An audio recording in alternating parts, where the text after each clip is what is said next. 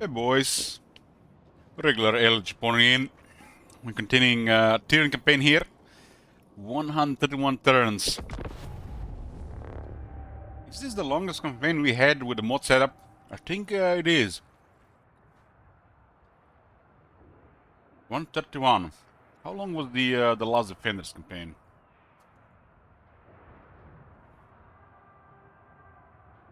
It's no wonder there's a mess going on in Lastri and Nagarot. This is a late game, I would call this. Late game. I guess it's just late game. Late game or late game, the same thing.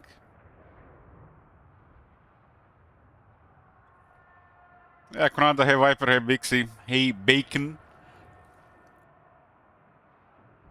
Agile Bacon. Also this new modern Warhammer 3 Pigs with that can go over 80 speed, 90 speed even, compared to those old ones, the slow ones, with the under 70 speed.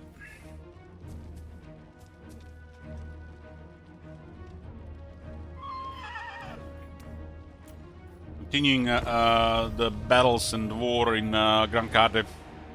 Very unusual one for the High Elves.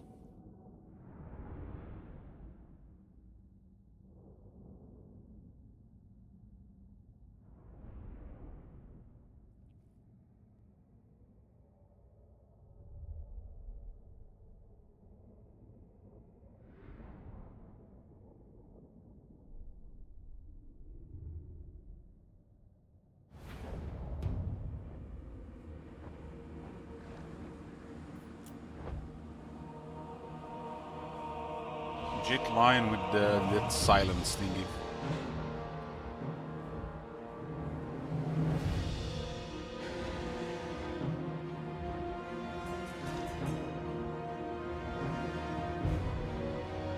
This one it wasn't silence? Yeah, with disrupt.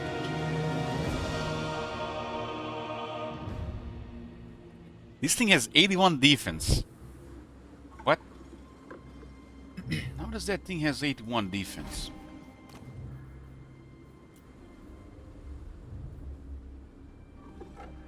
That's a harasser over the next level. There's a 60 base.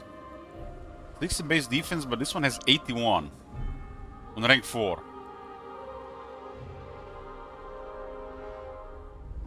Huh.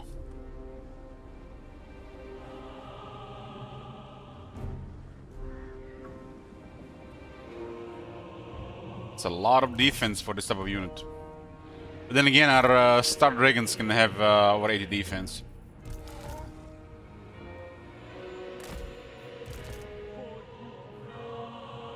Well, I have two Dragon Princes on each side. On this army is a little bit extra beast.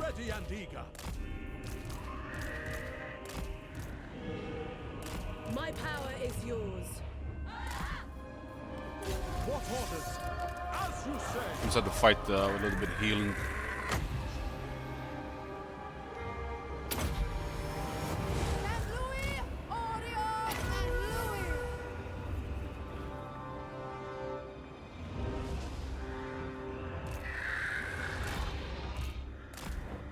Lawmaster of Hoenn.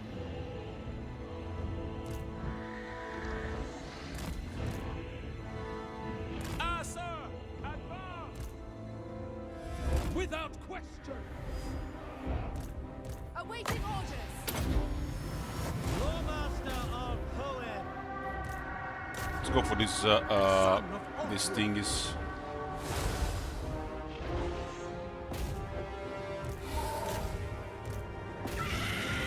March! Fire aerial! It shall be done! Dragon Princes! Onward! Yes! For order!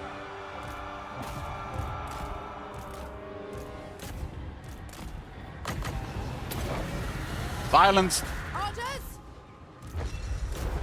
Awaiting orders. Outward. By your command! Slay them!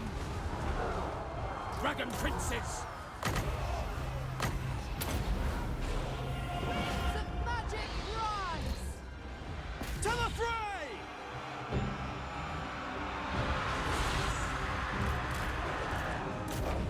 Having extra cavalry on the battlefield is always amazing, especially in the open field.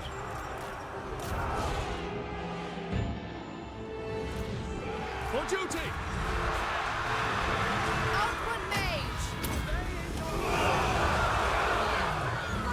I'm waiting!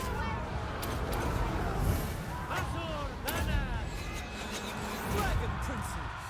To the fray! Battle calls!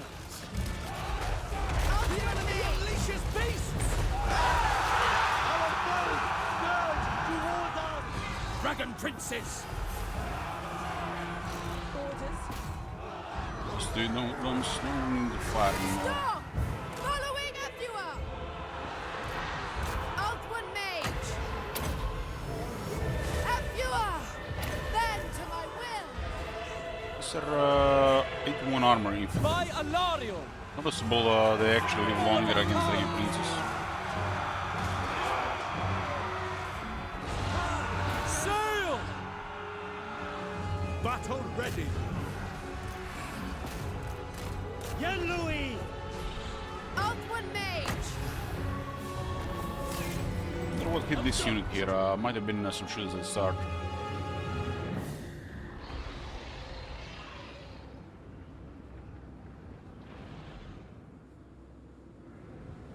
Ever vigilant!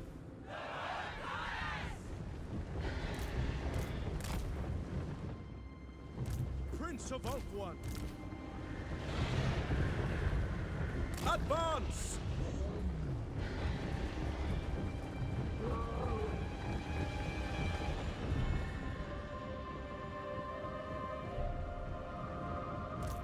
For the gods!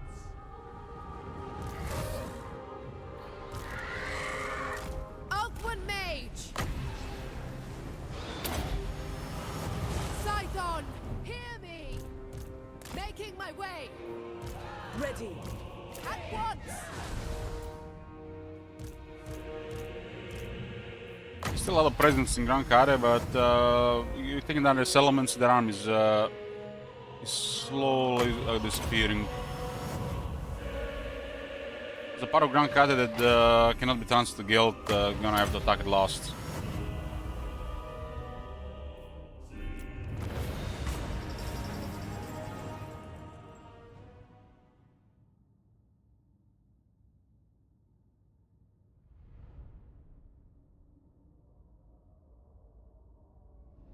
I would say the easiest campaign in the game is Archeon the Ever-Chosen.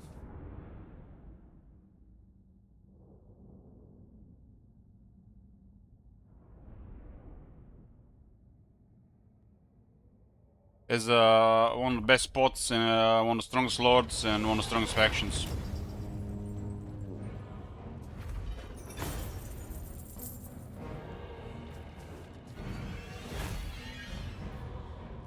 But I'm not sure how new players, would approach. Are they new to the strategy genre? Are they new to Total War?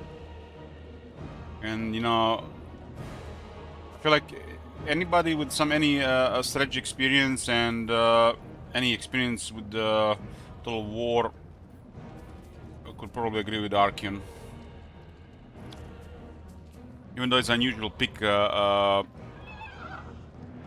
for a faction to begin with, like people would always tend to go with the factions like Empire and the Dwarves and High Elves, because they're Empire builders.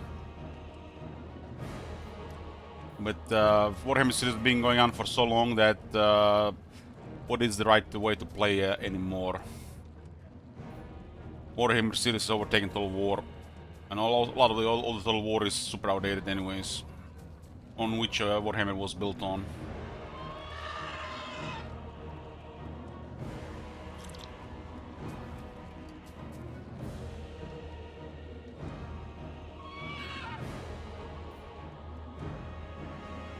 Yeah, Tyrion is an excellent spot as well. take them captive. Can I offer assistance?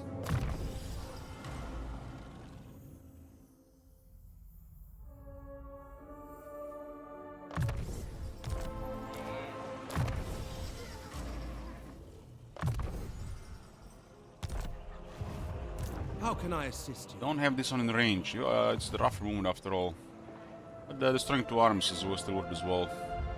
This is a late game Eataine campaign, and our remaining goal is to destroy all of Grand Kate, which is 10 settlements of Storm Dragon and 21 settlements of Iron Dragon's Grand Kate.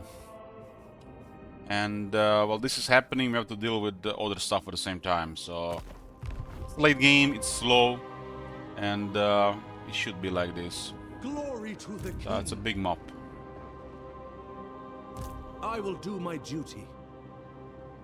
The mummying here for Ketheric, huh? Kaltas get mummying, or what did Ketheric get her? No, it was Kaltas, nice. So we can get 3 more defense this time from Ketheric.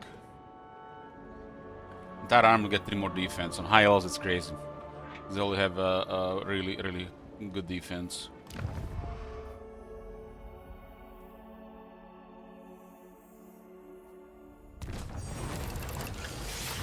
Haven't seen a single Diamond Guardian Phoenix this campaign.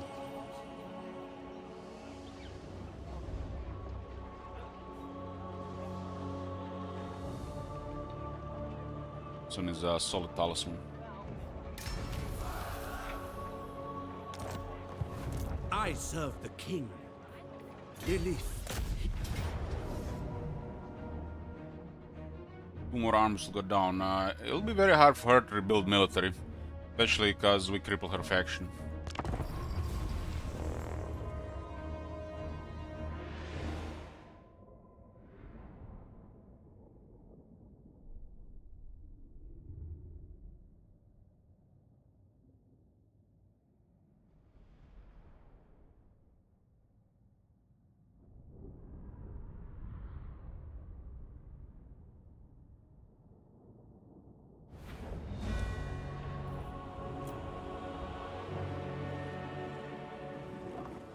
The Green Guardian.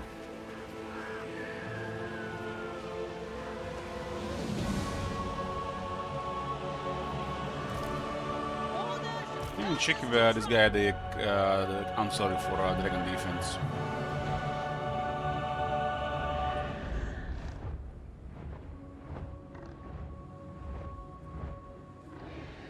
It's 10 defense for dragons. That's quite a bit.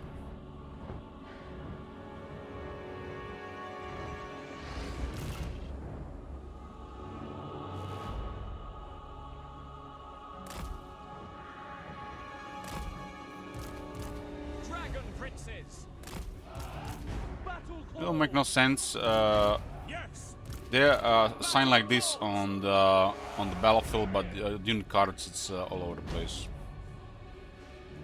Shouldn't be the ones on the left be on the left, ones right be on the right.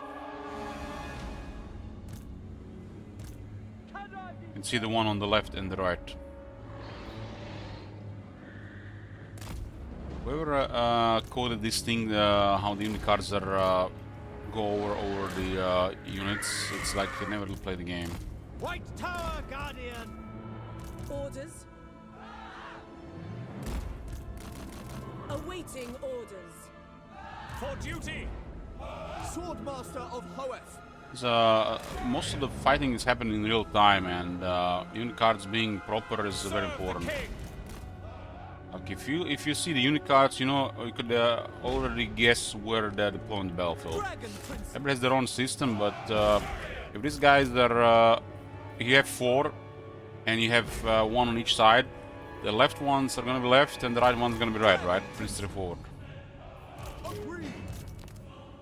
From left to right, right? High mage. Yes. The game assigns them very strange. Restoring order! I will!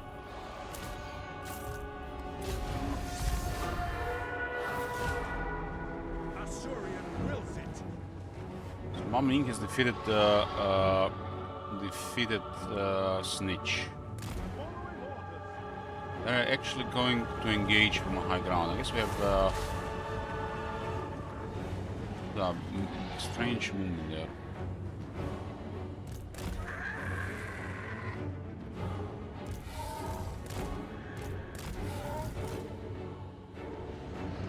I also tend to dominate air in battles. Separating forces for the enemy is really bad. Dragon Princess! Signer! Eataine! Peasant horsemen charging dragon princes.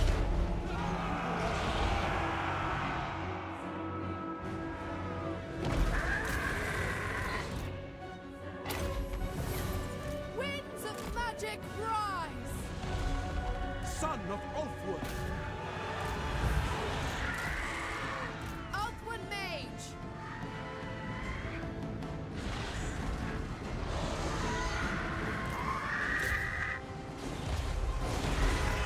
Orders? Prince of Ulfwood! There's also good situations when you have the buff for the area defense. Dragon Princes! Kill them! By Asuria! Engagement is gonna happen there. Ashur Prince! For Asuria! Ready! I think now that we do okay against the dragon. To the fray! Awaiting orders! Swordmaster of Hoeth! For Asuria! Attack! Onward! Your will! Very well! Death to all! For the Everqueen! Enfua! Then to my will! Lawmaster of Hoeth!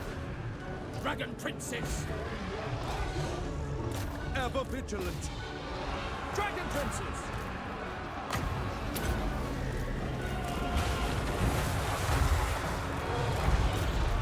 For duty! Usher, advance! For the king! Well, these way to kill the terracotta sentinels with shooters. Slow. Ulfwood mage! We will obey! My power is yours! Yes!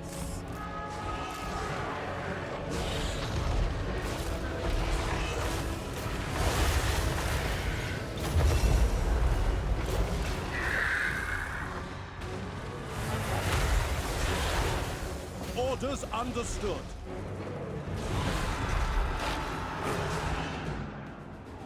Dragon Hitting Prince. Storm Dragon Lord gets traded Gnat's entire army 3 defense. Factional high elves have already top defense, stuff like that is crazy.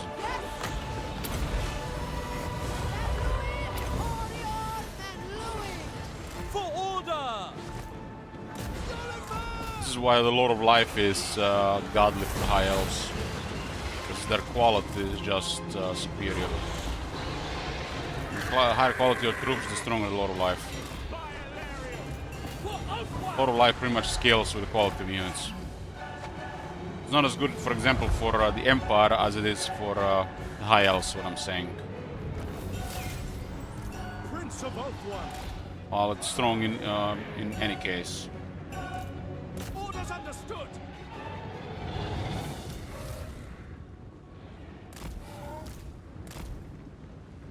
Lord of Life is probably still by far the strongest in the Lizardman.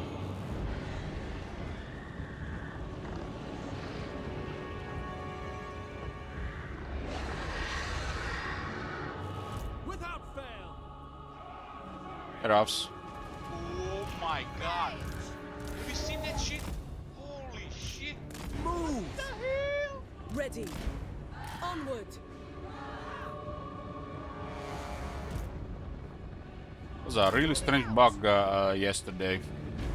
One of our mages just got stuck and couldn't move. It will be done. Never seen that before. Prince of Ulfwood.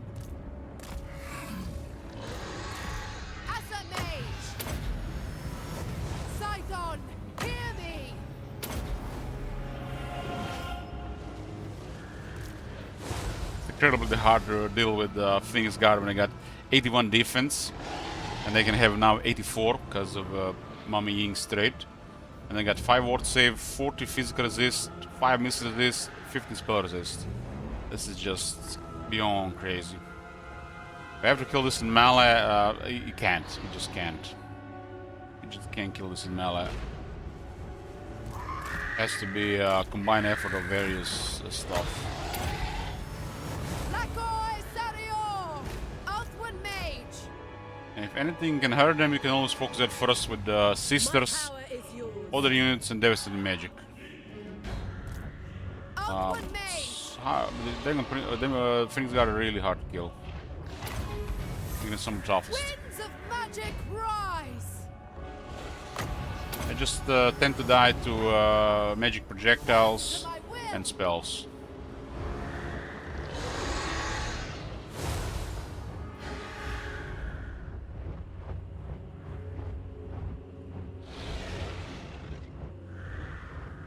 You can also give Phoenix Guard massive fire resist Zarox if you have to deal with other high elves. They have everything really. Phoenix Guard get 40 fire resist and additional missile resist. Wielder of the winds! Phoenix Guard are just ultimate infantry.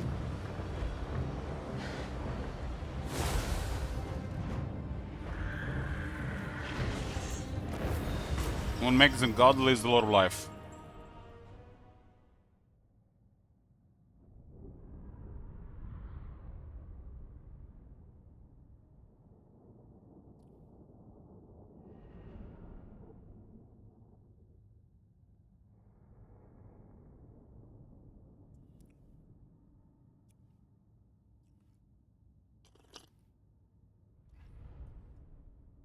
Why does coffee taste better when you're playing Total War? For me, personally, coffee always tasted the best when I started a new game of Civilization 5. At the start of the game, opening, those first sips of coffee, that's high life. Fresh campaign, fresh game of Civilization. The base coffee. Subjugate. We just gain another 3 defense on the entire army. And you want to know the best thing? Lethal grace given. This guy is not even resistant. Defender of The Lord can have a resistant, which grants entire army 15 additional spell resist, 5 defense. This is another crazy. This is how we kill Phoenix Guard, but good luck with that, especially Lord of Life. So the Phoenix Guard get additional 5 defense, 15 spell resist, and 10 missile resistance on top. This guy doesn't have the straight, king. which makes the Phoenix Guard beyond absurd with Lord of Life. Awful and triumphant.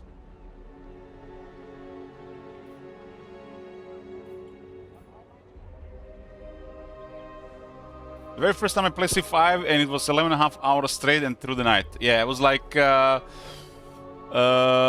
father was getting ready to work. I was still playing. I played Persia. I absolutely love the soundtracks they put for Persia in C5.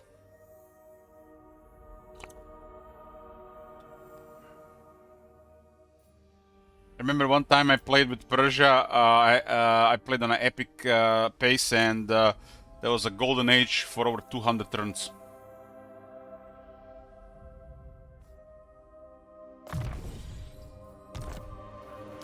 When you have such a golden age rolling, you can't go to sleep, right?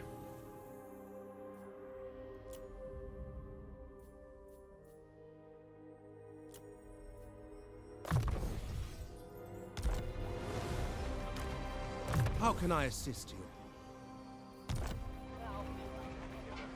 Lethal grace given form.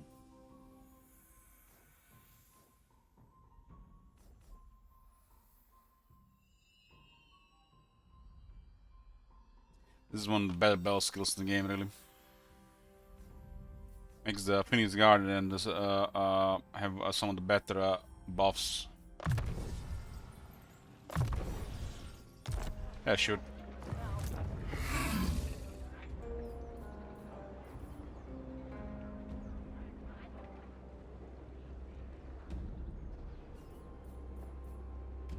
Ready to attack. Pausing briefly. I don't think they have any more military in the area.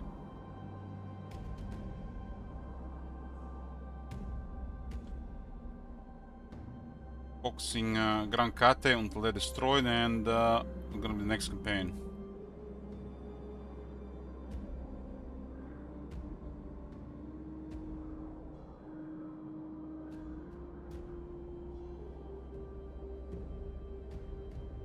Hey, Koskis. How many settlements in Grass currently have? They got 31 settlements. But there's a lot more pressure now happening on them. We Spending yesterday a lot of time fighting Malekith. And most of those armies are gone now, so should be more progress today. How can I assist you? There's a little bit of whack-a-mole going on because this island here is not land connected to the rest of Gran Cate, so we can transfer the settlements to Gelt. Which we're probably gonna add Our cause probably is 2 just. hours to the campaign. Lord of the Phoenix Court. Setting camp. All-Star will go this direction. We'll have these guys go to the middle, and Tyrion will clear stuff on the northwest and north and in the southwest, west and southwest. Everything in the west. Your will is done.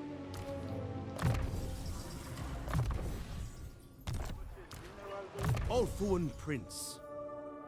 89 defense, huh?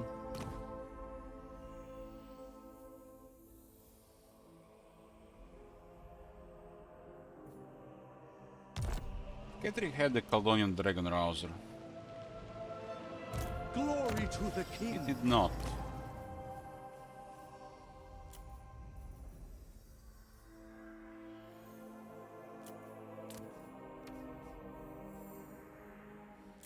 It's another 10 defense for dragons.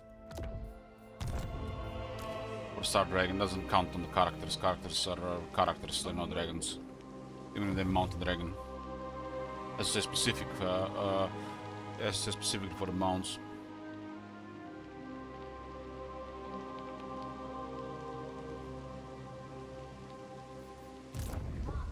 Of high magic. We've crushed all the Malekith's military here. That was a lot. It was most of the last stream, really. We lost Wolf's Annual temporarily. That's why the income went negative. Master of high It's a magic. really rich settlement for the late game. We must have patience. Lowers upkeep of all armies by 10%. How can I assist you? Destroy. Loan an army from the Wood Elves to be a little bit more efficient with this area here.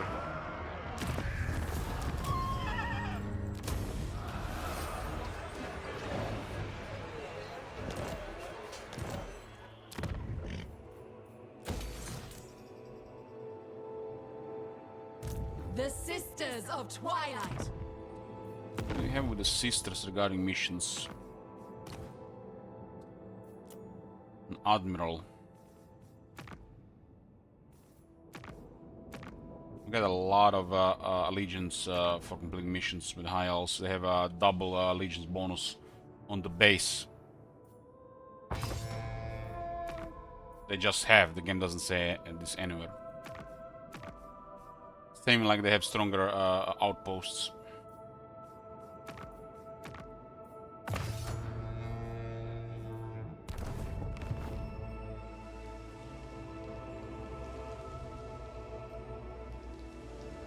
These guys are really aggressive. Silence, worm! Every lord leading her armies is a blood speaker. We get it, CA, we get it. You release the DLC. You don't have to make them recruit every single lord, the new DLC lord. We get it. There are other lords in the game too. High Elven Archmage. Safari's servant. Master of high magic. Be prepared, Asor.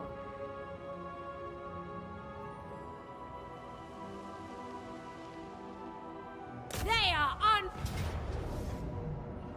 I really enjoy fighting this army, but now we have a mega buff on them as well. At 91 defense. They'll suffer the might of Safari. Banner of Swiftness and Armor of Destiny takes the helm today already. Pipes are open.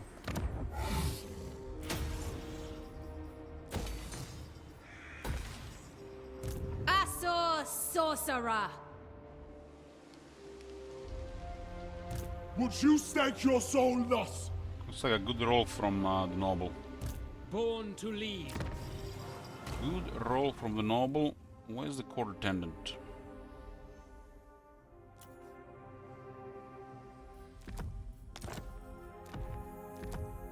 Electra. Who's Electra? Is this one?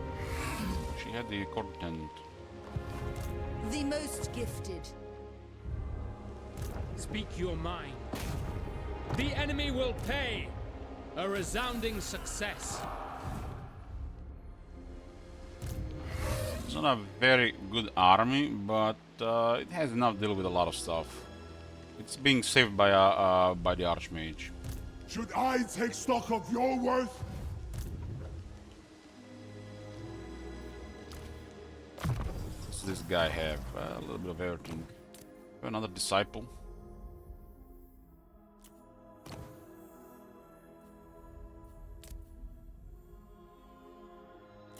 Incredible amount of items have been found in this game.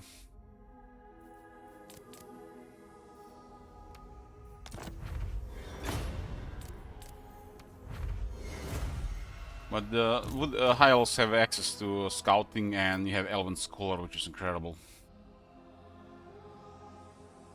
Especially for the longer campaigns. Playing a longer campaign, always get the Elven Scholar. Just gonna play a short campaign, ignore it.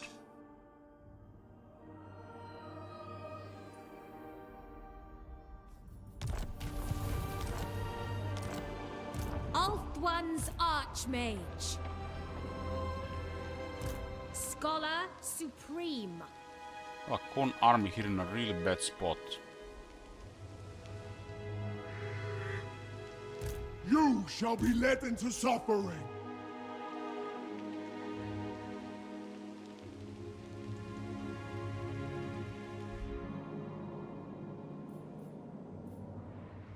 Archmage. I didn't know that, Rafs. Should I take stock of your worth?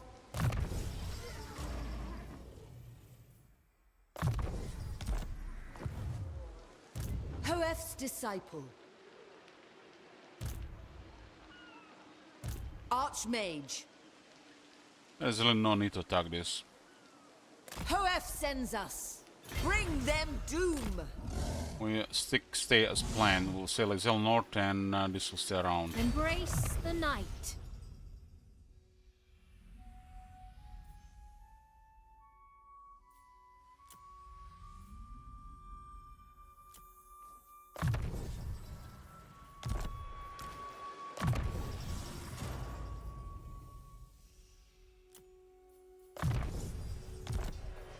Doesn't sound like a bug to me. Seems like a workaround of a strange star setup with the Tamarka and the Plague. Shaper of Fates.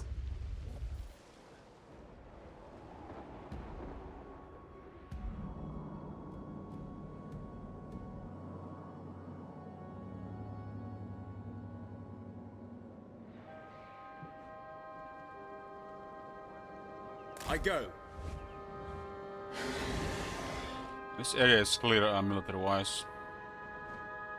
We are pure of I heart. think this armies is the best, so they don't plan for movements to move all their forces towards us, and we can just freely capture the settlements, cripple the economy, and disband their armies without fighting them. Friendship is more valuable than gold, or so they tell me.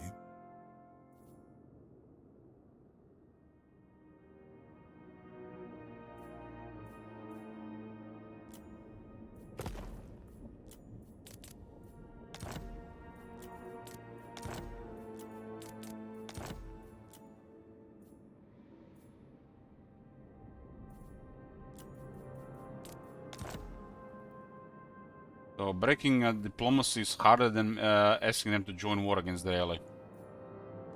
Makes sense.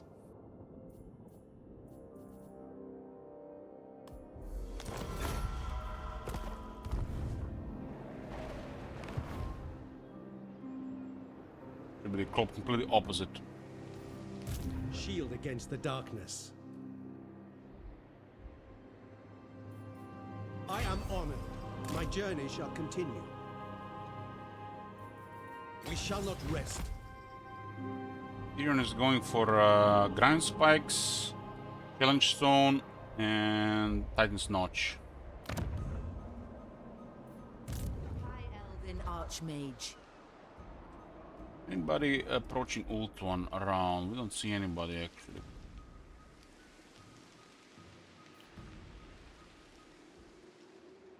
I know my destination.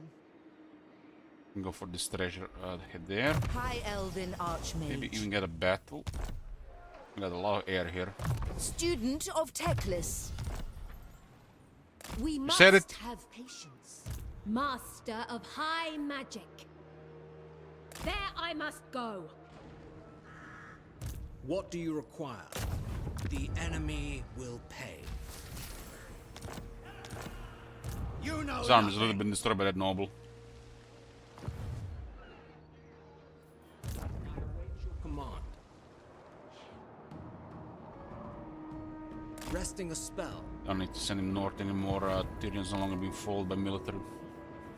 Pretty sure that it abandoned most of those units.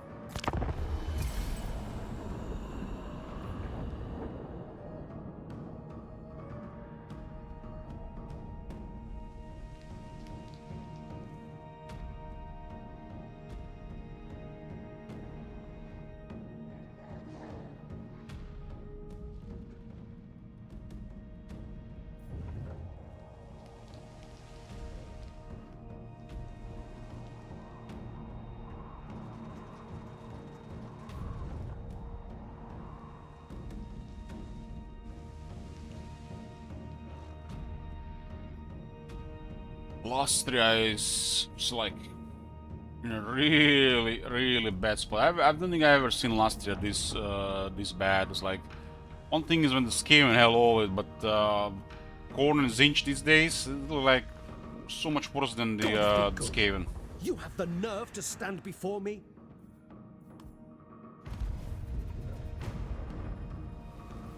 Now we can see armies piling up on Alistair, so now we know where they are.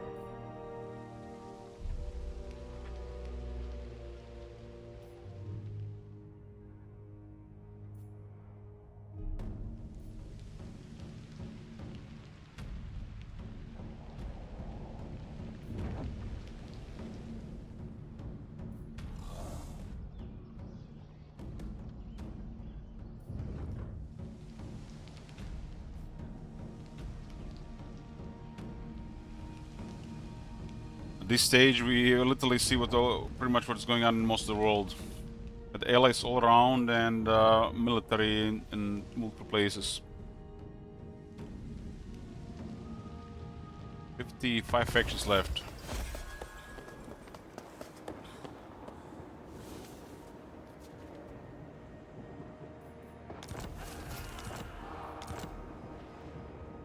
Asa Noble. I will continue soon. Turn 132, still rank 4. Kairos is rank 1, Elspeth is rank 2, Ungern is rank 3, and on rank 5 there's Iron Dragon. Yellow's gone to all the way to rank 6.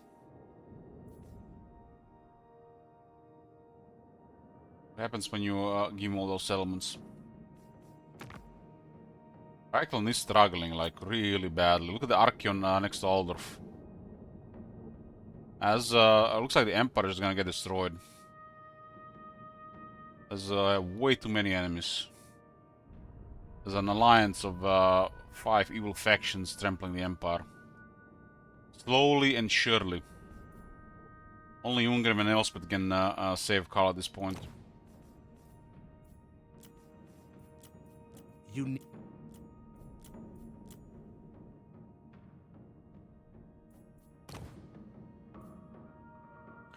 War with 17 factions, and just 2 are unusual. Everything else is pretty common.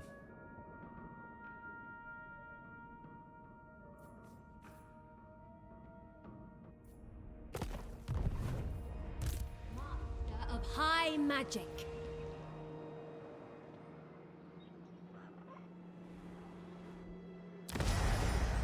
You need me?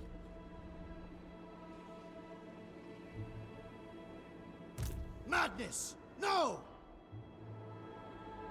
Why is this being ignored in the north? I guess there's an army waiting for them. This will try to do the same. I acquiesce to your request. Your request is reasonable. It's away from the road, so it's a little bit of attrition.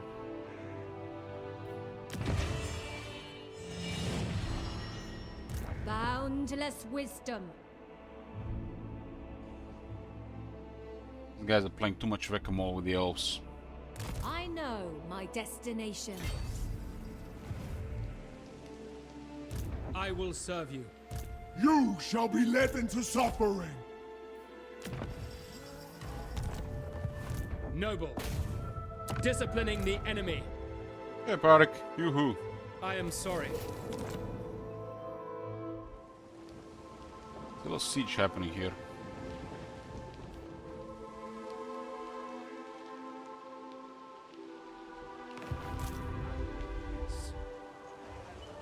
Well, we know where they are around this place. I will see to it. For the Ever Queen! Still 2 different factions.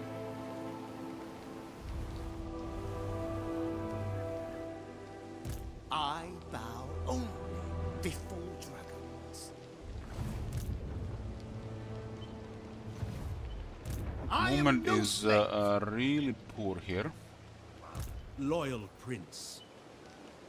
Marching out. So are movement, but they can still retreat in this area. This area is a really hard movement. Like half a turn just to get to this position from where we are. The retreat ignores this or the river to the swamp, around the mountain, all the same.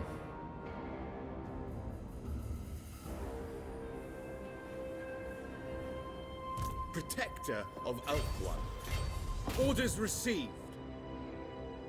More settlements are gonna go down. Fewer settlements for them, fewer units, fewer armies, and easier they're gonna go down. Well, managed to avoid half their military so far. Guardian. What news? Guardian of the Phoenix Crown. Out the flame for the Dragon Princess Phoenix Guard and Phoenixes and Dragons.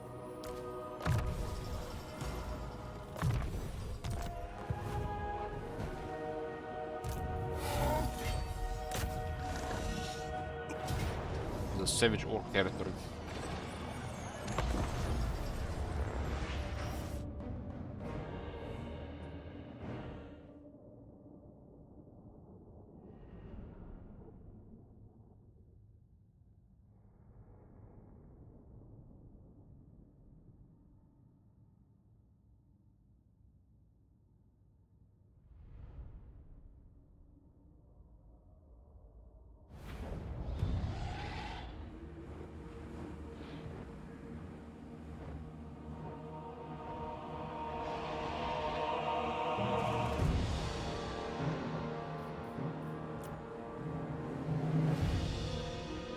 Guardian of order.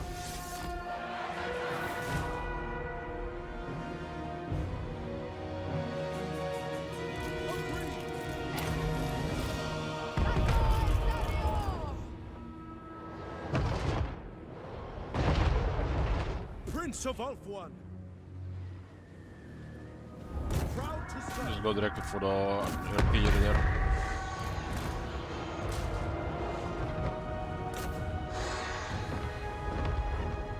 Loyal.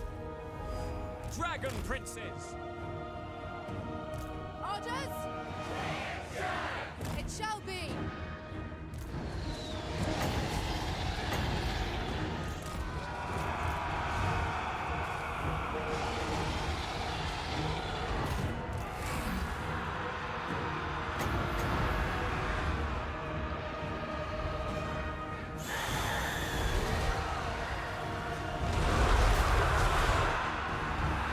Serve the king without fail.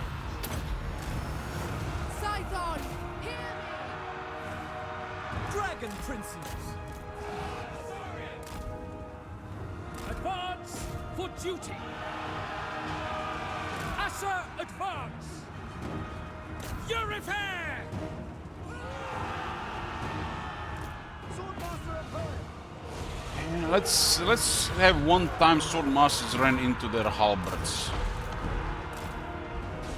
Athor, Lawmaster. For Ulthuan, servant of the tower. The pain!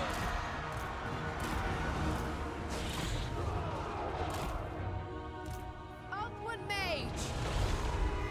It will be done. Battle calls! Men Louis, Orior, Men Louis! Winds of magic rise!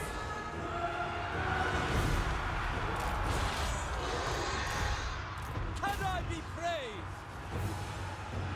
Forward. Very well! Attack! Lafe Lecky!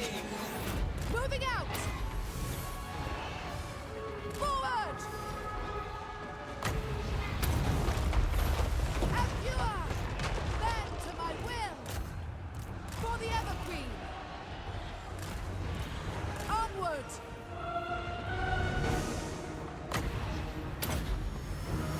Lacoy Sario!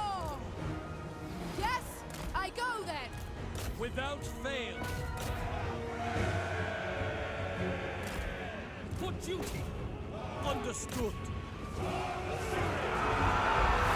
Outward mage! Sorcery incoming! Dragon princes. This peasant spearman did cause some damage on the Dragon Princess. This has been just because around. Yes! Yes. Very well.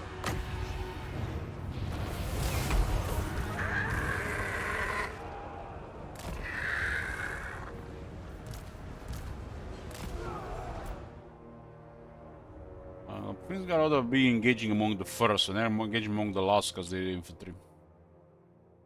Like in a real fight, how the army engages in like in sync together, it's really important. Otherwise, certain units take way more damage.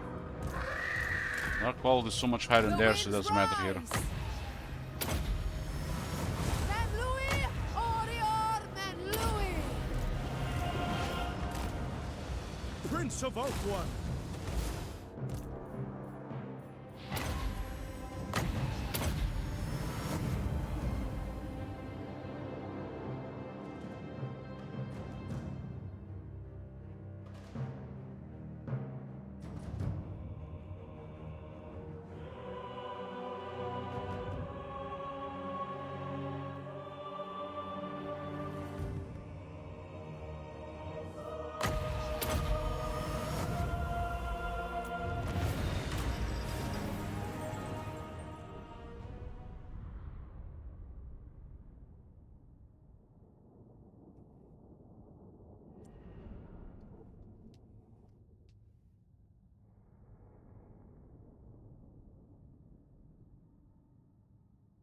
What happened there, I think, is they were wanted to fight the unit that was further away, and they were trying to go through a unit that was dealing damage to them. Even if it was a lower quality unit, it could cause some casualties.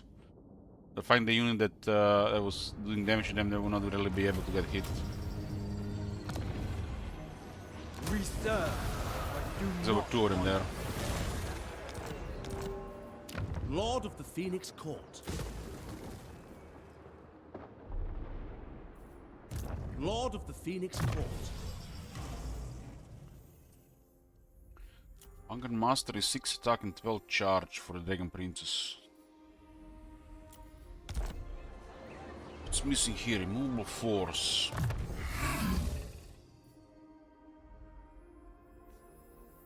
Sword Masters get a little bit more defense damage and spell resistance.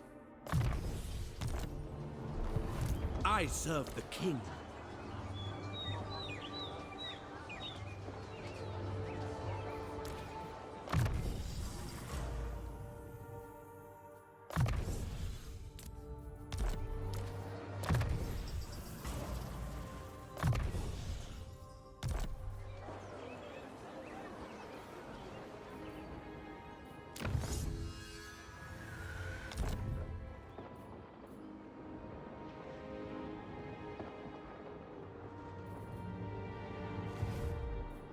This is excellent for anybody riding a dragon, just 5 attack, 5 defense for all the characters.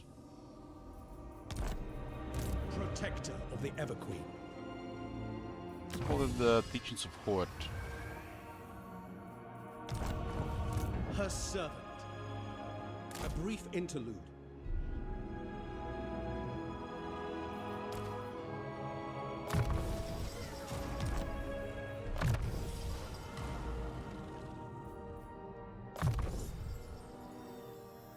"96 defense on the Handmaiden, 96.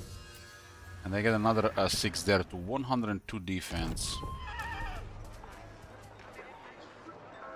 And that's without any gear providing additional defense. Master of high magic. High Elven Archmage.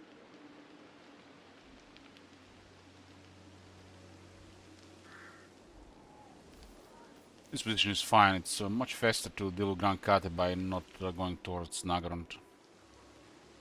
Master of high magic. A light here, the greatest! High Elven Archmage. Seek land. Attack your defense, 10 turns. We must have patience.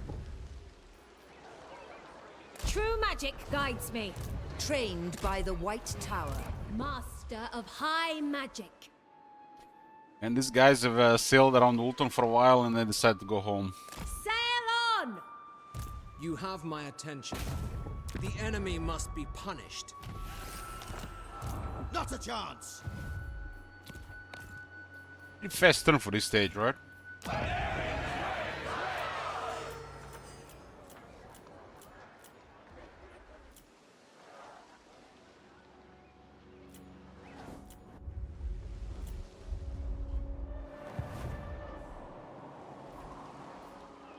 I wield the winds.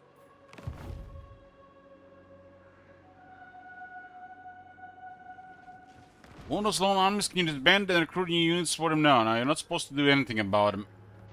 There's a kind of like a thing where you could take their items if you can use them, ancillaries as well. But I don't think that's intentional. And also, sometimes you can end up with their heroes.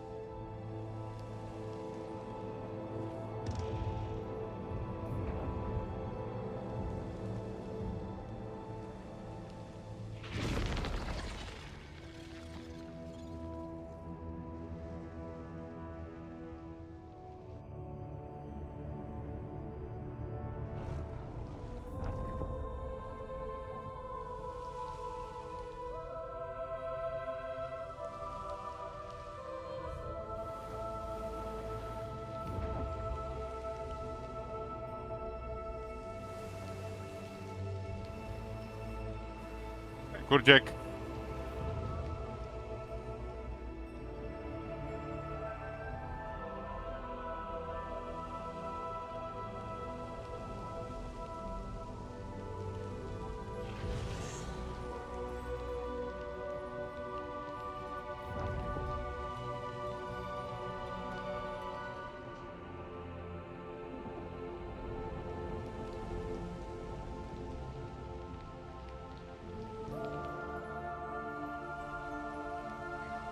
How can we assist the lizard men of Lustria? Exoatl. Just hold, man. Just hold. Another 20 turns. This is done.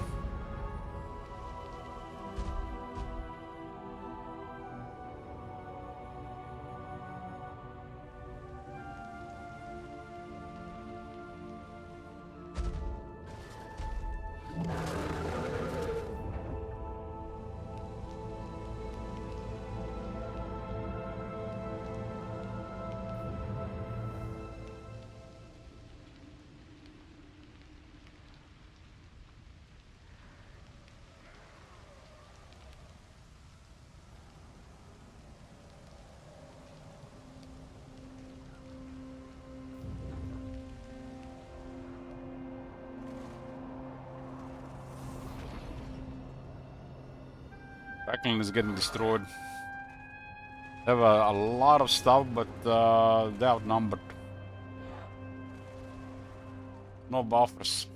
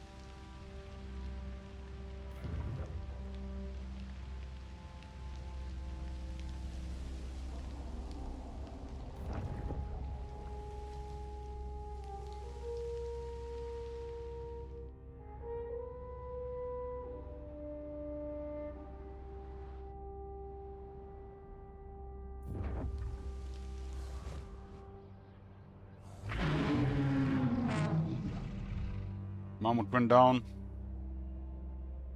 They just got it, then all they died before immortality. One day the Norscan lords will have a skill tree.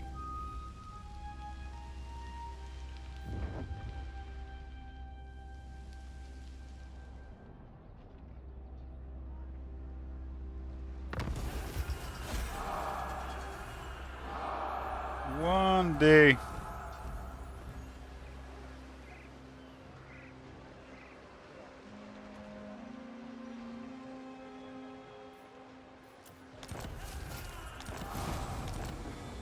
Standing by. I will move momentarily. It's so quiet here. We're gonna speed up turns quite a bit. Master of high magic. Citizens can focus on another area, not here. They're also gonna annoy Malk it more. Seeking a trial. Lady of the Glade. Is there an army here?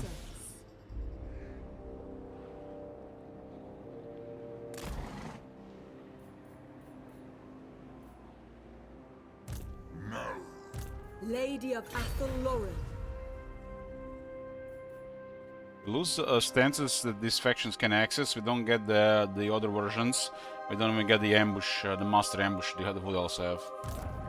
That's oversight, oversights, oversights, oversights. Your orders are reasonable.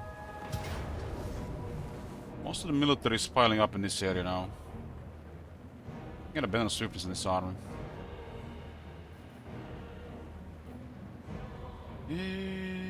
What do we have here? Nothing special.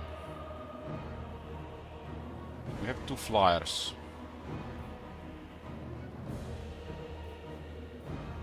Fire is really bad there. This has any other resist, no?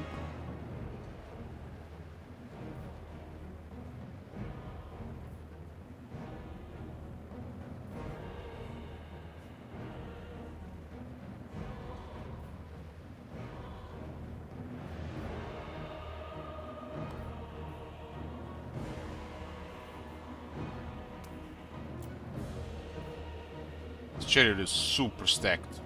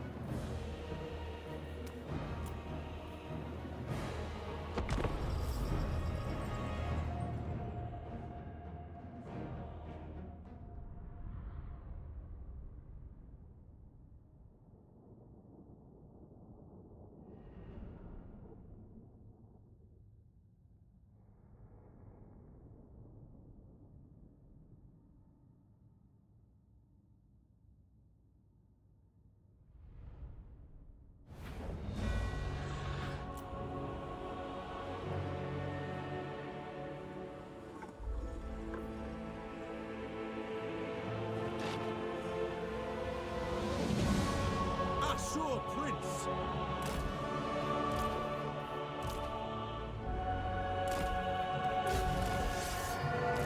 Without fail! To battle! Direct me! Mage! Agreed! Noble! Loyal! Asa, move! Yes! It is done! Forward! By Alario! For order! As you say! Ready! Going! Enfua! Bend to my will! Awaiting orders! We're gonna be missing this music when we switch another campaign. We advance! For duty! It shall be done! Understood! For Ogran! Can I be praised? It will be done. We will obey. Asa, attack! Aurea! Wielder of the winds! Move! Asa, move! Ready! Cleanse the land! Loyal! Assyrians run! Noble!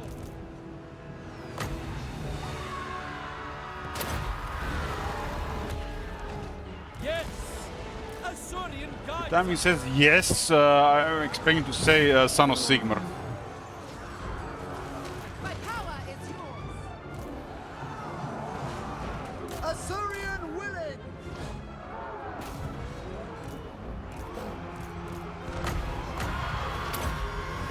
Brave and true! Orion!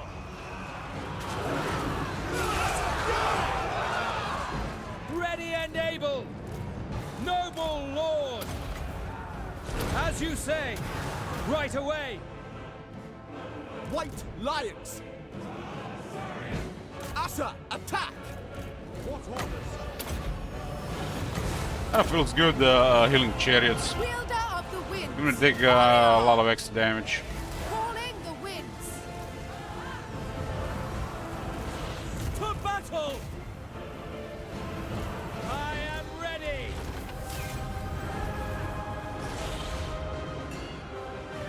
Ready and eager.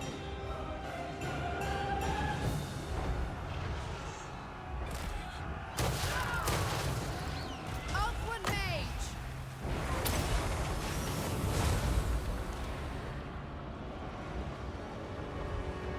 Dauntless! Outward mage!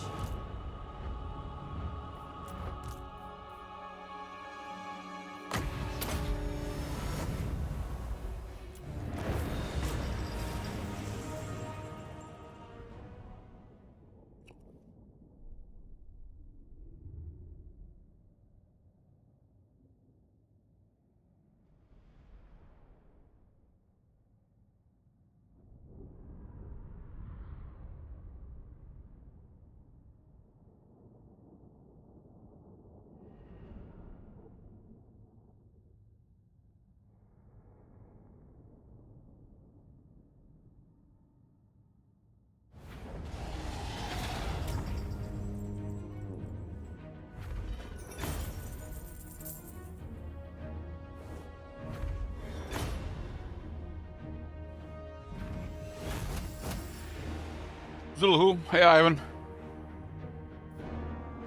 Subjugate.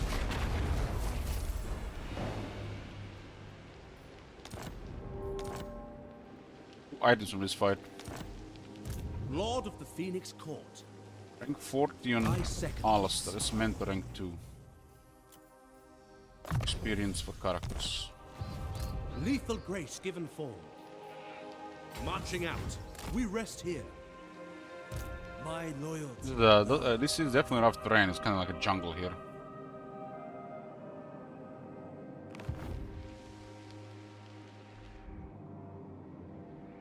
The Asur have conquered.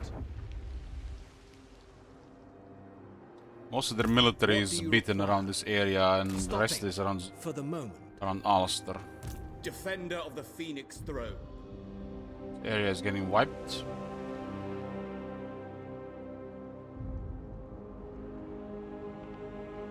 Going forth. Hidden from sight. Lethal grace given form. Can't transfer this area because it's not connected. We're gonna have to come back there later. Traveling. Armies here. does not bend. Lord of the Phoenix. Probably one of some of the last of the military in this area. Protector of the Everqueen. Preparing a fire. Pausing Every for a moment. third turn in camping. We shall Or not rest we can replenish by occupying this next until turn. next time. We're here for Gunny Spikes, Challenge Stone, and Titan's Notch.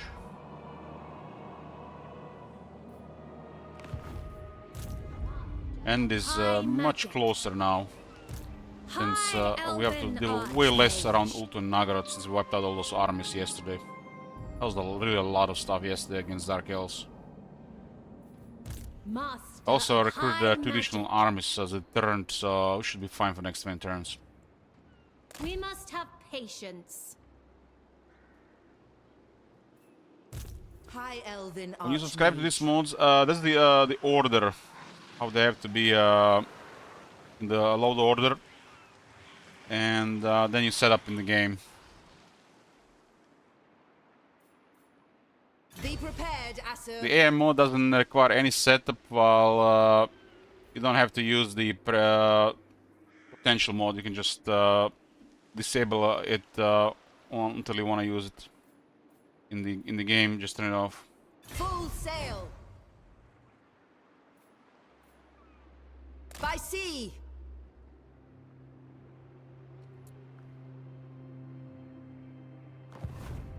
They're in order already. When you install them, they should be somewhat in order, I think. Master of high magic.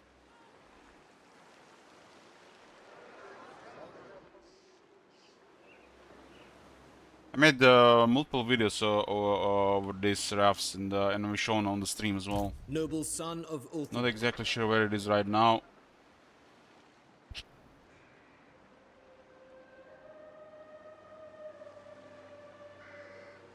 Why is the ISO passing with so many patches? It's been broken since patch 4.0 product. They haven't fixed it. That's why I started using mods. Right away. I highly recommend you watch that video I did about the AI, Charting a course. so you can fully understand why you should not really play vanilla until they fix it. At this point I've lost hope them fixing it, so I'm just sticking with the mods.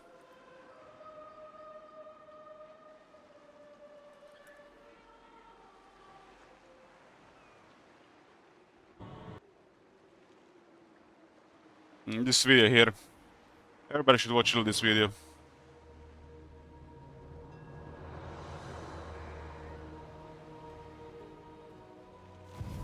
High mage. Vanilla is just broken. If you're bad and don't pay attention, you might not be affected. But if you're looking for enjoyment in the game, you're gonna be affected after some replay value. That's my opinion. Row, Asur. But the most important thing is you have to understand with the AI mode, you don't have to play on Legendary. So you can play on a lower difficulty and still get better experience than vanilla. Brave son of Ulthuan.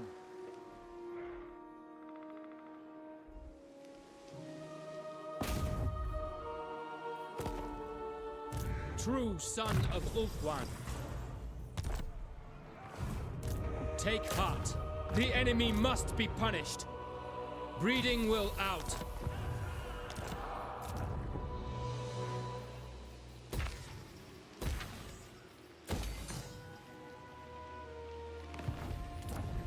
I like the spacing of turns now, especially for this stage. It's going really fast. Welcome to my private study. Wine of palest gold.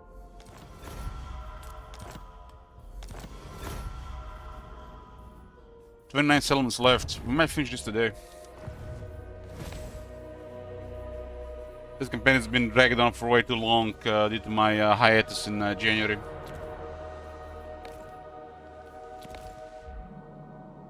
But it's been a great campaign, and we learned how to even improve for the future ones. Since this campaign, I also done 2 more tests.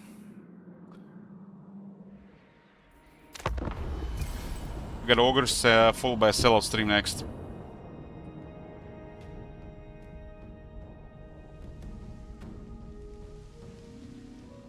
Excited for both of them.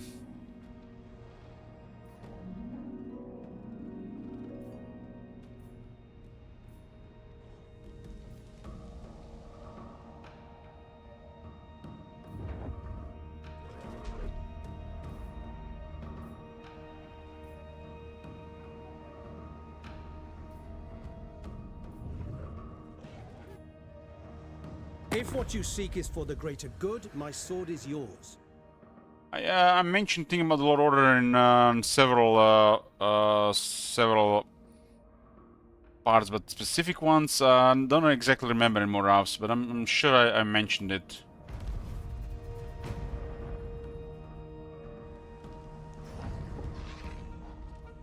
I can show you the Lord Order if you don't want to look. But I understand I have to exit the game. There's only 2 things that are important for the Lord Order.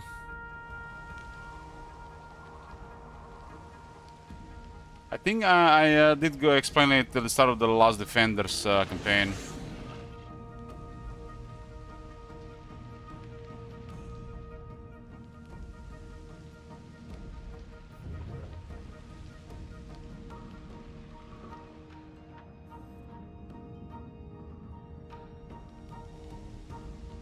Basically, the AI mode has to be the top.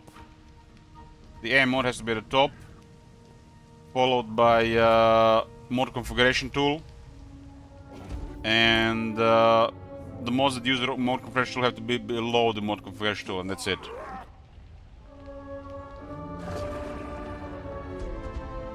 In the initial selection mode, you just turn off these 2 check marks. And this mode is gonna be enabled, but it's not gonna be used. And then you can use it whenever you want. This is more for like different experience and you know, personal preference. But just installing the AI mode is a big deal. This one is to further enhance the replay value. The initial selection.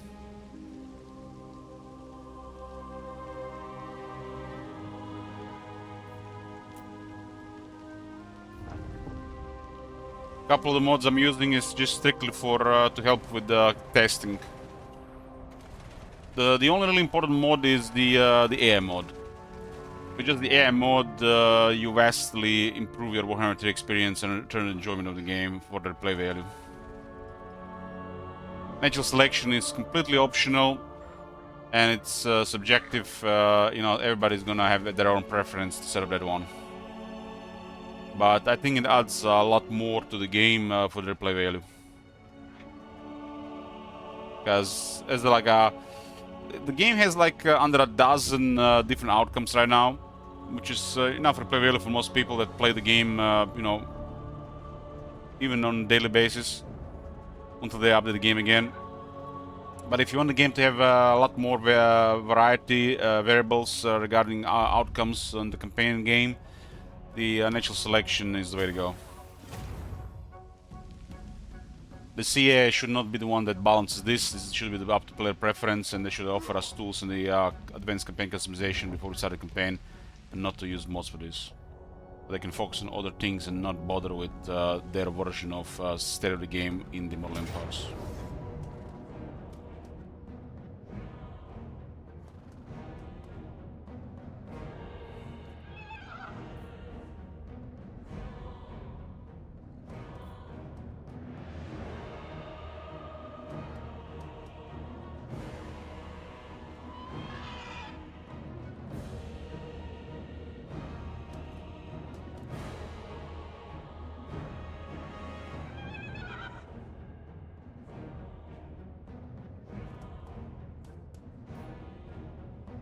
Things they added in the campaign customization is bare bones and bare minimal of it's a fraction of things which should be there.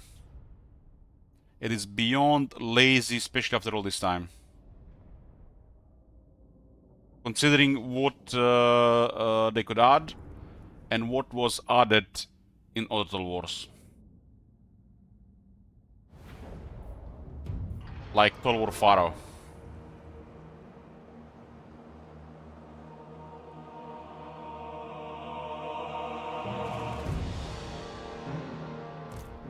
Child of Kurnos!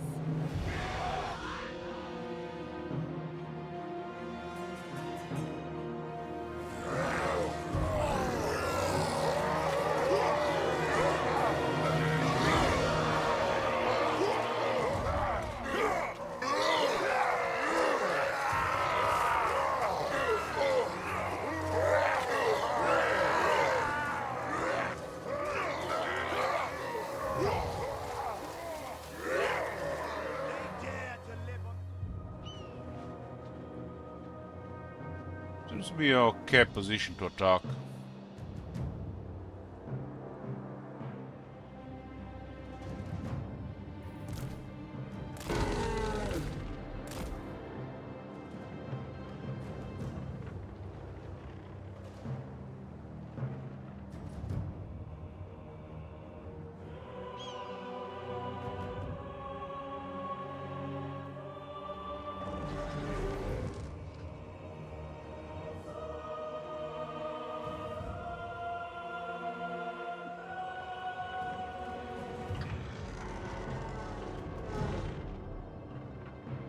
Just one moment, boys. One moment.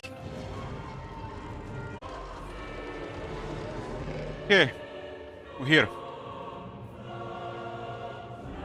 We can get those treatment on their characters. Deepwood Cavalry. All their units, those Blood Speaker, Skull Reapers look the most dangerous. Glade Guard.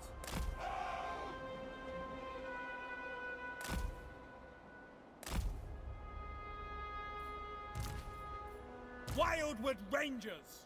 Our aim is true. We have some really hard-hitting cavalry here.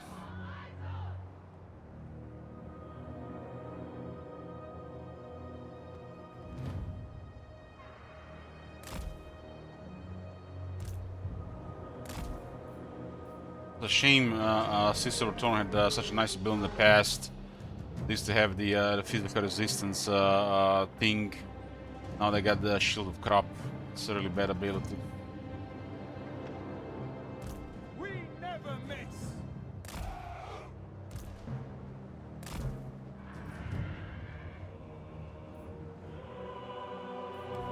Attack! I stand ready. Understood. We will obey. Hunters. Orders received. Let's hunt. Right. Yes! Oh no, I'll hit them in the one area so you can just debuff them all. We will obey!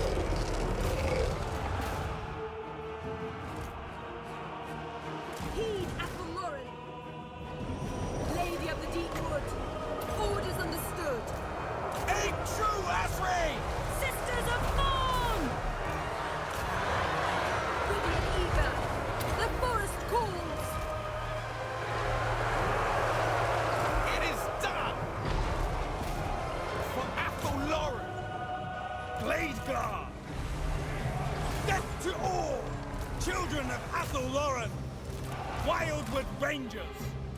For the eternal realm! Quickly! Aye! To battle! Armed and ready! Armed and ready! With haste! Armed and ready! Quickly! Hurry! Smash them! This Glade Lord is such good lords. Ready for orders! With haste! The forest wills it! Attack! Understood! Ready and waiting! Ever ready! Hold fire! Hunters! For Athelloren! At once! Atre attack! As you say! Armed and ready! Athelloren! Cavalry! Sound the horns! Beelzazar! Lady of Athelloren! Acknowledged! At once! Swift! Wild Wood Elf Arm looks so sad without magic. Our bows are yours! Swiftly! They're a really big magic faction. Athelloren! They will die! For Ariel! Hunters! Withdraw! Warriors of Ariel! We understand! Blade Guard! Your orders! To war! Athelloren! Ever ready! Now! It will be done! Which one was this? Chaos Warriors of Corn. Pull back! Aim! Fire! Bowman ready! All those Flesh Hounds have the same icon. Yeah, they have the same icon. Armed and ready! At speed!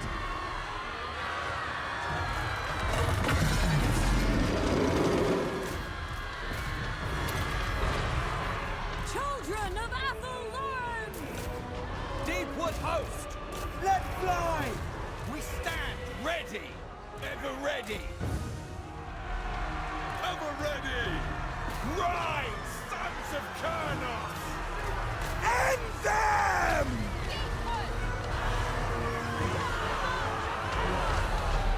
Kill them!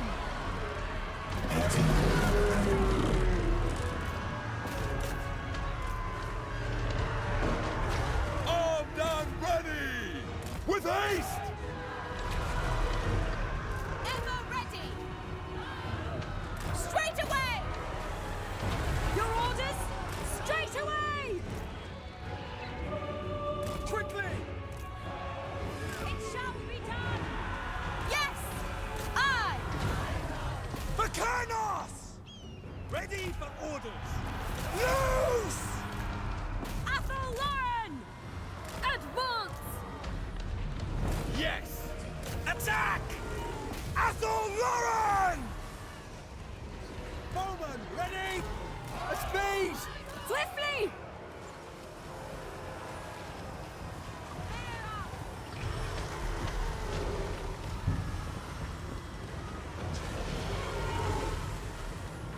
Warriors of Ariel!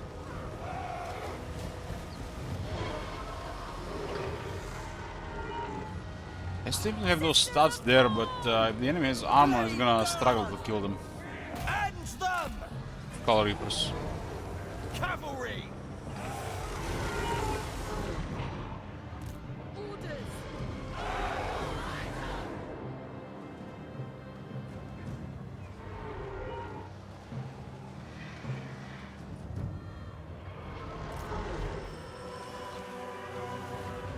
Yes! To the fray! Kill them! Deepwood infantry!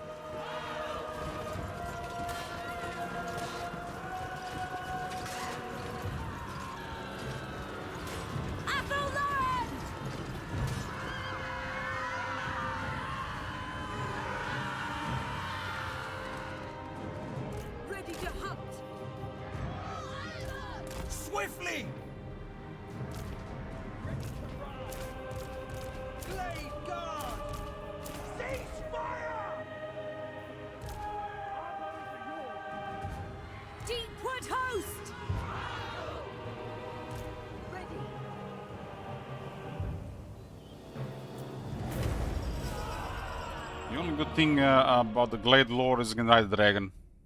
It's like the only good thing.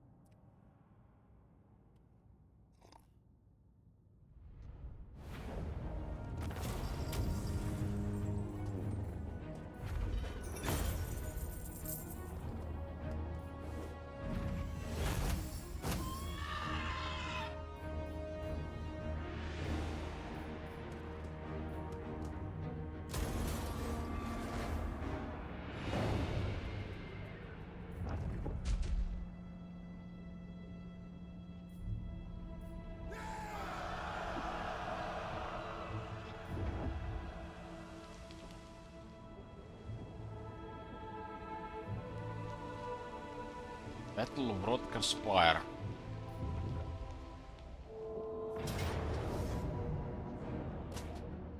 Ooh, what do we have here? These guys have arrived.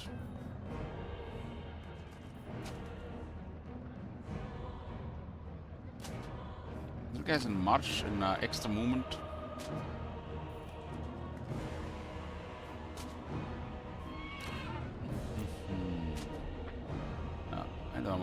We actually cannot retreat.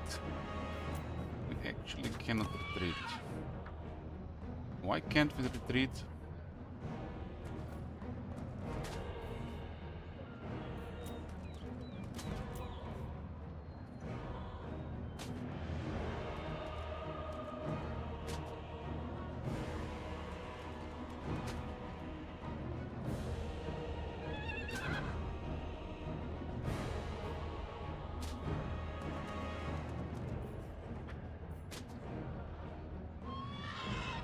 That is strange. It reminds me of that one time in the Dreadfleet scenario.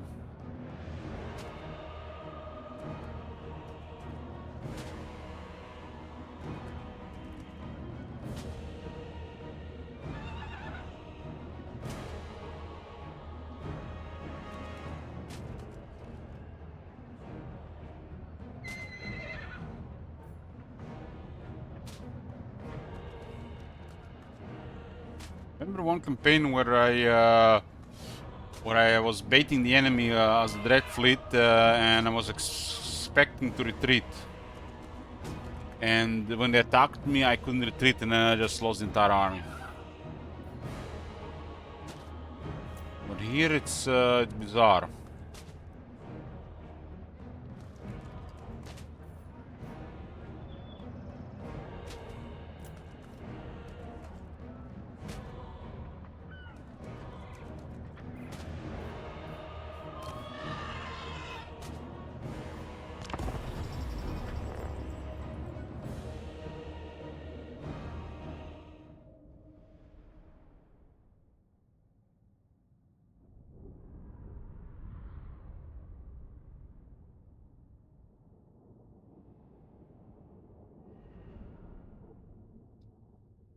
Multiple mammoths. We got mostly silver helms.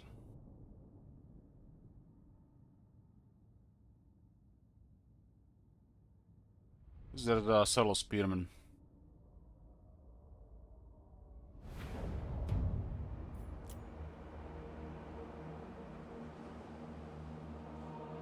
Illyrian archers.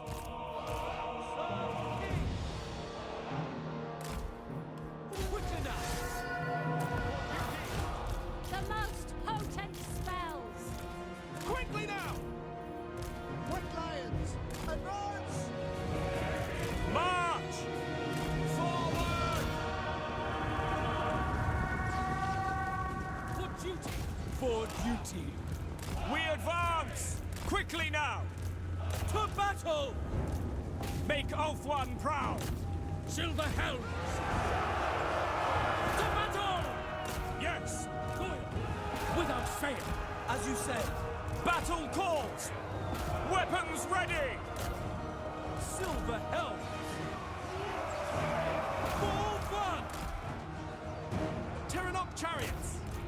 For the Ever Queen! Silver helms! They're really outnumbered, Yes. so just direct charge. Here you go. Advance! Silver helms! At once! For duty! Without question! Move! Incoming charge! Observe my radiance! It's gonna be a different story here, though. Spearmen! Move! We will obey, without fail. At once! At once! Led by Hoas! Loyal! Illyrian archers! High Mage ready! For order! Illyrian archers! Loyal!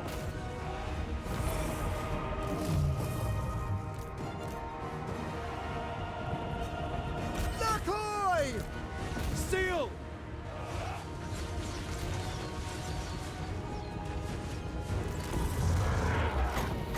It will be done.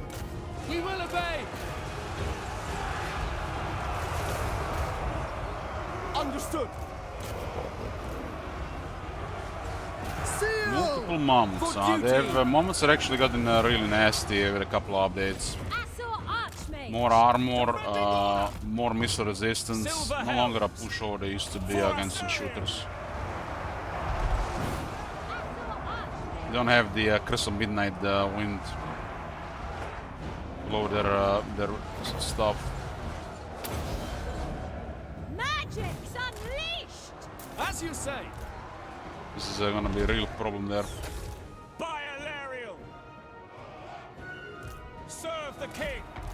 We need a debuff for their armor and attack. Assault Archmage! They tremble before...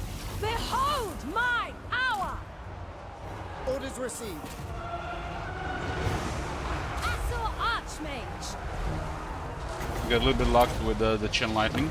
Witness true magic!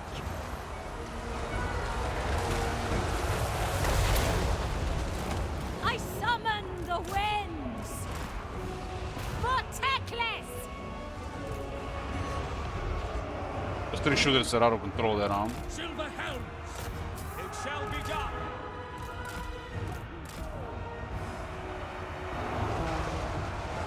Asa, withdraw! Acknowledged! To the fray! Assault Archmage! Serve the king! Asa, withdraw! Silver helms! The winds flow through me! Serve the king! Kadai be praised! Without fail!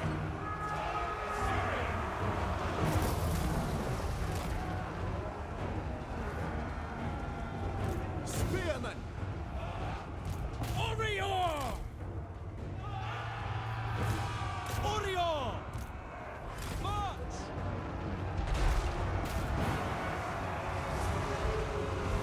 It will be done! Assault Archmage! Silver helms! By I've your got the command! route rolling I here. sally forth! Withdraw! Magic's unleashed! Observe my radiance! Defending order! Hold back! The dragon wasn't much used there. Make of one proud! An allied army here anyways. Move! By Alariel! Mammoths were just too much running for there. Wonder if this army is gonna be destroyed because we couldn't retreat.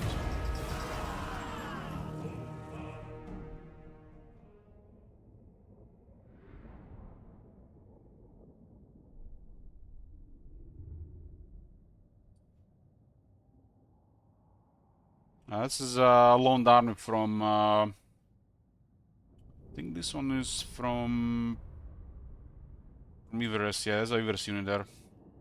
Really crap Battle Tomara unit with a super long reload. Only like cut reload that unit 3 times. Army's still dead. Haven't killed a single mammoth.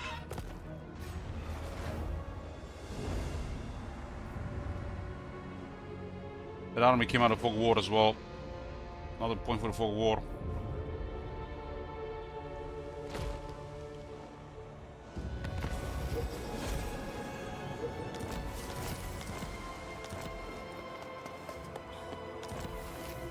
Oh, we got another unusual location. Just check all the unusual locations at the end of this campaign. It's like the first campaign where we actually seen this thing really. It's Alistair's army. I serve the king. With the 111 speed on the lion chariots. That's gonna be super deadly to infantry. It's a heavy chariot. That's impressive stats.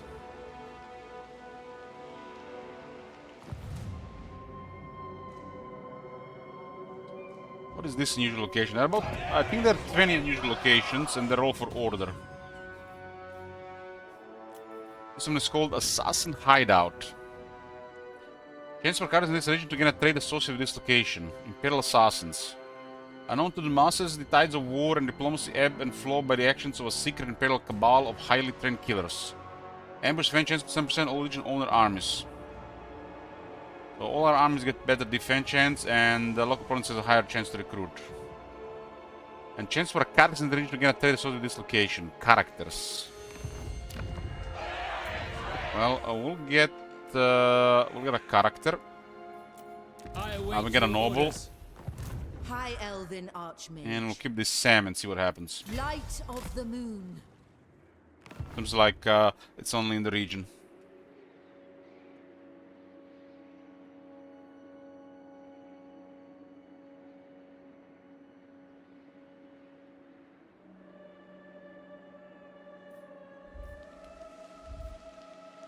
True son of Ulthuan.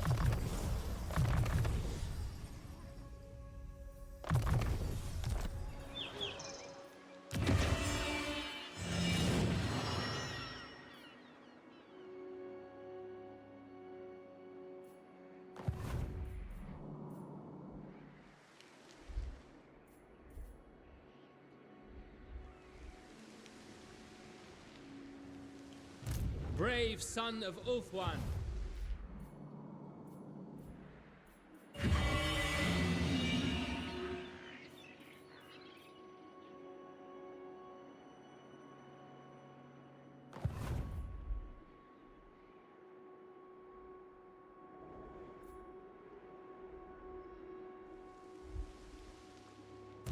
Master of high magic. Out of reach.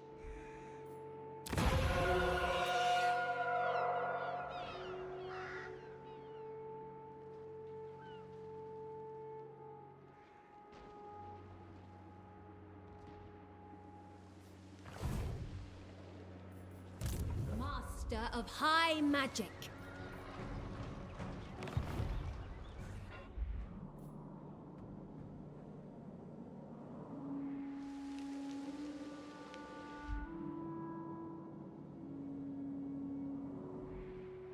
Servant of the king.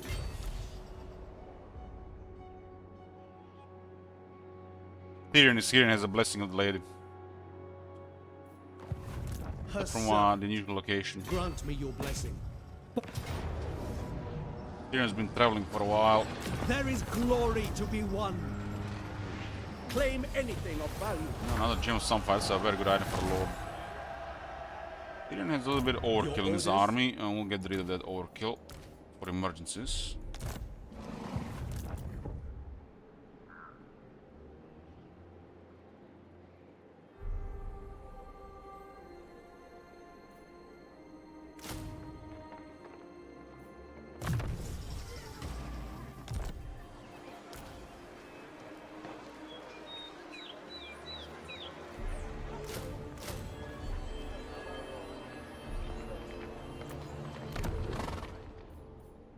Tyrion.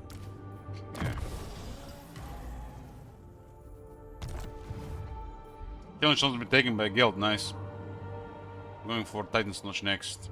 I'm gonna be hitting the Grand Cutter from this area here. So Guild has military active around. New blog by C on the AI.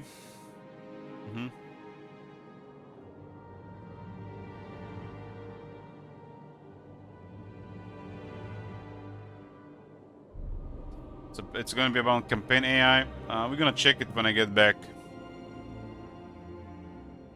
We're gonna check it out.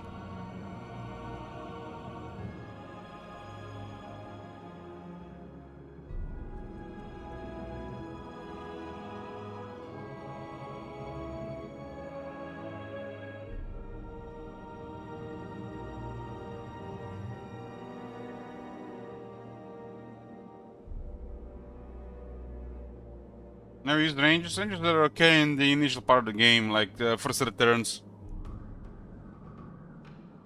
Especially when if you get the skill for them. Ready for order. This one here.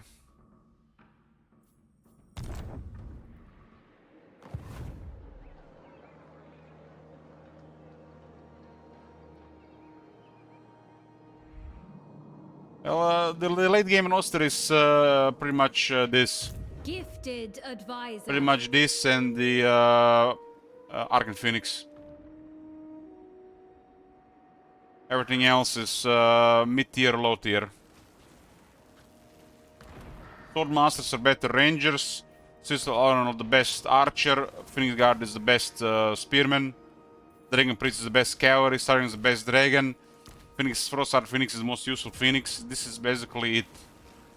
Plus the heroes. There are some other units from different variety, like the chariots, like the artillery unit, which is mid-tier. That's pretty much high elf roster. Everything else is mid-tier lower.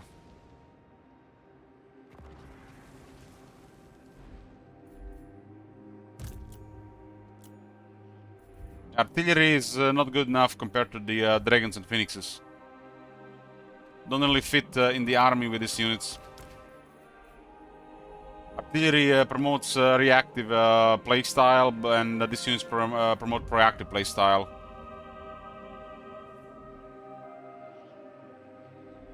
And it's average. It's mainly just to get a strategic advantage on the battlefield by having a high range unit. Long range unit, I mean.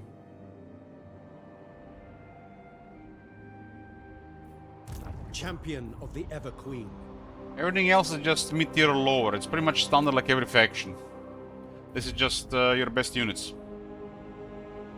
Since there is no unit capacity, unit caps, there is no point recruiting other units. This is just best your faction has to offer. The other units don't offer anything different. So you transition from the early game to mid game to late game, and this is pretty much late game armies. The only missing variety supports mid tier, and it's completely optional. It's not better or different. It shall be done. But if you have a mid-tier army, you use it until you need to replace it. Like this is the example. This is a mid-tier army. Mid-tier unit, early game unit.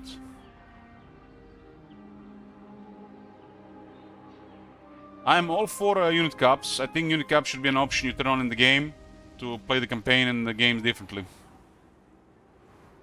I don't think you should be allowed to recruit this much Phoenix Guard anyways. Phoenix Guard should be probably like 2 per building. Same with the Sister Alorn.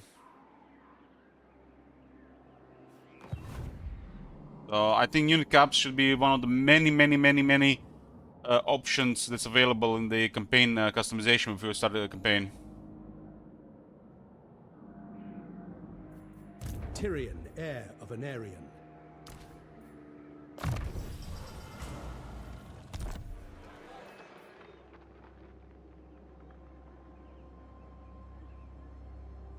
All of these units should be affected by the capacity.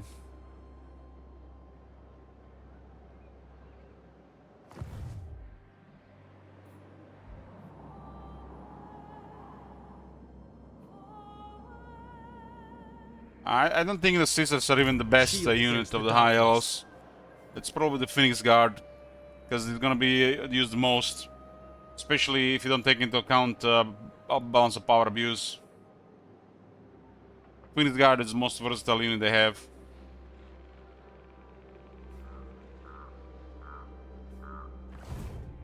Sisters just do the most damage. Can I offer assistance? Goddess, I beseech thee.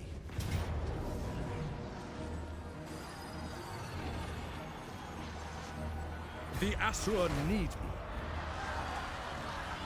To war! That's actually without martial mastery, Jake. So they have additional 8 attack and 12 defense. But that's not all. You don't see ward save, 40 physical resistance, missile resistance, spell resistance. They can also have this. And when you apply a lot of life to that, it's like, yeah, you're not gonna kill that.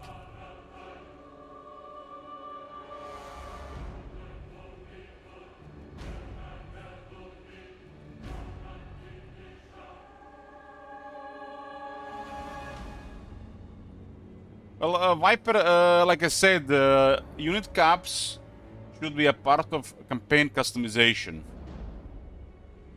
It's like what people don't understand. This is a strategy game. Strategy game should have a setup before you start the game.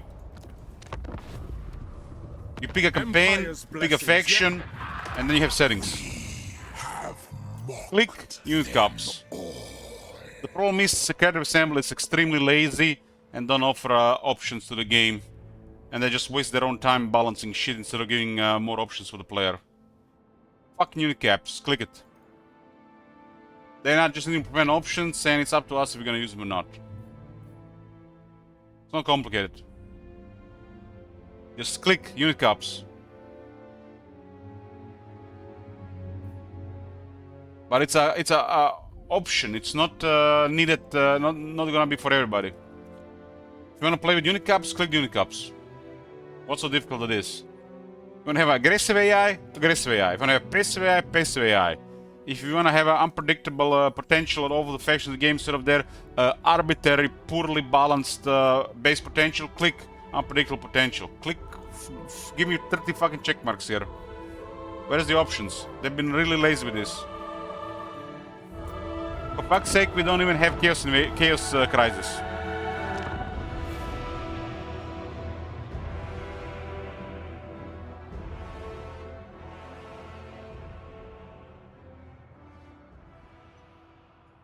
Give me options to cap replenishment, give me options to modify stuff.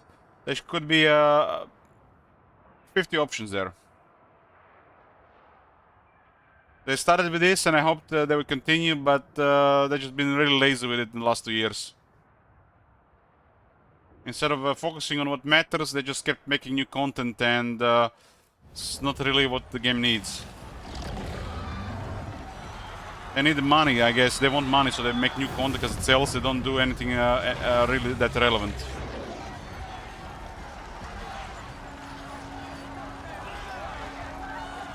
Campaign customization is the most critical thing moving forward with Total War series. Because it is clear these games have become too big for developers to do balance and changes on their own. They don't even care past the early game. They should give all these tools and options to the player and focus on fixing bugs and creating new content. The game has become way too big for them to do anything about it past the initial campaign setup.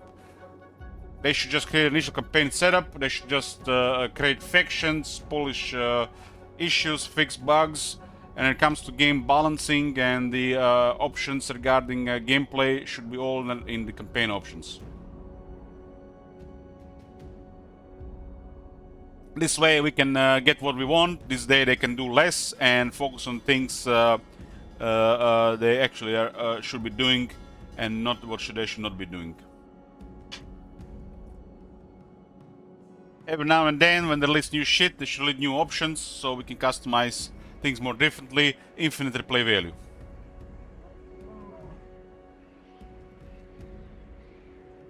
Where the fuck is the option to disable Regiments of Renown?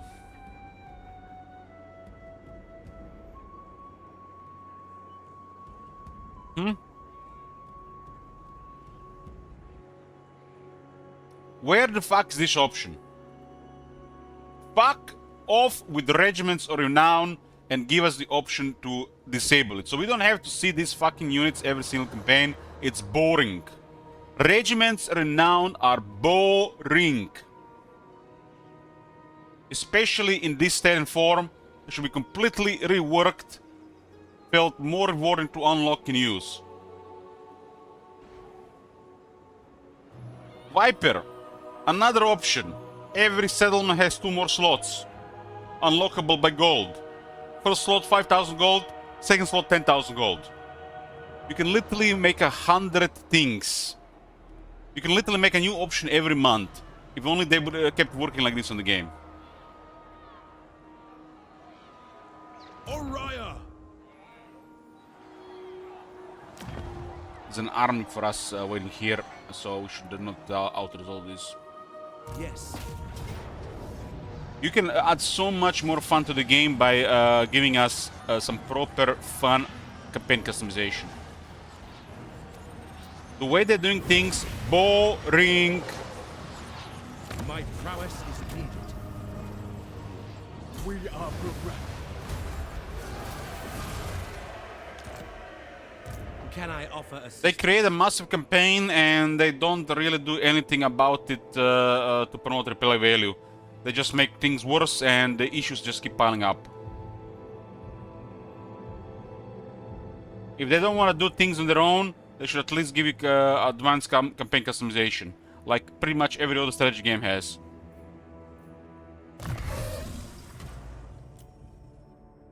There can be literally 100 different modifiers to adjust, 100 check marks to turn on and off.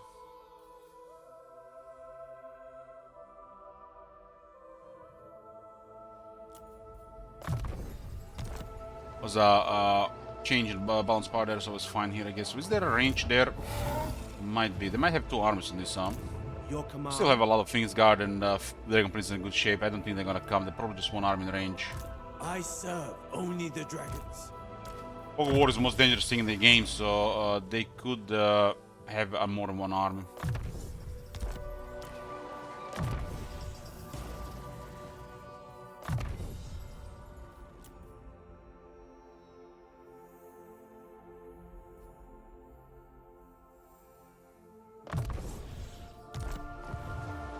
Ever loyal. Lord of the Phoenix Court. You are without sense or honor. Lord of the Phoenix Court.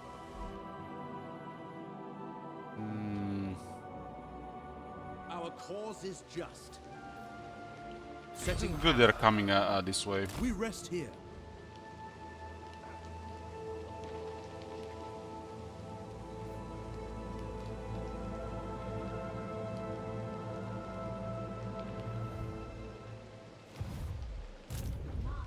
Of high magic. Ready yourselves. The Maiden's Let's clear Benediction. the spire here. Chimerica spire.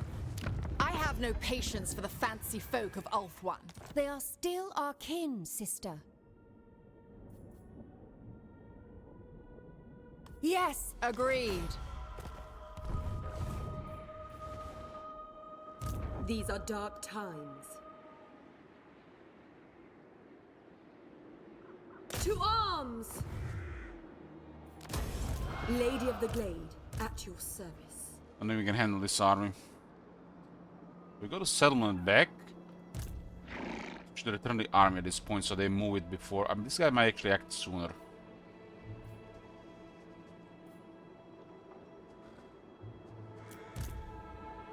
And then three to the other side, The please. taint is spreading.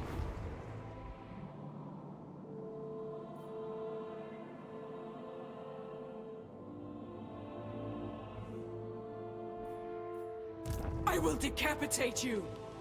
Master of high magic. A new fortress of magic. Okay, going around. Noble son of They've never been poking around this area. stopping. We don't really For the want to moment. go around here. We are focusing await your orders. Grancate, so we're just ignoring what's going on here for the most part. With purpose. The enemy Make must be things punished. go You smoother. shall be led into suffering. Carried by magic. Malakir has been stopped for a while, and now Valky is coming. Rah!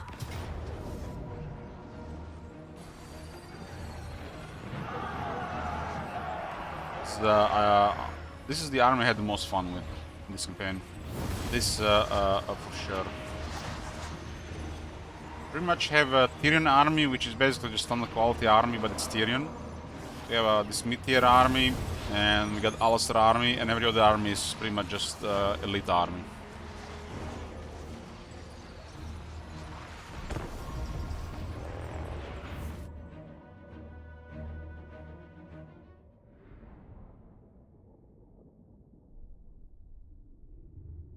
I have a feeling this campaign AI post their release, it's almost like they're announcing some, changes and improvements. They're gonna fix, make the AI even better, fix it. Literally, she's been broken for over a year. Now they're trying to score, points before they can do some bad shit again by fixing what was broken over a year. It's been fixed last year already.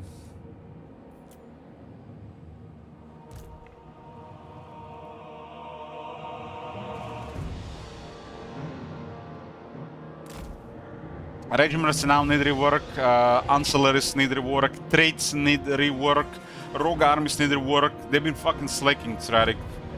Barely done anything in 2 years. Well, released an old version of Warhammer 2 as a base for Warhammer 3. It's a massive fail. A lot of stuff needs work. Hopefully they continue at this pace they did in the last couple of updates for the next 3 years.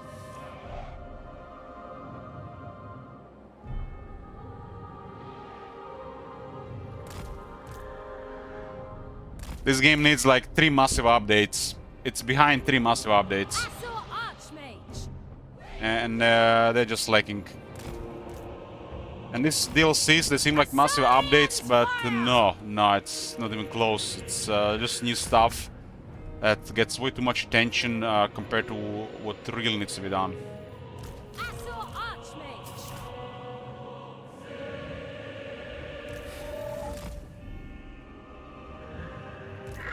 They're trying to get away from doing any real work by just trying to release some repainted old content as new content. Like the last cash grab DLC. Yes. And making things different and worse more than anything. Spearman! Assault Archmage! Unlimited power for Teclis!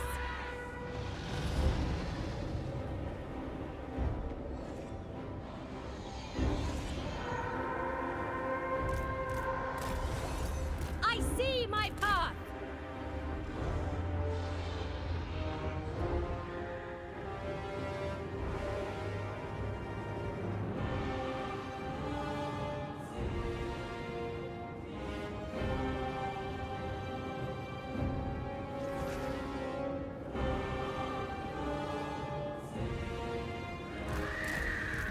Moving! Witness true magic! Lots of infantry in there, huh? Spearman!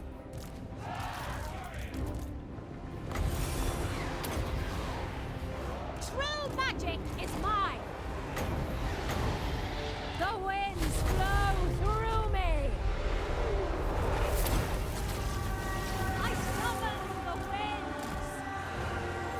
Spearman! As you say, without fail! Asur Archmage. Behold my power.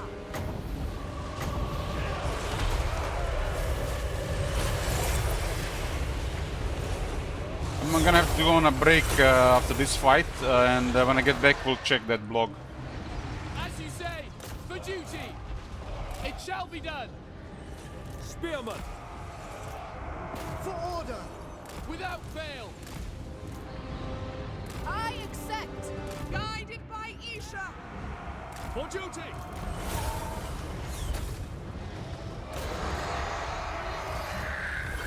The AI complaint is one of the most common complaints right now, because it's been in a really bad shape for nearly a year and a half.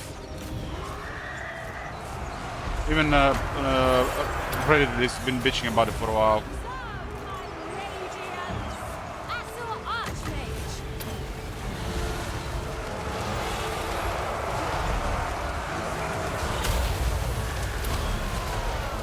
Magic's unleashed. Spearmen! Without fail! Spellcaster supreme. Swordmaster of Hoeth! We are entering a Dragon Princes! Asa, move!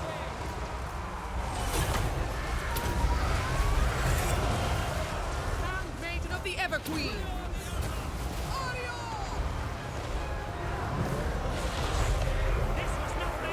Master of sorcery.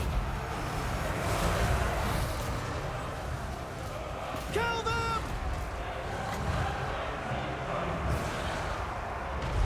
Devoted servant. Scale! As you say. Steel! Orders received! For order! Asur, attack!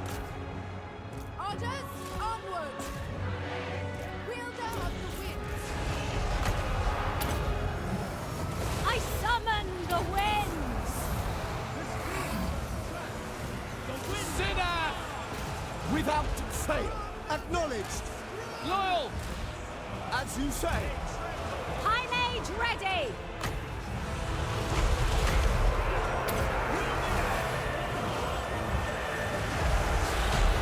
Spearmen!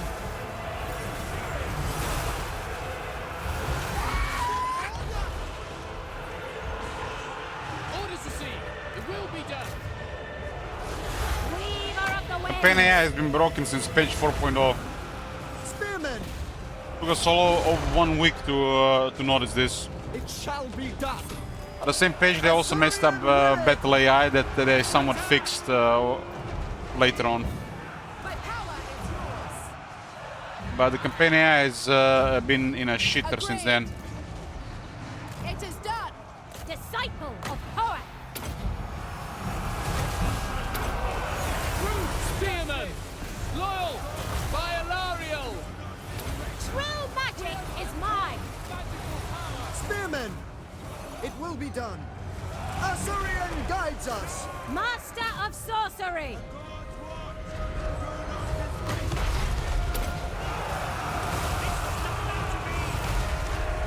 Spearman!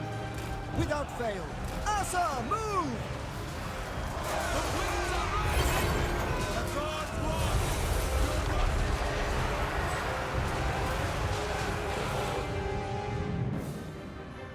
Orders received!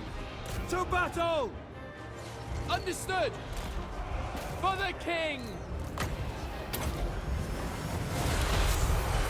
Spearman! Blue Phoenix has the Blizzard Aura, which supports melee units, and itself is a tank and a good fighter. Look at that 8 defense. It has up to 15% ward save, very hard to kill, and enemy will not be able to fight around it. That's a massive debuff to speed, attack and damage when combine it. And when you have to take into account the enemy has to fight the martial mastery and prowess of the high elves, including sword masters, Phoenix Guard, it's just gonna be too much for the enemies. So it's a tank and support and somewhat sometimes harass, assist other air units. Multi-purpose.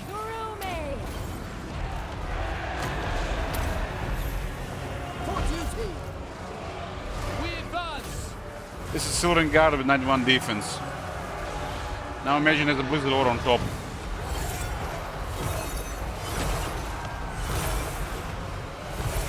Handmaiden of the Everqueen!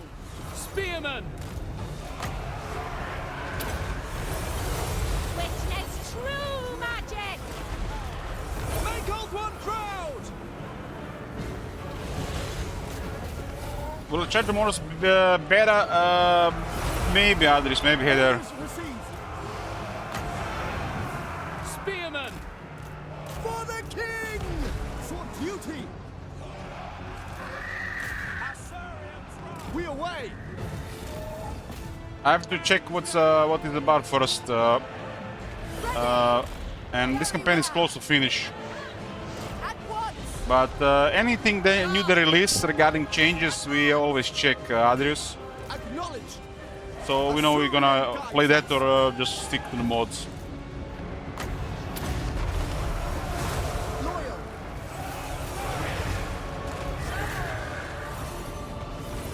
I'm going on a short break after this, actually food break, I have to do something. And when I get back we'll check the blog. And I'll give you my, my thoughts about it.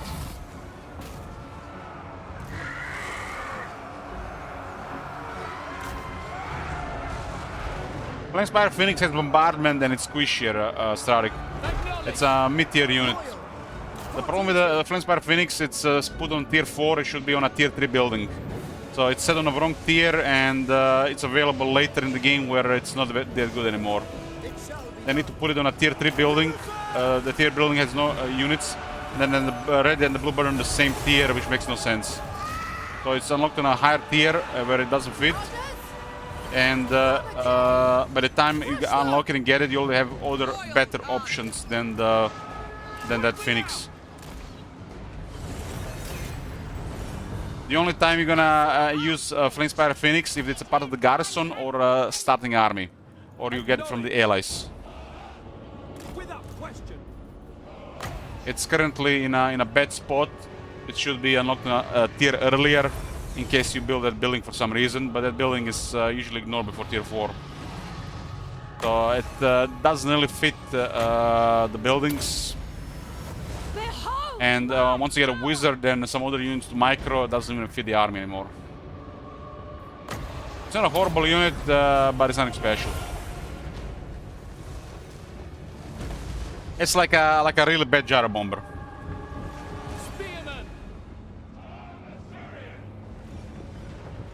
Loyal servant!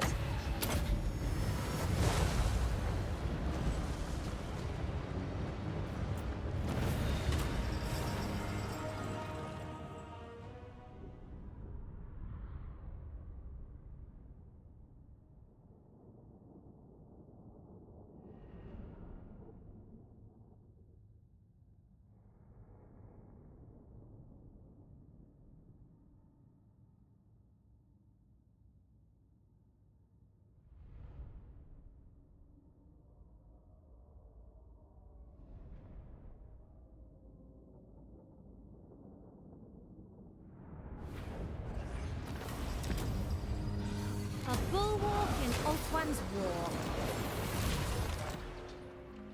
Problem with the Flamespire Phoenix is the building. And you see this building here, there's nothing on it.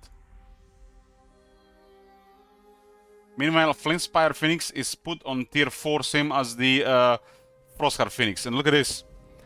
The game even assigned tier 3 to Flamespire Phoenix and tier 4 to the Frostguard Phoenix. But the Flamespire Phoenix is in the wrong building. I'm pretty sure they just fucked up. It's supposed to be here. Just think about it. It's even showing the tier 3, there's nothing here. and it's on the same tier as a Superior Phoenix. It should be here, so you actually have a reason to build this on the technology. Usually just build this to unlock technology and just remove it on tier 4. So Flamespider Phoenix first issue, it's on the wrong building. And it's a clear massive oversight and maybe even a bug. Someone just fucked up. Another thing is it takes away micro in the army. And there's better things to micro than this thing, even at tier 3. But it would make more sense if it was present on tier 3, so you could actually get a couple of more of these earlier. And you could actually have some purpose for them. OP for the AIS tier 3? I don't think so. There's a lot of solid stuff on tier 3. This thing literally gets charged and takes massive damage. The only thing that can is off with this Phoenix is the rebirth, but a rebirth is unpredictable. This thing is also really good if the enemy has fire attacks, because it has pretty solid fire resist. But this is supposed to be a tier 3 unit, not a tier 4. This is a tier 4 unit, makes no sense.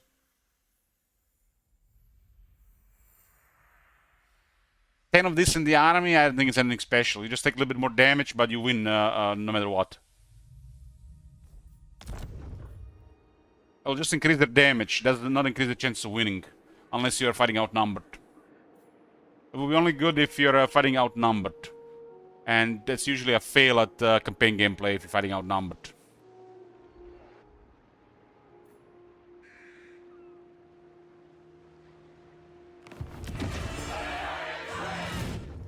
The Ever Queen. My will does not bend. I will see to it. Okay, this is gonna be saved. I'm gonna take a food break and have to do something. And I will see when I get back, boys.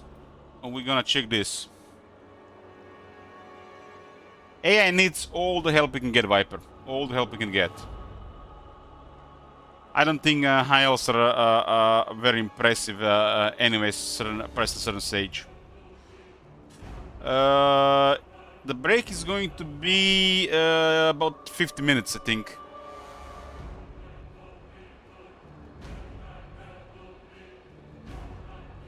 So, put the AFK here, where the hell is it? When I get back, we'll be checking this out. 50. Gotta do something and get some food. I'll see you guys again when I get back. We're back, boys. Sorry for the wait. Took longer than expected. So, CA has released 2 hours ago Total War Warhammer 3 Improving AI in Campaign. Before we start reading, anybody watching this channel knows that there's been issues with Total War Warhammer 3 AI. It started basically in late 2023. It's been going on for nearly a year and a half. And still not fixed. So let's see what they say here about it. There, bro.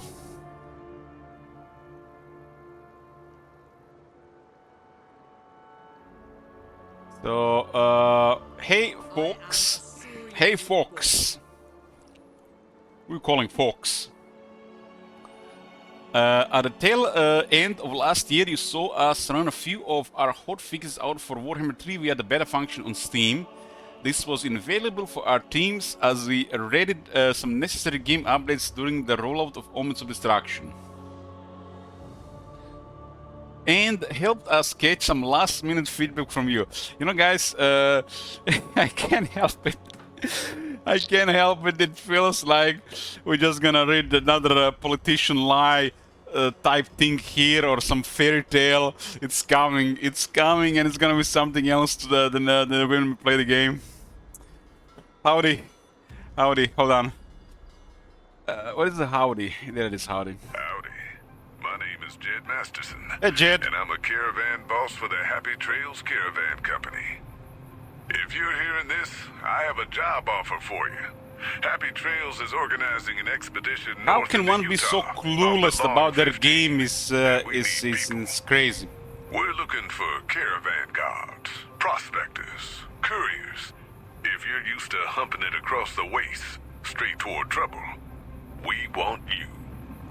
If you got a Pip-Boy, we definitely want you. I miss Jed. On the I other miss Fort New hand, Vegas. if you're a greenhorn or a city slicker spinning tales about your skills, you can kindly go hang. If we like your gumption, we'll pay you square and treat you fair. Find me, Jed Masterson, at the Northern Passage if you're interested. Luck to you. March is approaching also, boys, and no sight of that ancillary and item rework. Ancillary and trait rework. March is approaching, by the way. What the fuck? Like 3 months is like... Are they on a holiday until like now or something?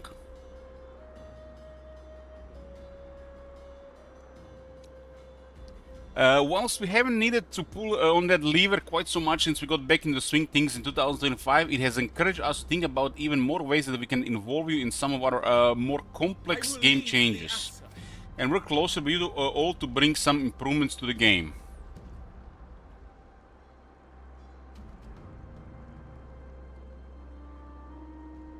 Tomorrow, on February 13th, we will launch a new public beta branch for Total War Warhammer 3 via Steam. This beta will allow you to experience and provide feedback on the latest improvements to our campaign AI, where your insights and experiences will help us refine and enhance the game. How about fixing the game first before refining and enhancing? To understand what changes we are making, you'll read about all of the science of these changes from principal technical designer Radoslav Borisov down below. Looks like they got a new guy. And if you check back on this post tomorrow, you'll find detailed instructions on how to access the beta at the bottom of this post.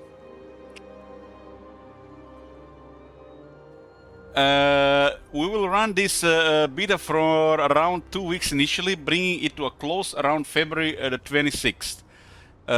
It will be running on a modified version of the live game you are already playing today. So this beta won't be used to test any additional upcoming changes to the wider game. And we'll be encouraging folks to start fresh campaigns for this test in order to check based on how our changes are performing.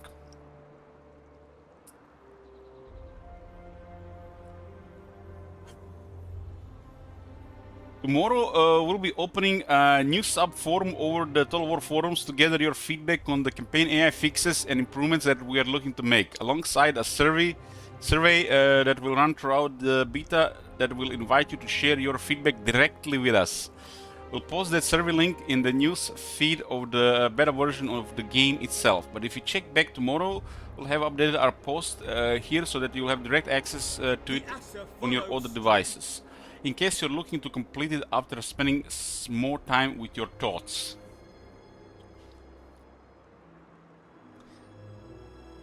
As at the conclusion of this first beta, we'll come through all of your feedback, pour over the data our side, and come back to you to talk more about where we'll be looking to make some more improvements. If it all goes well, we are planning a second round of testing with an updated beta sometime later in the spring. Please keep in mind that this is our goal and to expect direct comms from us if this time frame has to shift. Campaign AI improvement is a big and complex topic, and our goal is to break it down into smaller pieces and address them with player feedback front of mind so we can deliver improvements that you want in a sustainable way. To those who do look to get involved, thank you in advance for your participation in this beta. Check back on this post tomorrow for all key links and info. And with that, I'll hand over to Rado. Adam Freeman, Head of Community. It feels like it seems like they get a new community guy every few months. Hi guys, alcohol is out. Oh man, I've been drinking 3 months. And probably for the best, man. I couldn't even afford drink the last 3 months. Campaign AI improvements. Hello there, I'm Radoslav Borisov, Principal Technical Designer at CA Sofia.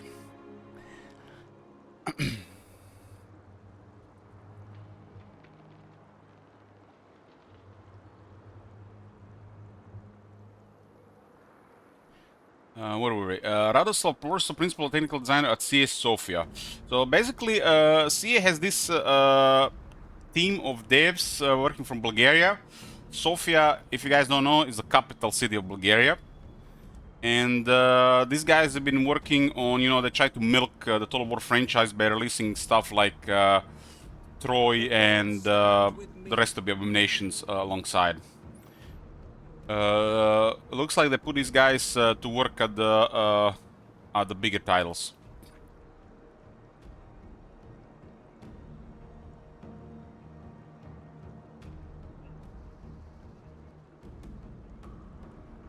I want to address an issue you all have been vocal about: idle campaign AI. Holy shit! Let's go, boys. Let's go. This is it's you guys get sit down, get some popcorn.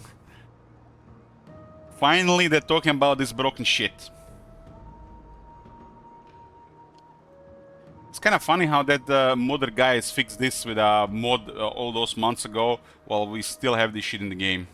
And this is the guys, I'm not talking out of my ass, we've been testing this shit for over 200 hours. Probably more, done more tests and runs and observations than the modders and the devs combined. We have heard your feedback loud and clear, and your concerns about idle behavior are well-founded. Well-founded, You don't say. The team has been working on resolving this and are preparing to roll out a new beta branch for Total War Warhammer 3 to test some new AI fixes and improvements. Everyone has different preferences and styles when it comes to playing the game, so accessing the impact of these changes is something we cannot do without your revelations and responses. Hence, advanced campaign customization, where you can set passive AI, aggressive AI, backstabbing AI in the mix, unpredictable. Make it happen. You're clueless to do this on your own anymore. You can't please everybody. Give us the tools and we'll set up the campaign we want. Mission accomplished. Oh shit, this cup is hot. Where were we? Here are 3 topics through which we are addressing the idle AI behaviors with this beta. Query system. Tweaks to how the AI responds to enemy agents. Aggression. Tweaks to AI aggression to add more nuance. Faction potential. Tweaks to faction potential with a focus on AI to AI interactions under the Shroud. You don't say. When we refer to the Shroud, we are talking about the part of the campaign map you are yet to explore, which is different from Fog of War, which covers the part of the map you explore but have no line of sight in. This block will be updated with instructions how to access the new beta branch tomorrow, so you can experience these improvements. We appreciate your patience and detailed reports, which will help us pinpoint and address the issues. Keep the feedback coming by posting your thoughts in our subforum area, as we strive to continuously make the game experience better. And now some more details on the issues we encountered and how we resolve them. Okay, let's go. Query system. During investigation of what's causing many cases of idleness, we discovered a fundamental problem with how the campaign AI detects foreign forces and how it reacts to them. There are 2 different mechanisms to detect foreign threats: a simple query system and an influence map that shows the extent of every force's range and strength with interaction with assets on the map. The problem we discovered and subsequently fixed for this beta branch had to do with the query system. Inside the campaign AI exists a separation between assets and that move and those that do not. Multiple assets include agents, armies, and navies. Several of the queries that the campaign AI uses to decide if it should use its available forces over tasks such as actively defending threatened territory were incorrectly reacting to the presence of agents. Presence of agents? What?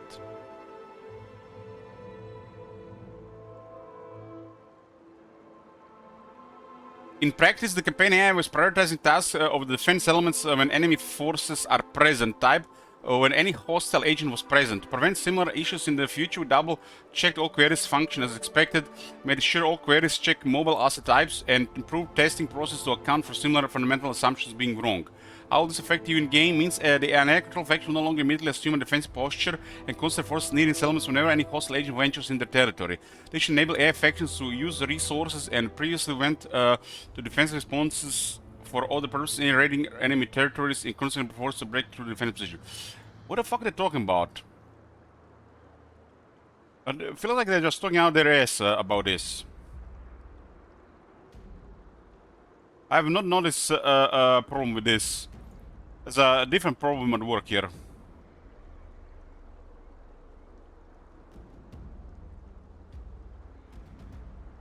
You guys know that we have run tests, right?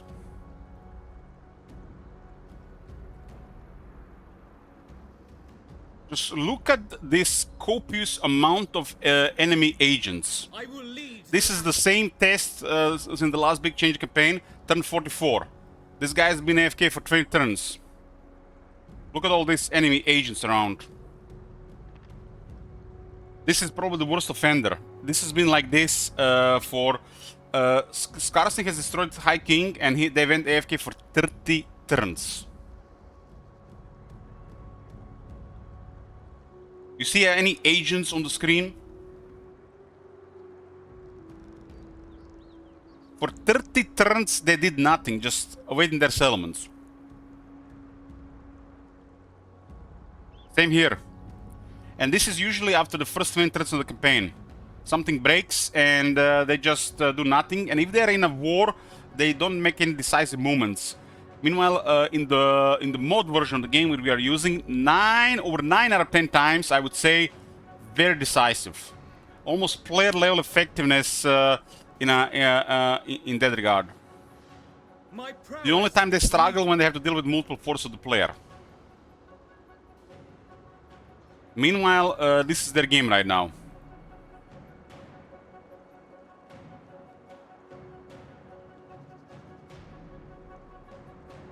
Okay, so whatever this is, either we don't really understand what this means, or they're talking about something they don't understand what is happening in the game. But the AI literally goes AFK without any plan of expansion. After the initial stage of the game, they usually deal with their neighbor or two and they stop moving. This is just nonsense here. This is just nonsense. Hopefully, whatever they've written here will have effect on this, this, and this, which is pretty much, yeah.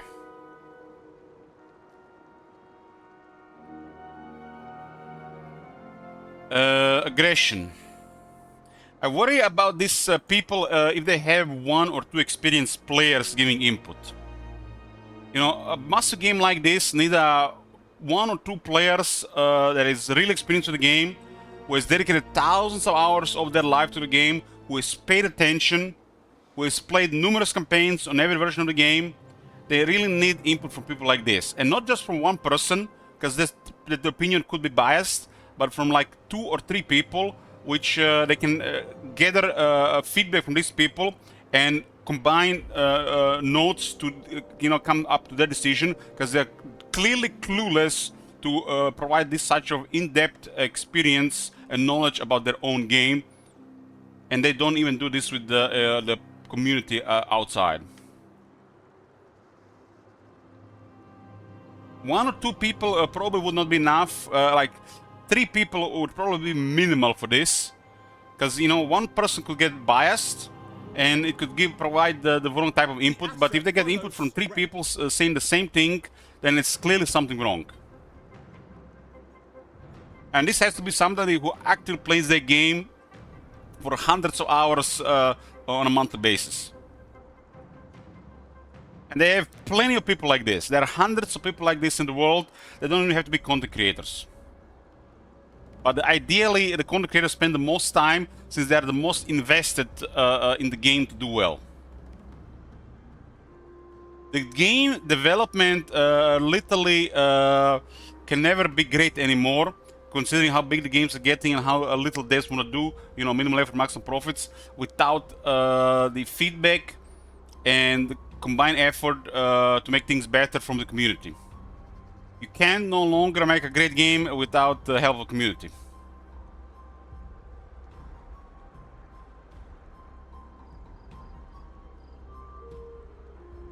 Let's see what it says for the aggression here. Over the course of reading and investigating community feedback, the team decided we need to revisit how some of the campaign AI top-level strategic decisions are made. We identified a component for desired attitudes as a good starting point. Desired attitudes component basically tells the campaign AI how aggressive it should be towards the rival factions. Another simplified way of thinking about is the AI thinking. Do I want to be friends with X or do I want to fight X? Our goals here are to promote more conflict between AI factions through AI decision making when it comes to desired attitudes. The AI aggression has been completely fucked and destroyed beyond the initial setup of the campaign, which is the first up to 30 turns, since they messed up with the player focus and messed up with the distance engagements. They overdone this, went from one side of the spectrum to another side of the spectrum, and from sometimes aggressive to over-aggressive AI, especially against the player, to something completely pacified at a distance.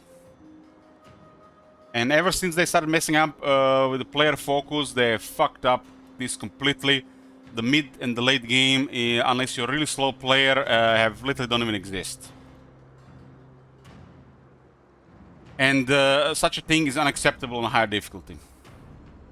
We're testing AI aggression fix in 2 areas for this beta.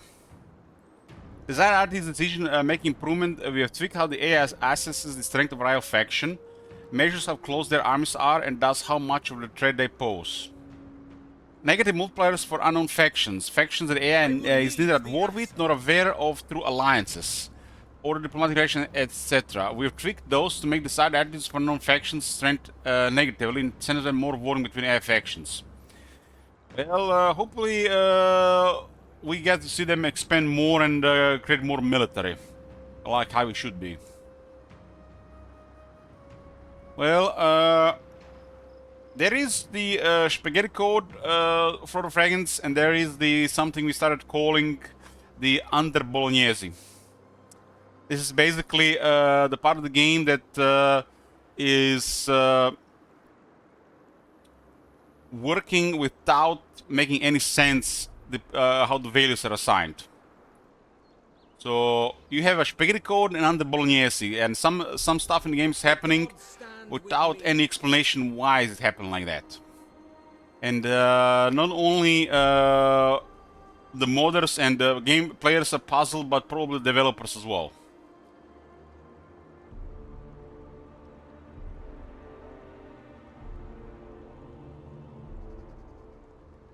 How will this affect you in game? It means the AI will be more nuanced when choosing how aggressive to be towards known factions instead of the befriend, ignore, or fight behavior it currently exhibits.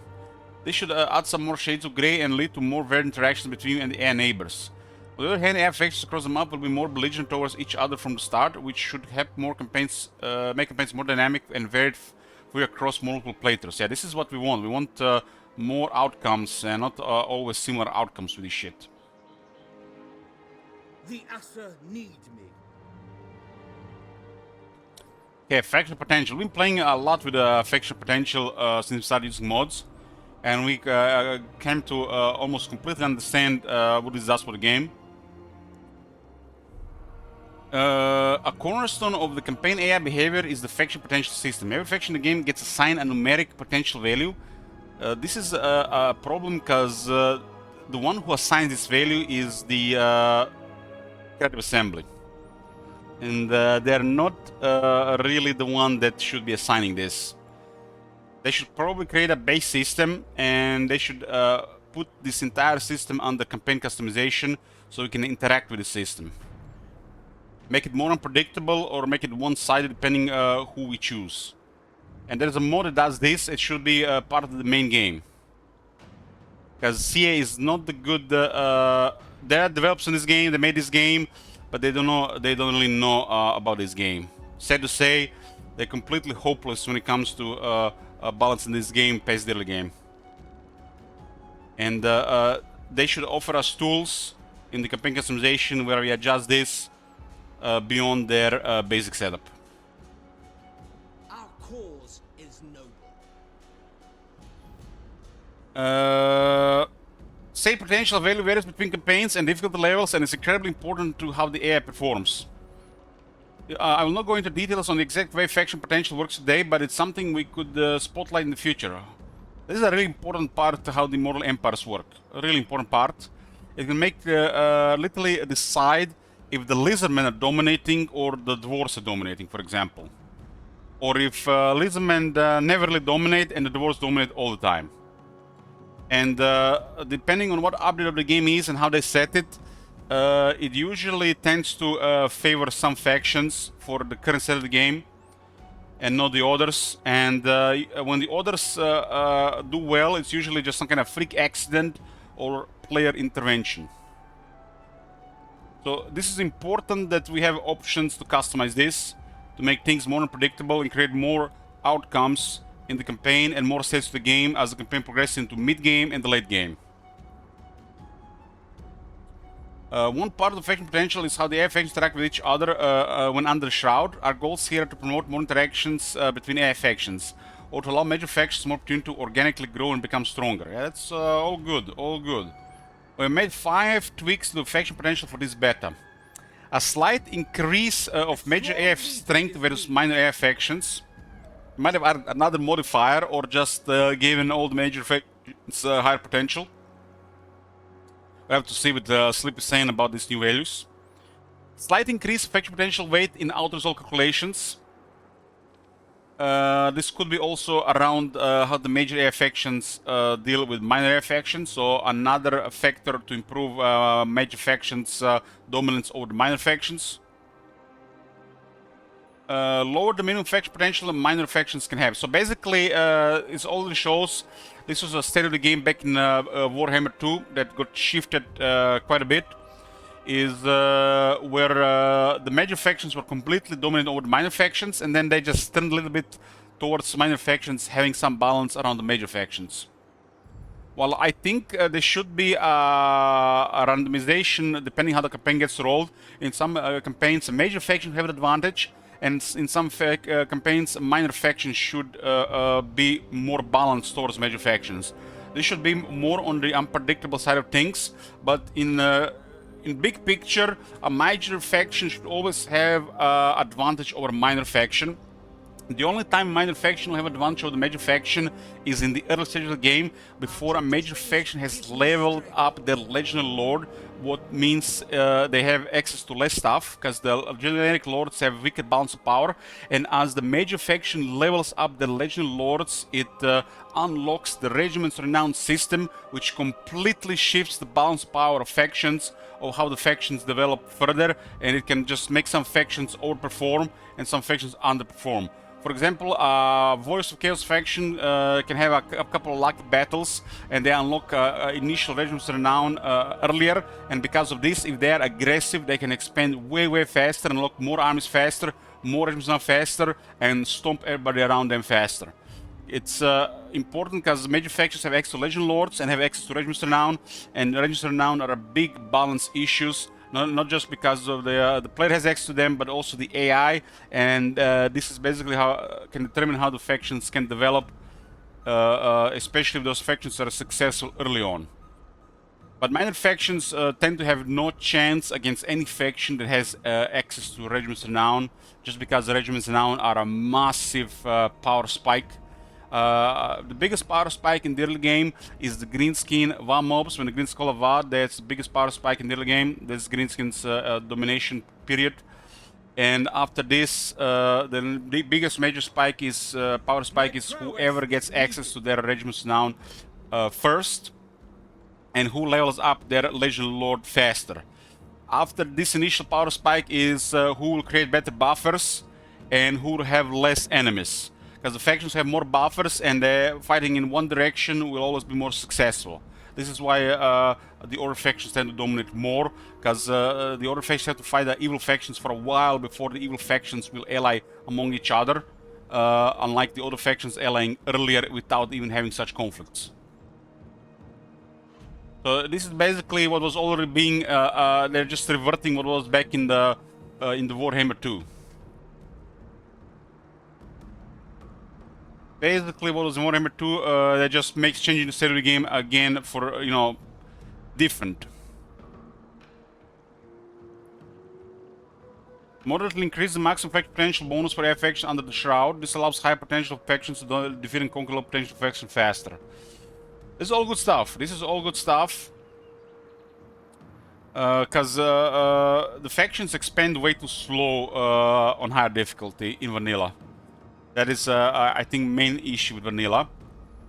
And the main issue with this is because they're passive and not aggressive.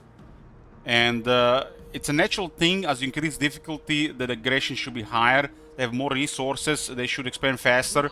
The late game should come earlier. It's just a normal thing in the strategy games high difficulty. Small increase of the base faction potential for all factions on all difficulty levels. I'm curious to see about this. But I think all factions, when you put legendary difficulty, should have between 400 and 500 potential. And not some faction really stuck in the low 300s.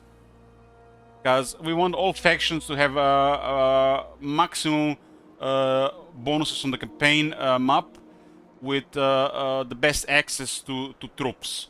But this is not enough with just potential alone, because some factions have issues with this. Major example would be Tomb Kings and the Beastmen, how they unlock armies and units. They have to adjust those. They have to help those factions other ways. And for example, Warriors of Chaos having lots of armies, lots of Warband recruitment. But as the campaign progresses, that Warband recruitment does not increase in quality. So there's numerous ways to also improve variety of factions outside just adjusting this blanket change. Well, they're just gonna increase some sliders and think the game is gonna get improved. No, a lot of factions need more work.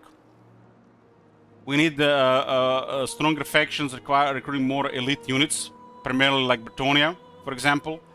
We need Tomb Kings having access to more armies earlier, Beastmen having more access to more armies and Hearthstones. I'm talking about from the AI perspective. And as the campaign progresses, Warriors of Chaos should have access to higher quality Warband recruitment, not just quantity. The AI needs help in these areas. This is just not going to be enough. The way they do this, they're just going to make factions that build empires stronger. And this tend to be usually the Empire, the Dwarves, Kislev, High Elves, Grand Kate. They need other factions that don't play like this, also tweaked regarding armies and recruitment and higher quality.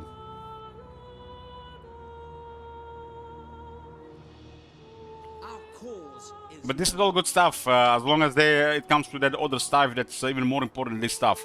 Because what they're doing this, you know guys, we literally installed 2 mods, and what they're doing right now for the vanilla is exactly what those 2 mods I've been using, been doing. Whatever you've seen here is the game we've been playing already for months. This is not going to literally add anything to our game other than maybe making a vanilla experience better for people that want to use mods. Yeah, this could be just a bunch of fairy tales. It could introduce new issues. But what you see here, what they've written here, is literally what we've been experiencing and playing with lately in the game. Ever since that last Defenders campaign, after I've done over 200 hours of testing. Install that mod for the AI that I'm using, and install the natural selection mod that I've been using, and you get everything that they said here. If you get a little bit of experience, get some input from me how to adjust it, and you literally get everything that is written here. And whatever they've written here is literally what those 2 mods are providing. Literally the CA can implement those 2 mods in their game, and best case scenario, we get what we've been having. I don't think it's gonna get any better than what we're having right now. So if you literally go to the mods, you install the ultra aggressive and smart AI, you literally get everything they've written and more. I don't think CA is gonna be able to beat this. Best case scenario, they use the same code as these guys have a script these guys done for the game. Hopefully not making the mod worse. And regarding potential, you have access to this. This should be core of the vanilla, part of the vanilla game, and this should be campaign customization. Just make it happen, and everything they've written there is gonna be all in the game. Now, what they've written here, all this is great, but we already have all this.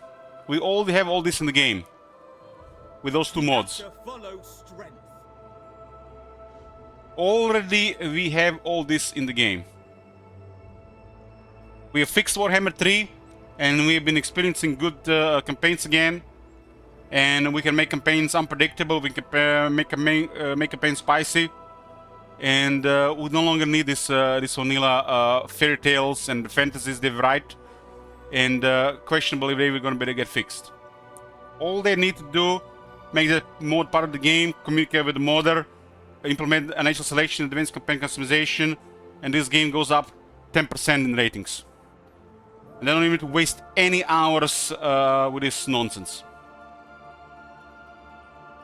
They just need to give us the tools to adjust this and implement this inside the campaign customization.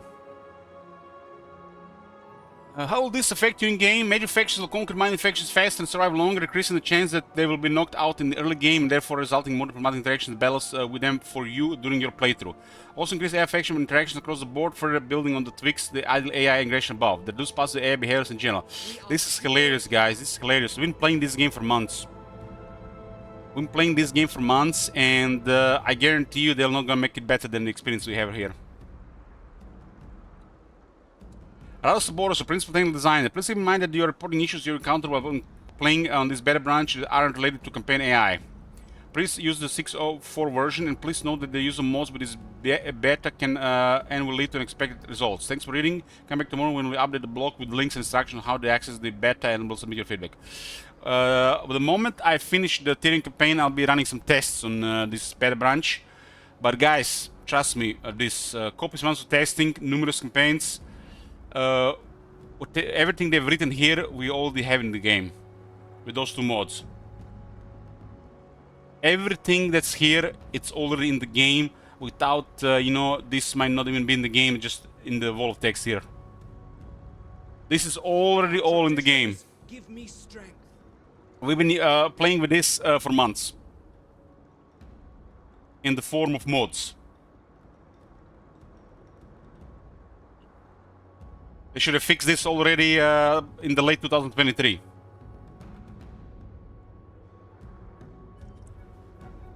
Oh my This is God. only going to be a good thing if any and all improvements come for the people who don't want to use mods, who are reluctant to use mods. But you literally install the AI mod, you get a completely improved, different experience, greatly improved game. And if you want to add more variety to the outcomes instead of the game, you have the Unnatural Selection Ultimate, which should be part of the core game. And you can create hundreds of outcomes how the campaign will go, instead of their limited 6 to 12 outcomes. Everything is already available without them doing anything about it. And I hope they don't waste months of resources by messing with this when this is already available with the use of those two mods.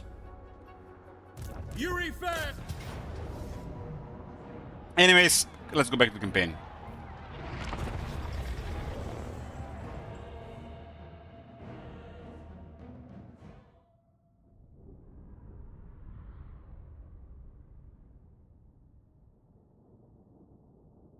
You know, guys, remember, guys, that video I made? Everybody should watch that video. If you don't like mods, and if you don't enjoy Warhammer 3, and you would like to enjoy Warhammer 3, watch that video. If you need help how to set up this, it's really straightforward. Just click. You don't even have to install the second mod. And I guarantee you, your Warhammer 3 experience will be mind-blowingly different. They've missed the time window. They fucked up for a year and a half. This is super late what they're doing. and hope they don't waste another 3 to 6 months of resources trying to do something that's all been done.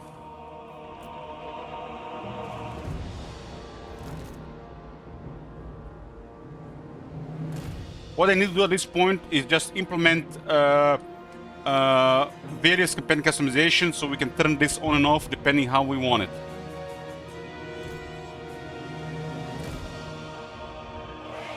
Swordmaster of Hoeth.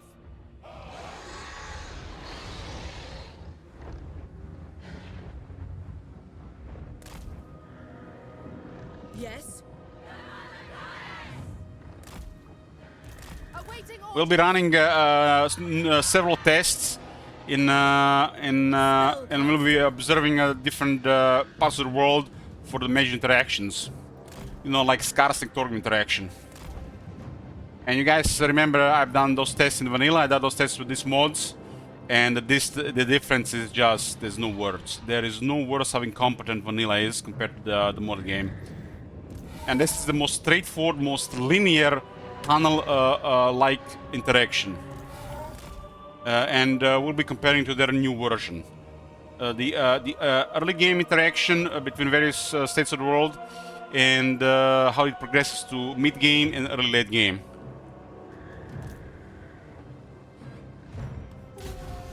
I agree. They're literally trying to do what this mod has already done last year.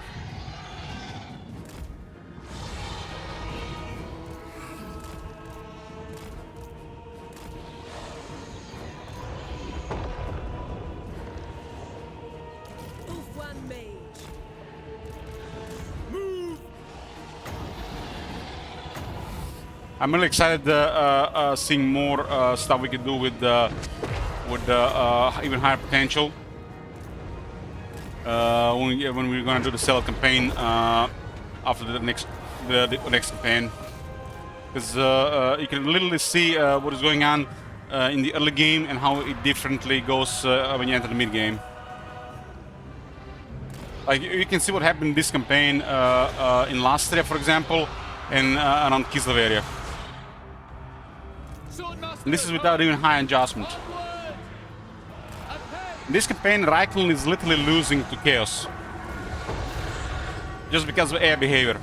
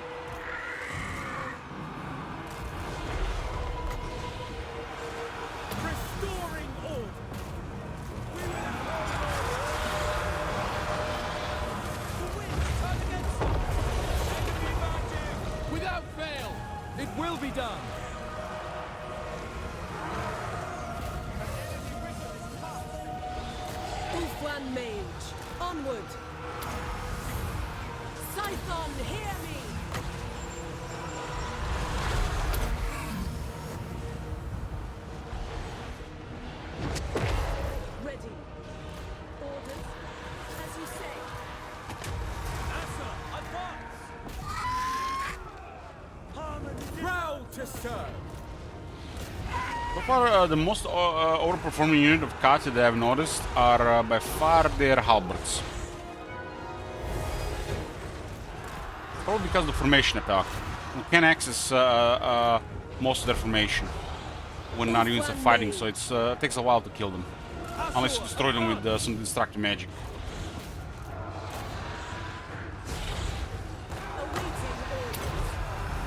When Warhammer 3 got released, Karte formations were really poor, but now they seem really overtuned and gives them quite a performance. As you say, it shall be done. For duty. By your command.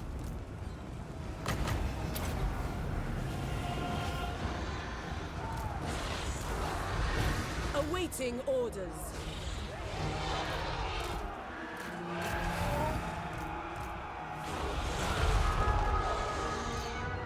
Defending order!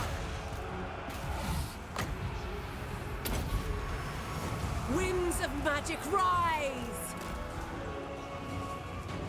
I never tire.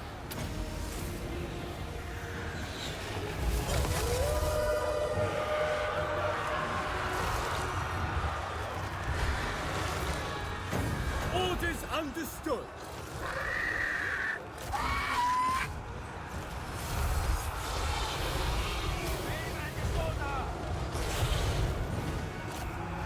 Dragon princes! To the fray! Guardian of order! Time I click an ability while he's doing an animation, it reminds me of back when they introduced these abilities, like in Rome 2. You sometimes activate ability to buff the unit and the unit will literally subcharging. I used to get triggered so hard about that. It was one of the most annoying things literally in any game. Imagine creating an ability that would be beneficial to charge and you turn on the ability and they stop charging. You have to turn on the ability and then start charging. That's like super inconvenient.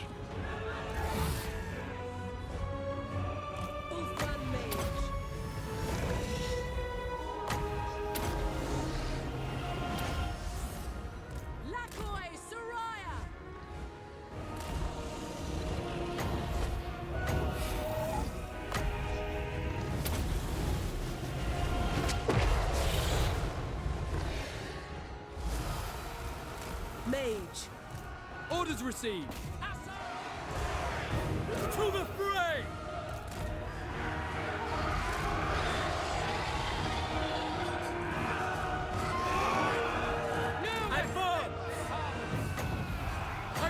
The formation attack of the Kate is literally a vastly improved version of the Rome 2 one.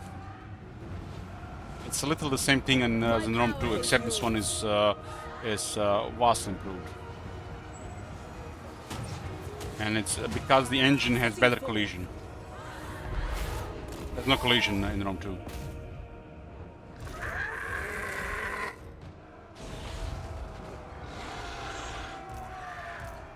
Or it's really, really bad. This is why the Grand Kade is so effective with the formation attack. And it's the same thing from Rome 2.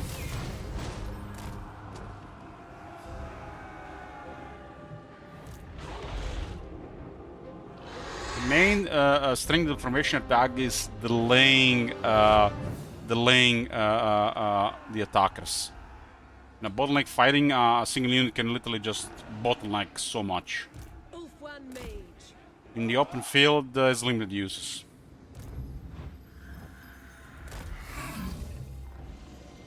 It's basically what the longbirds do in a bottleneck. Grand Kade do almost the same, but with a lower quality unit.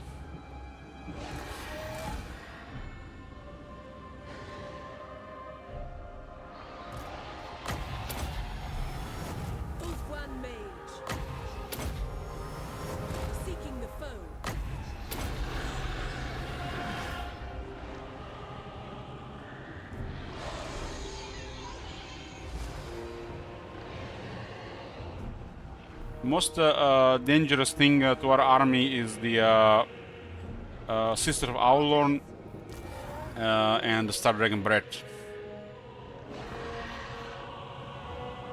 Because it does more damage to our army than the enemy sometimes. The enemy can do. When you have a really high-end army that's really buffed, the most dangerous thing to the army is friendly fire damage. When you have like a crazy strong dwarf army, the most dangerous thing is the misfire of the artillery. When it fires too low, or when it just releases a volley when the enemy has changed position and instead of hitting the enemy, it just shoots a little bit lower and hits a couple of your iron breakers.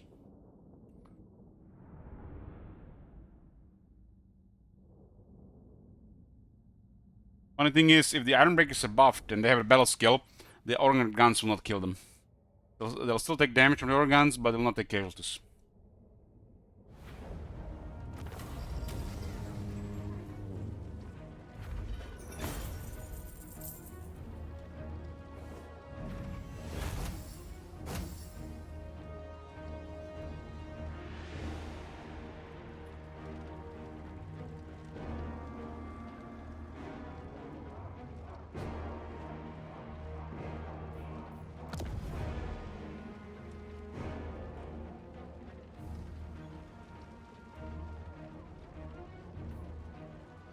Humanity endures, no matter what.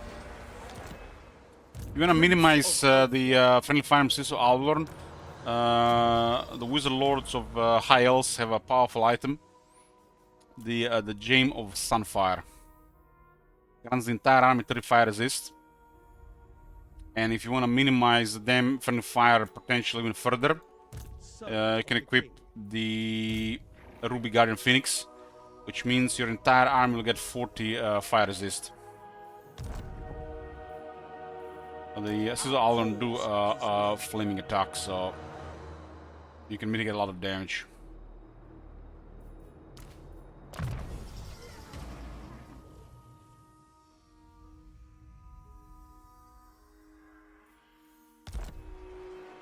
But Volley gone wrong can still do massive damage, like 34,000 damage easily. I live to serve my queen. Lethal grace given for. Okay, Grand Card is melting. We are in a finishing phase of this campaign. There's a lot going on. This is the late game. Looking forward to finish this one so we can move on. This campaign is dragged on because of the last month. We haven't really put that much time into it, what I mean, but a lot of time has passed since we started it.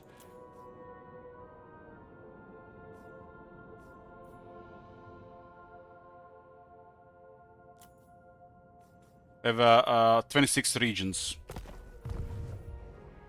You have my attention. To go. There will be carnage. Come on. Sailing forth.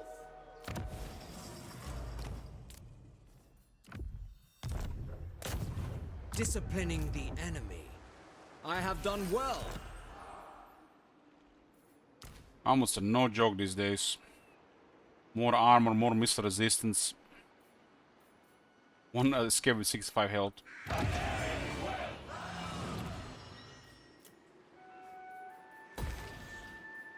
They literally mass routed our army there. We couldn't even fight there. And two Phoenix Guard were fighting there. True son of Reminds me of early Norse oppression, the early Empire back in Warhammer 1. What was happening before the mounts got introduced. Norska was way more dangerous even before mounts.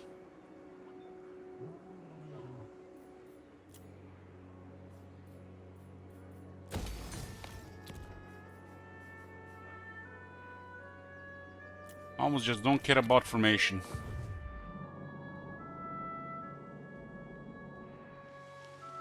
How can I assist you?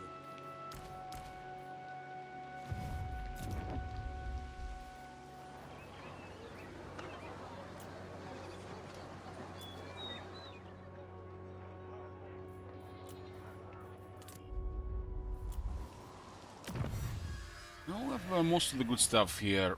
We had no salt, no spices, and no medicine. This one is pretty nice, but had no extra medicine.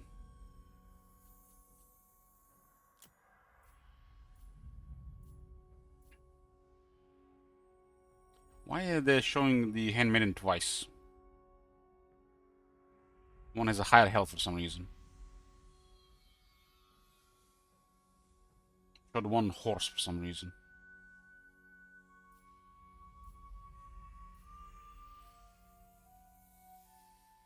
Doubt we're gonna be recruiting a fresh army ever in this campaign. This campaign is literally entering final stage.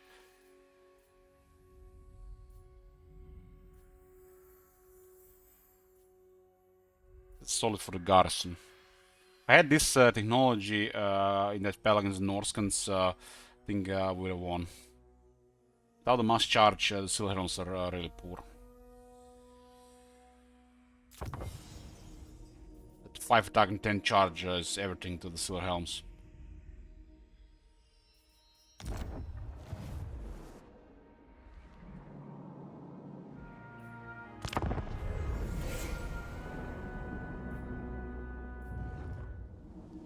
I guess I have to tell you, I'm like the first time ever I feel like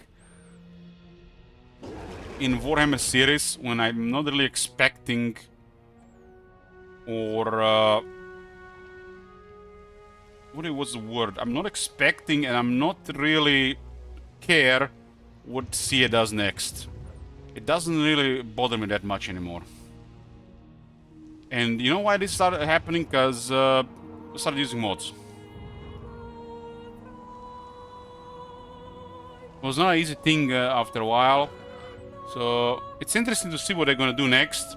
Because it directly influences how the mods get developed. But I have much less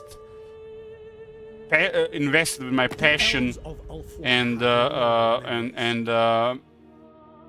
I guess I care much less what I do. It's not getting to me as much. You know what I mean? We used to get really worked up because of this. Really worked up. And it was not a healthy thing. It was an unhealthy thing. I expect those two armies there. This is how the Fog War surprises you. After auto-resolve, two armies come out of Fog War to surround you.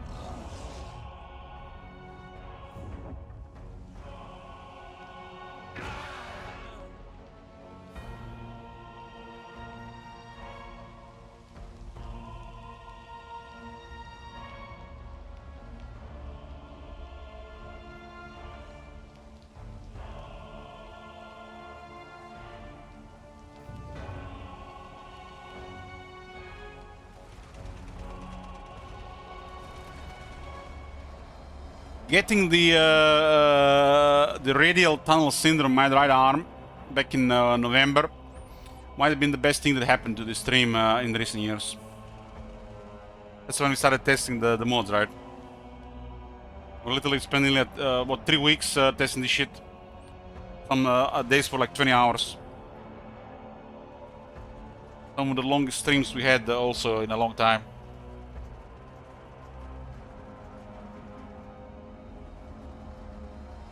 And already the first campaign with Last Defenders we put was very enjoyable.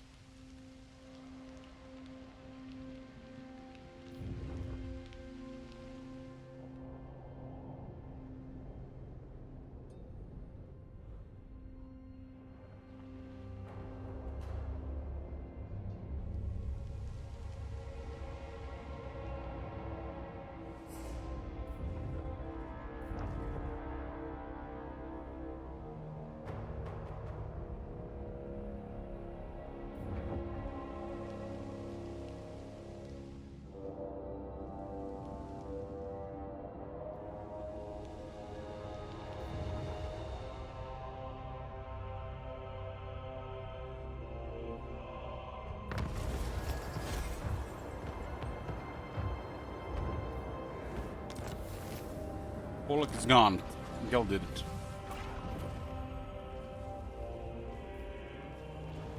I'll spill your blood. So that's a exalted hero of Khorne from Sigvald. Has just given a gift of Slaanesh to Venola. Yes, somebody was visited in their bedchamber during in return, and a Khorne, no less, agent.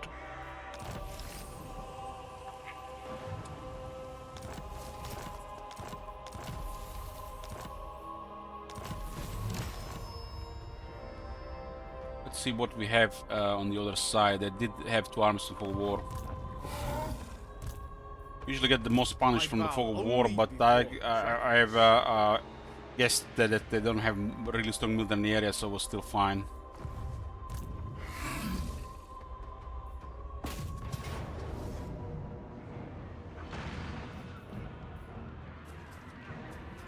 This is pretty much the final military at this part of the map.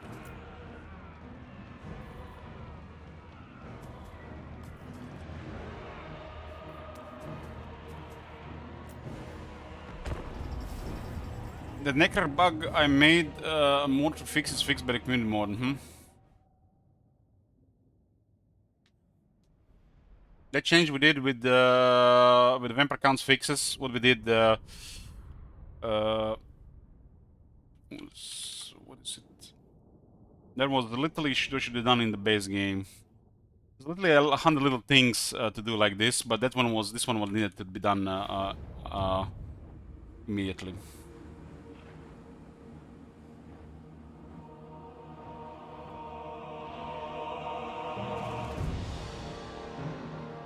We have nerfed the Helmengorst. And we made the corpse cards to 30 base speed, and we fixed the Necrar, right? There's literally hundreds of these things we could do to make the game better. And this is all no-brains things to do in the game. Either stuff that doesn't work, or stuff that should be done, but it's not going to be done in years.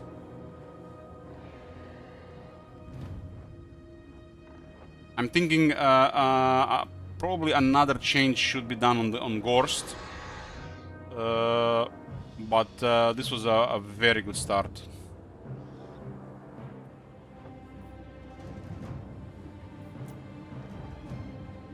Those zombies are just like what the fuck, man. Takes the away from the enjoyment of the campaign how poorly they have adjusted those skills.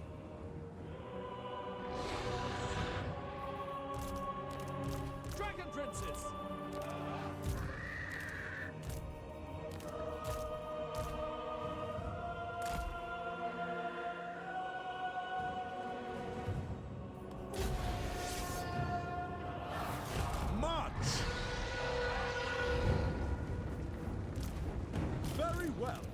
I agree.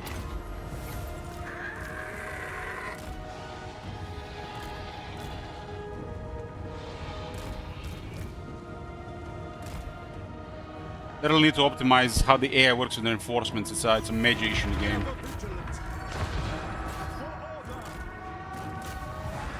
Something has to be done. The AI should have special privileges regarding reinforcements. They should be able to move these things around or use reinforcement differently, but something definitely has to be done. Right tower, Guardian! Orders! At once! My power is yours. The winds rise!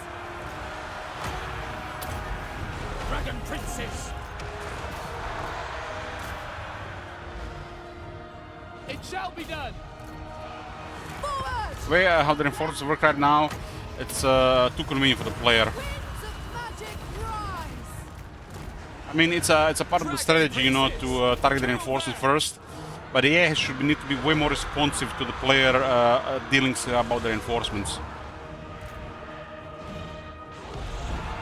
Like right now, they're literally gonna let us destroy this army. They could have been on us in the next 30 seconds. That would cause much more pressure.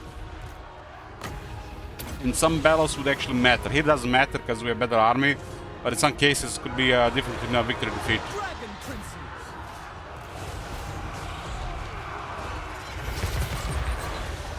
This is part of the game where the AI should have special benefits.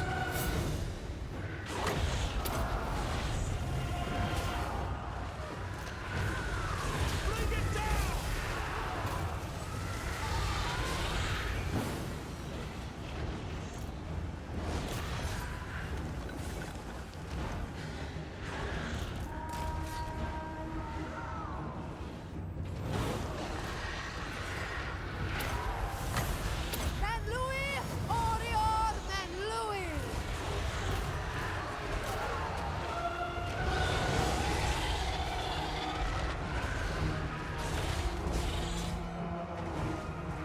What I'm saying, some of the engagements with the AI on the battlefield should be more dynamic and not just mechanic, where you know, depending what's going on, they respond.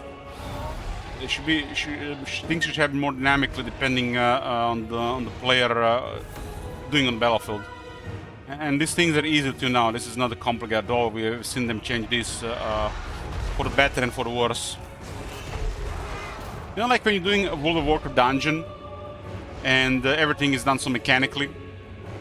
Like you pull that, you pull this, can't pull this, otherwise you're gonna pull everything there. Well, you have to also understand a lot of games work like that. And this is fine when it's player versus AI, but in some situations it should be more dynamic depending what is going on. Like, it is so completely fine that we have to deal first with this force and then with that force.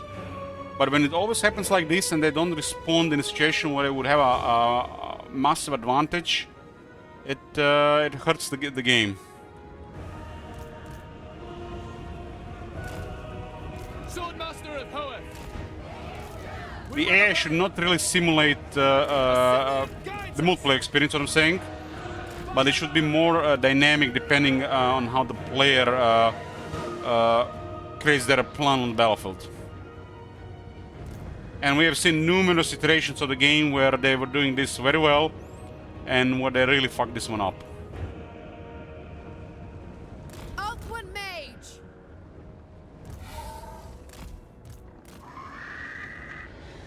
And the main issue regarding this behavior is battles with reinforcements. They always had issues, but in the Warhammer 3 some of them are complete disaster.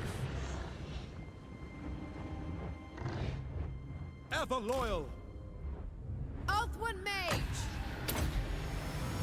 Scython, hear me! Alcua! Bend to my will! Serve the king! It will be done. Dragon Princess, acknowledged. As you say. Loyal, move! Of course. Agreed! Orders understood. That move on the campaign map was really good for them. They were surrounding our army because we were diminished. They were waiting for this out of the fog war.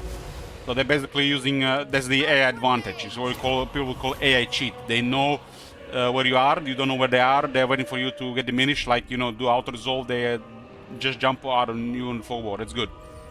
You get punished for not scouting.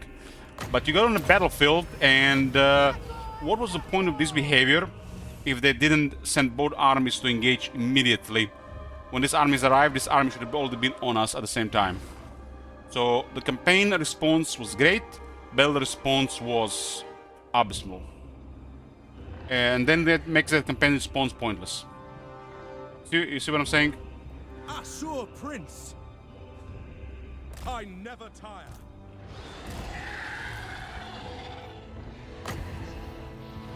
And it's pretty straightforward. They got two forces, they should both engage. Not wait for the one to get destroyed and then the other one get attacked. They had the chance to cause some massive casualties here, even destroy a couple of our units. We would have probably lost 4 to 5 units here if they did it. And we would still won because our army is too much. But by not doing like this, we're not going to lose anything. Noble Prince.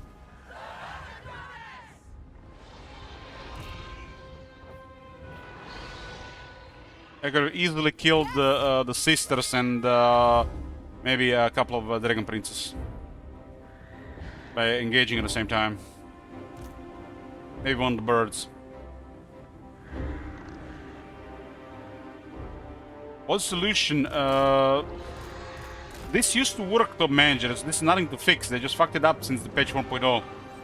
This is a thing they've fucked up and they've never fixed. It was always put in Warhammer 3 and they made it worse. The solution was this army should have already started moving because their reinforcements were behind us. The solution was sandwich here. They should have pressured us to act mid on their army and not wait for their reinforcements. And they ignored us and we jumped their reinforcements and they still waited. The solution was to sandwich us here. Because they did aggressive behavior on the campaign map and a complete passive behavior on the battle. Forward. And they used to do this, but they don't do it. Dragon Princes! That army that's in front of us cannot handle 4 cavalry units. But that together could handle 4 cavalry units, what I'm saying. Prince of Ulthuan. We got elite cavalry, nearly full health on a battlefield that's an absolute nightmare against heavy cavalry. And their army cannot handle cavalry. And they just waited for to kill the other army. Ancestors! Dragon Princes! Loyal, ready and eager. Spellcaster! I will. It's really straightforward, I just had to act. And not AFK. Dragon Princes! Very straightforward. And they used to do this. Remember that battle where the vampires used to target 4 armies and they started going AFK? That's when all went to shit. That started happening on page 4.0. Some factions really need large armies to fight on the battlefield. And if they can't use their reinforcements properly, those factions don't work. And that primarily those factions are vampire counts, for example. Undead in general. For the Everqueen! Understood. Acknowledged. For duty! Move! As a mage!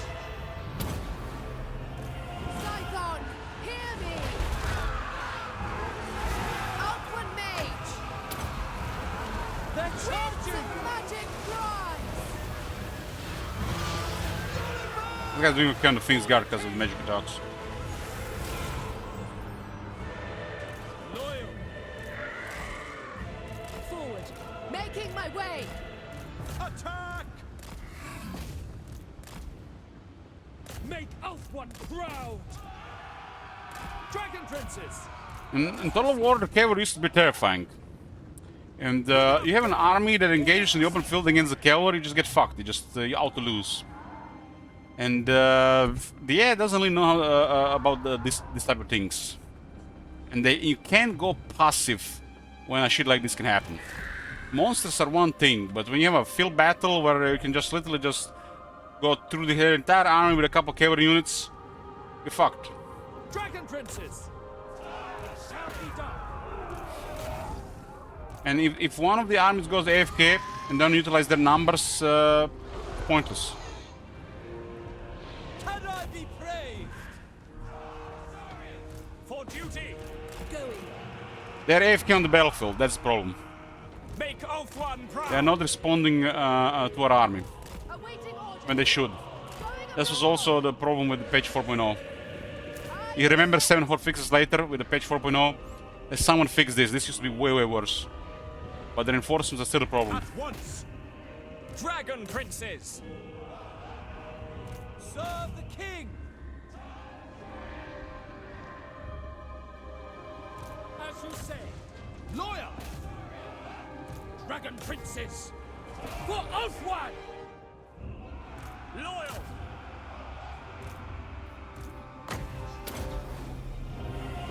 Battle calls!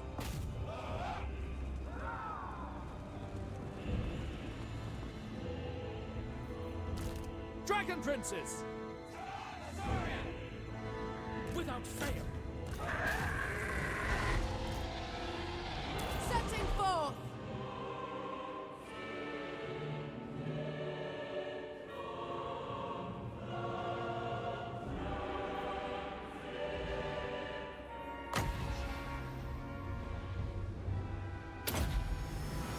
Effua!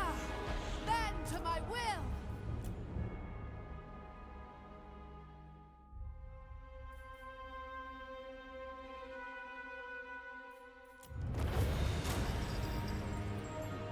And patch 4.0 was so horrible for Warhammer 3. The game, I never recovered from it.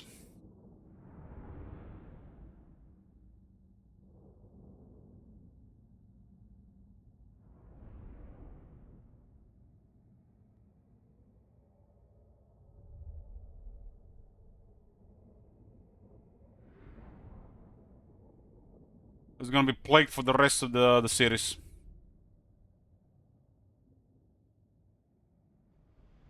Something tells me at the time they also changed the people, and this is why they have such big problems you know, with solving the issue. They put probably more effort on the battle style fix and completely ignore the campaign fixes. You cannot break us.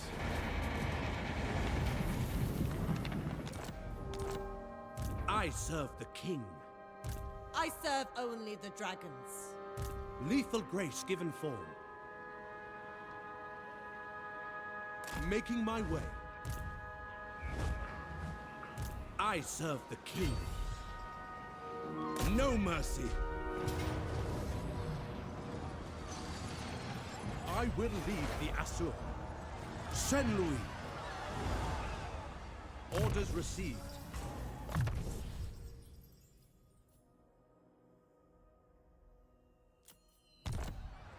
Birds and a dragon.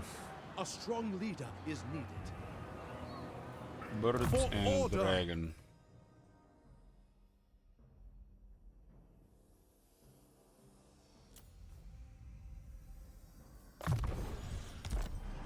Sky Master is fine for that.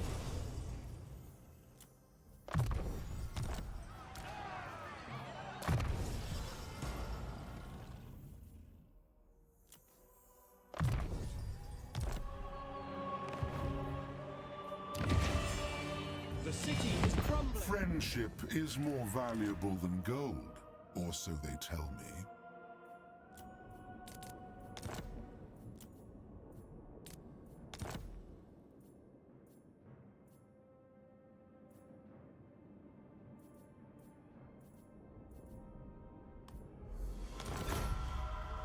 Guild has become a major power here. Court money is nice, but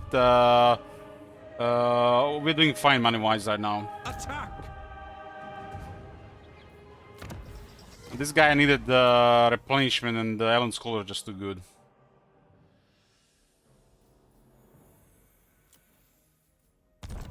Money has been fine through this campaign, so Code Master gets we get it when we after the battle skills.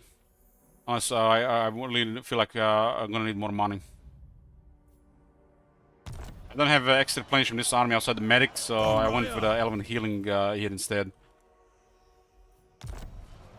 Since this is an unpleasant climate and we had no access to healing salve.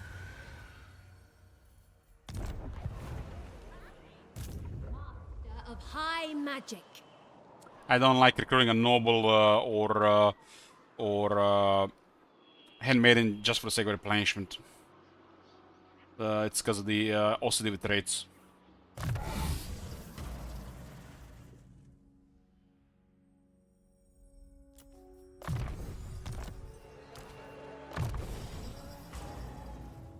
And I also dislike the idea of just putting every hero in the army.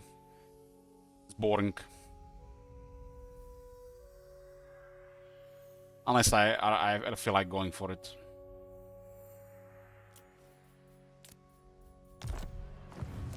High Elven Archmage. Full speed, Asor.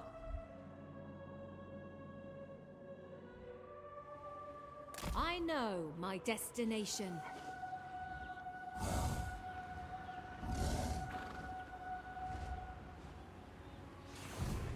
Master of high magic. Malekith is coming back on. Maybe we should poke a little bit more here. Brave son of Ulthuan.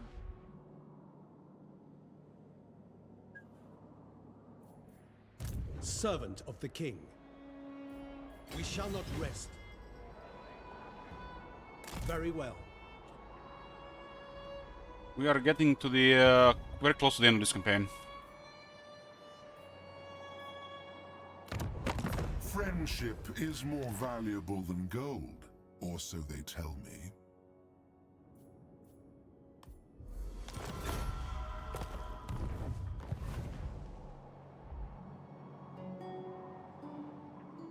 Campaign is dragged on, like I already said many times, just because I haven't streamed at all last month. Really need some time off. How can I assist you?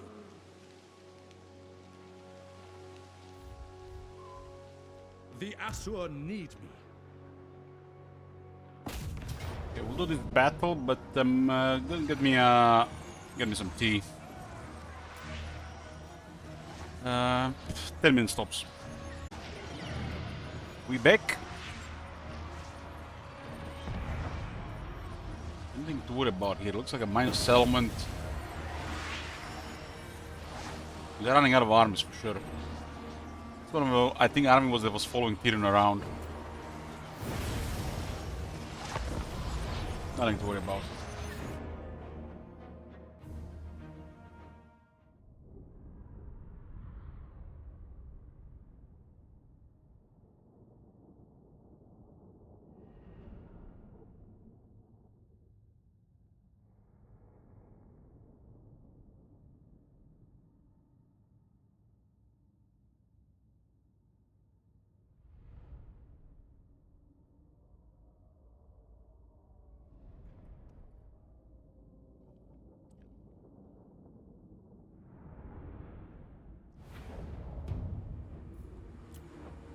I remember those days on the stream where we were literally in Zul'Gurub almost every day over the week. Your will. Agreed. I will.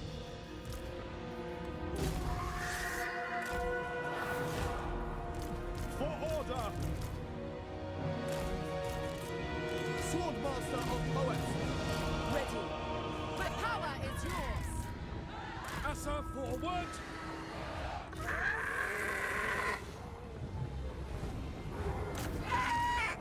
Immediately.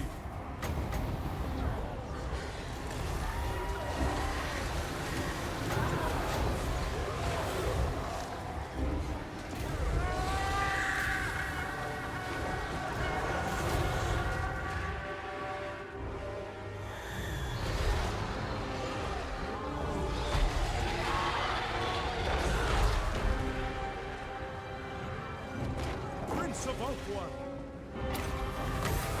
Winds of magic rise! Seeking the foe!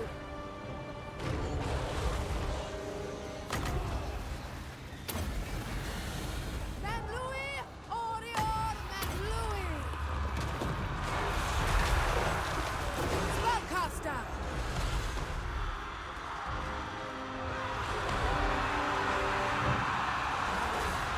That silent guy tends to go on spellcasters. Almost some kind of priority focus.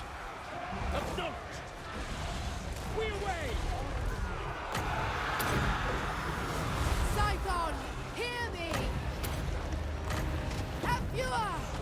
Bend to my will! This one into Dwellers is usually to go because they won't be able to get out of Dwellers below. It's double slow for a couple seconds. It's very powerful as well if it's cast by an Archmage because the Great Archconduit.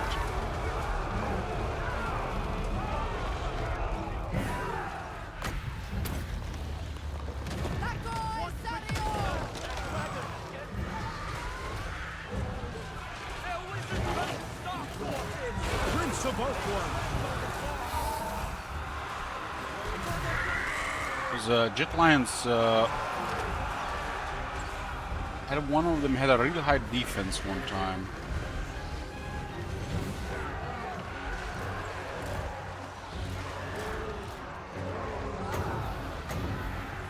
So they're begging for it. Please, Dragon's Bread!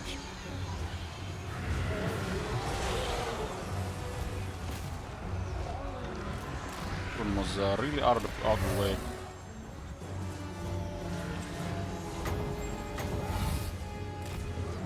For order. It's not very effective as they break formation. Ever loyal. Dragon Princess! Quickly now!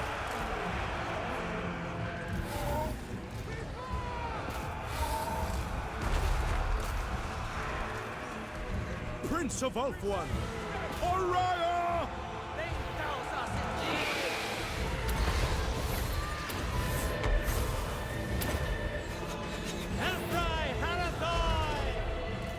Lawmaster! Outward mage!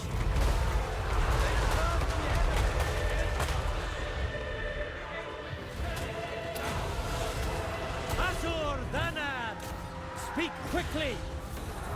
Serve the king! Dragon princess!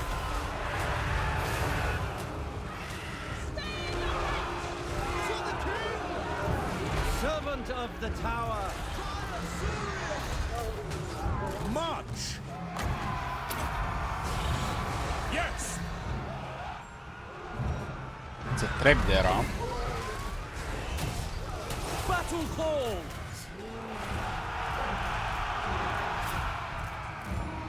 That thing is huge! That thing is huge, that's what she said! Outward mage! Destruction Awaiting orders! Orders received! Orders? At once! I accept! Oh, the full fire on the wizard by the sisters. Ah, sir! Move! Apace!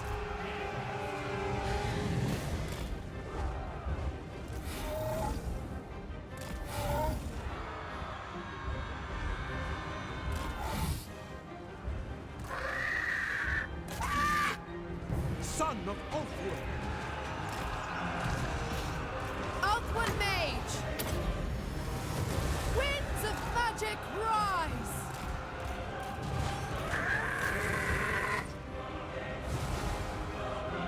Yes.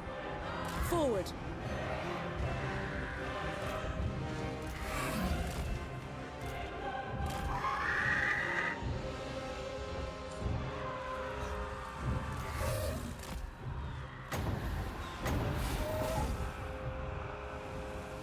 Make Ulthuan proud! To battle! Awaiting orders. Forward! Of course! Men Louis! Orior Men Louis! Truth, justice! What are these things called again? I don't even know. I haven't even used that hero. High mage! On ahead! Outward mage! Scython, hear me! My power is yours.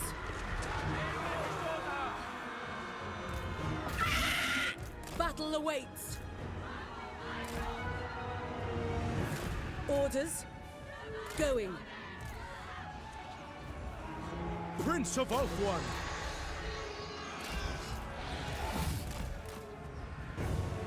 I agree!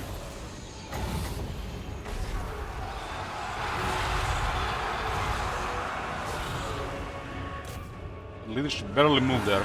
Supposed to be terrified after that attack. Swordmaster of Hoeth! To the fray! 100 defense on that guy. This is a high rank.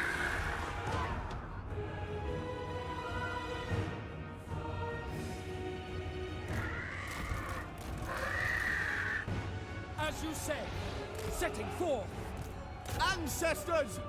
Ready!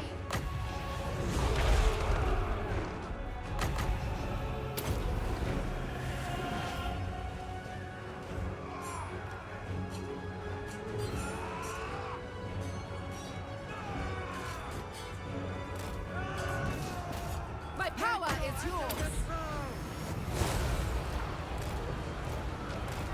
They're the tired ones.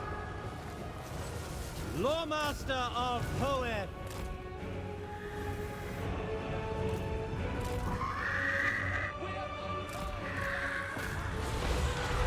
Nasser, move! Dragon Princess! King and country!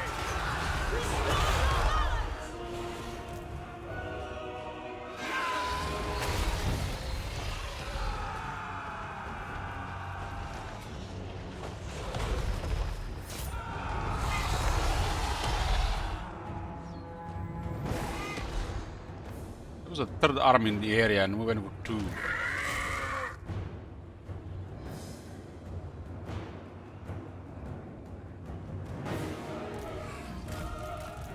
Going! The drum in the city.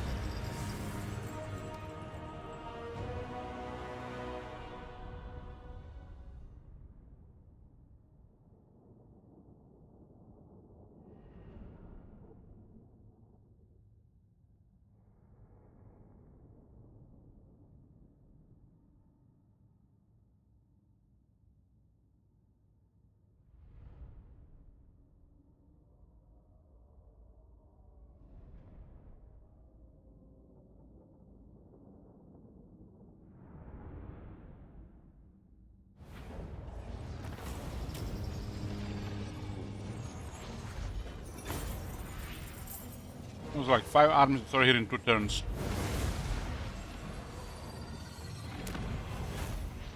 Rebuilding commencing at once. Lethal grace given form.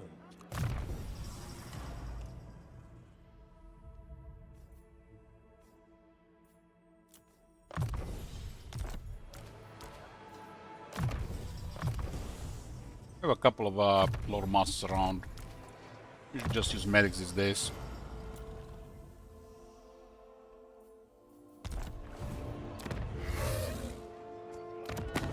Friendship is more valuable. Taitsu. Where the hell is the Taitsu again? Ah, this is one here. Prince of Elfwan. Well, this is literally it for them. These 2 cities go down, and then only this city will remain.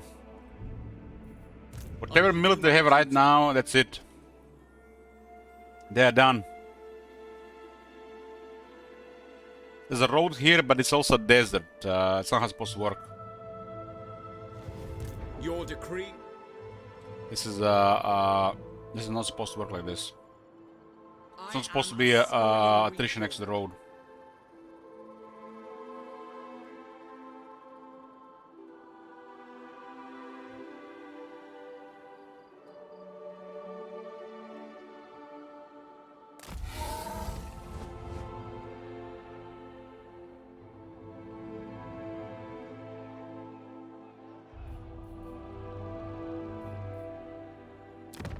Tier 5 cities is the main target. Without tier 5 cities, there's no threat left. Ready to attack. Hide the army so they don't move our way. Oh my god. Adam Garner. Guardian of the Phoenix Holy Crown. shit. What the hell? Faithful servant.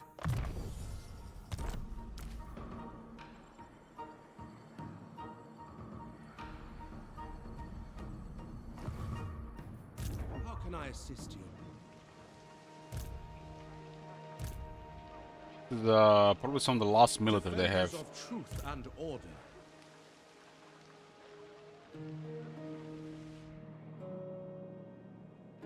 I think this is gonna be finished in about 15 to 20 turns. Can I offer assistance?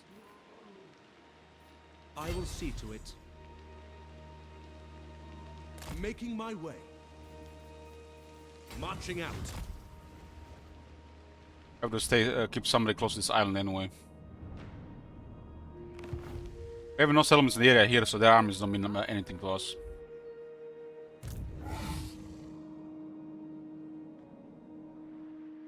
And considering the stage of this campaign, the turns are going pretty fast.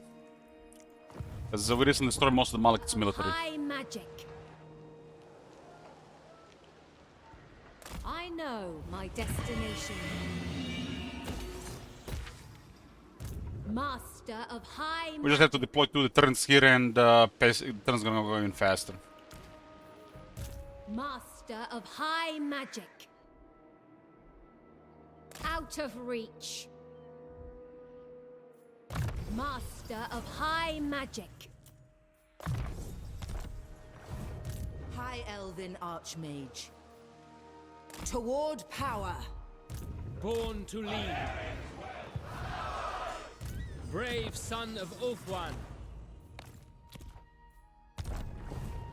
High Elven Archmage. I know my destination. Yeah. We are pure of heart. Yeah, this is pretty much it at this point. Military has dwindled too much. These guys mostly disbanded troops because they lost the regions, while we still have to destroy armies from both sides. Son of Ulthuan. Disciplining the enemy. I have done well. You have my attention. The enemy will pay. Refused. A resounding success. I await your command. I will continue soon.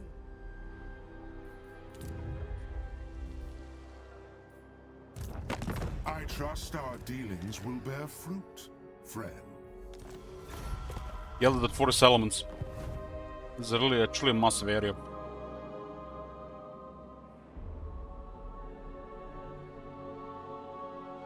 The Gelt angle definitely made this thing go faster here. We had to fight way more of them by just occupying everything.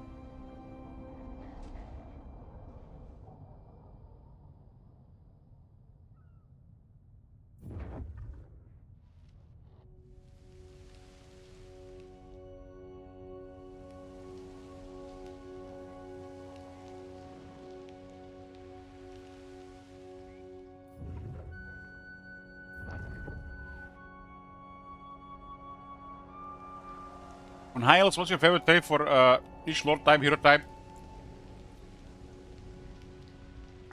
Resistant, just because it enforces their quality. I like the high elves to have the highest quality possible. It's supposed to be like the some of the most elite. While the power creep has moved on the game, you can still have it via the characters and traits. So resistant is by far the best. Archmage resistant, Lord resistant, ignore princess, and for the Lord Master medic, for the handmaiden resistant, for the mage resistant, for the noble whatever suits you for the campaign map, depending on your influence. Everything works. They're just campaign agents for influence, but they all have a couple of other trait things that can buff army in various ways, which are all beneficial.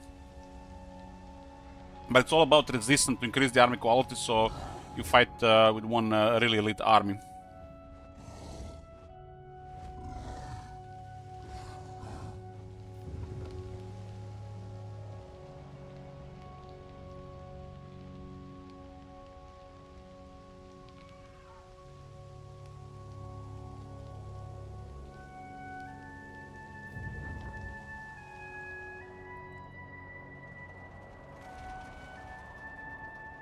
Like noble is usually just on the campaign, but in the army, okay, fighter for replenishment, and you can have a trait that gives the entire army speed. I like it in Alistair's army, so the White Lions have for the speed.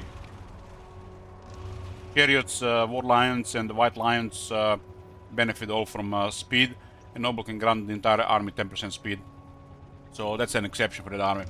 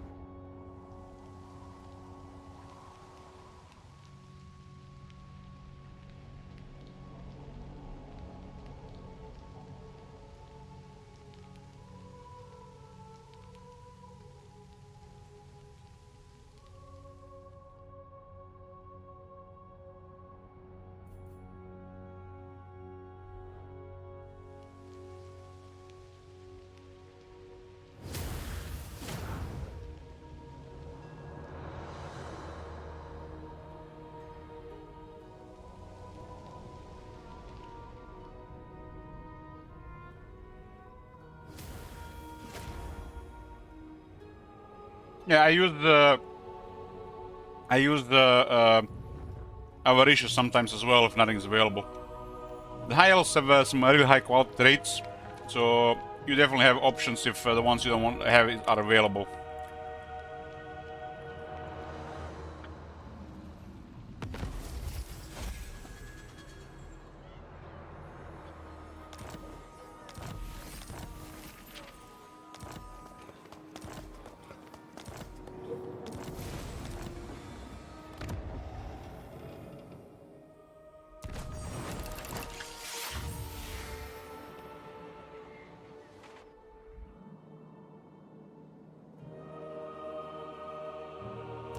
You shall be led into suffering.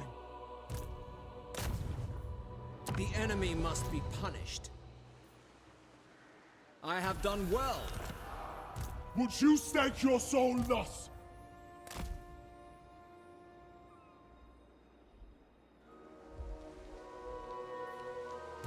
Magic in purest form. Setting the pace.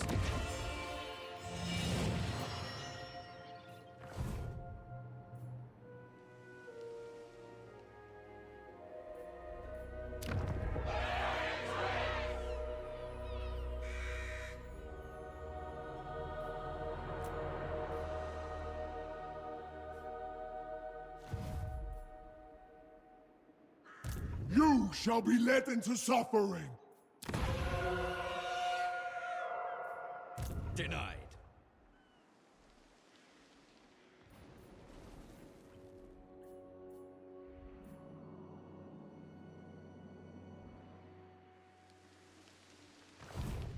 Limitless talent.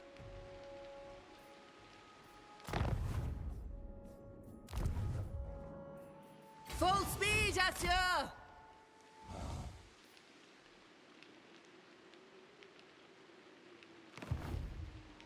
High Elven Archmage. For honor. Should I take stock of your worth? I am ready. Disciplining the enemy. Breeding will out. Bring me my tomes. Ready yourselves. Archmage. True son of Ulthuan. The enemy must be punished. The Druki are fell-handed.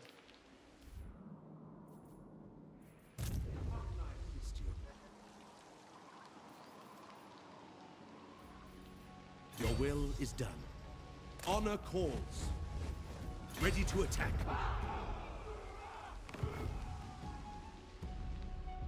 Standing by. Prince of Ulthuan. Lilith, hear my prayer. None shall live.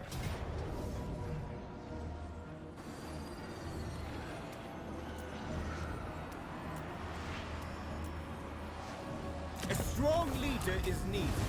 Pillage anything of value. Defender of the Phoenix throne.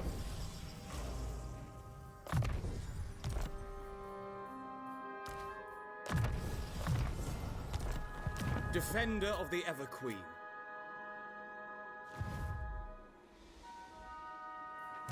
Lord of Ulthuan.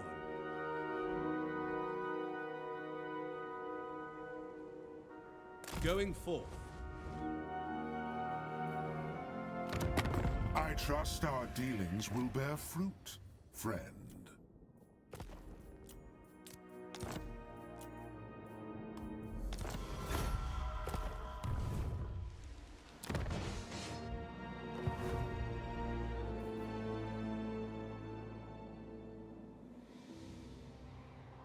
Tyrion, heir of Anarion. Protector of the Everqueen. My journey shall continue.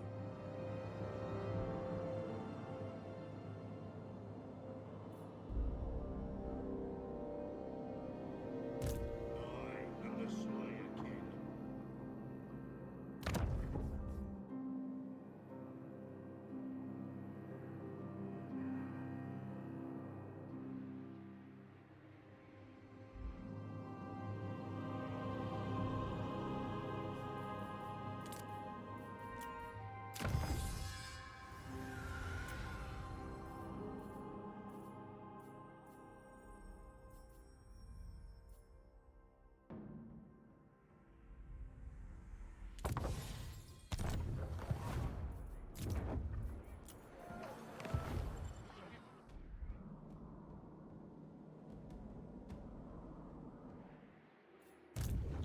attention.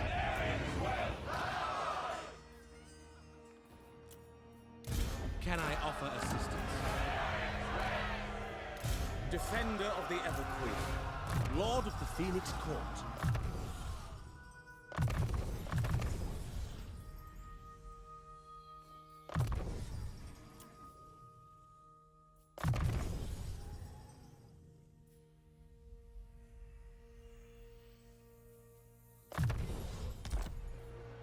Protector of Ulthuan.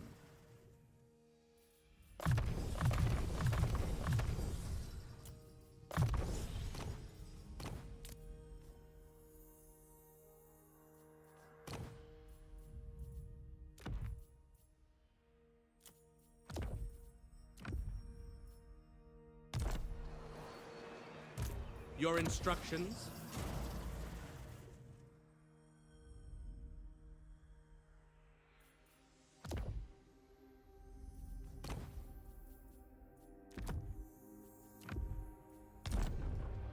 Prince of Ulthuan. A step too far.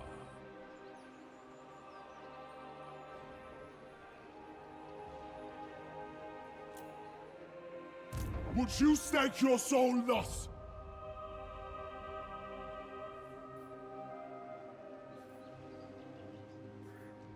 You need me?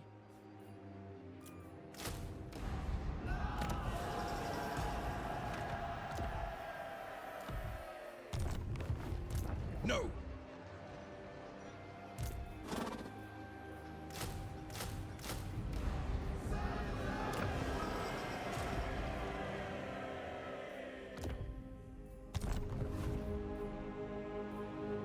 Primed for action.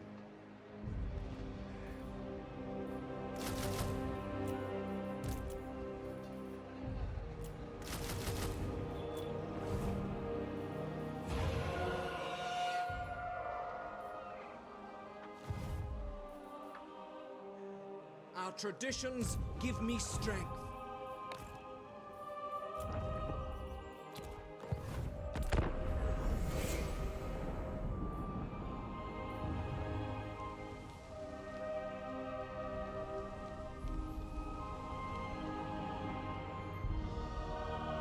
It's like Skull Taker is sending everything to Ultron.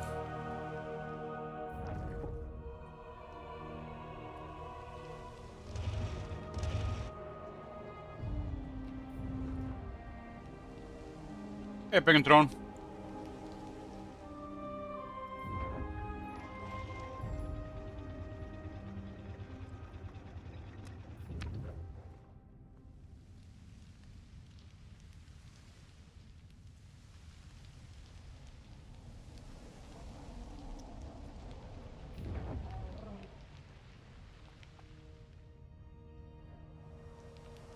I have two armies that can defend Ultron.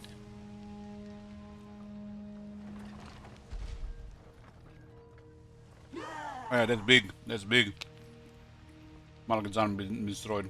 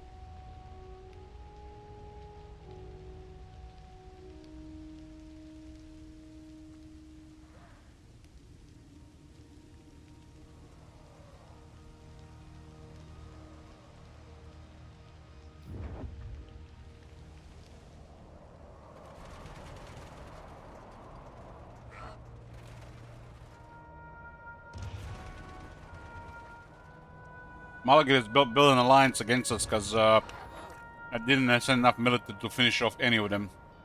And because it's been happening over 30 turns, they've turned into a big power. This never happens because I always put pressure on them and they never work together. But since it's been happening for such a long time, they're all allied. And that's the worst thing that can happen. Because we've been focusing on Gran Kante and not the rest of Nagrad.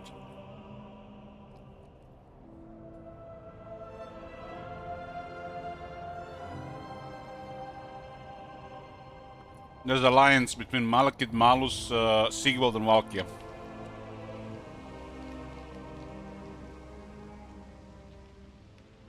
Just because we didn't push early on them to finish them off.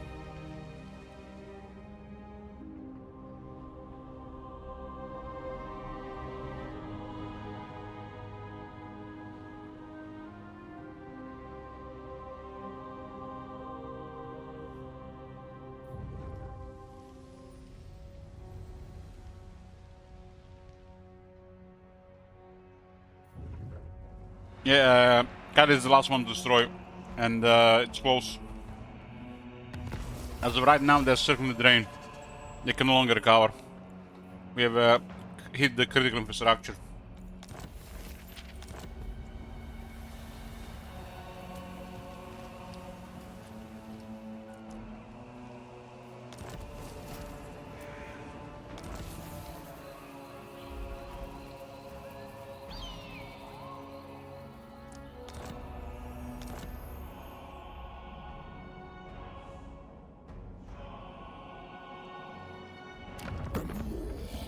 Is happy to receive you.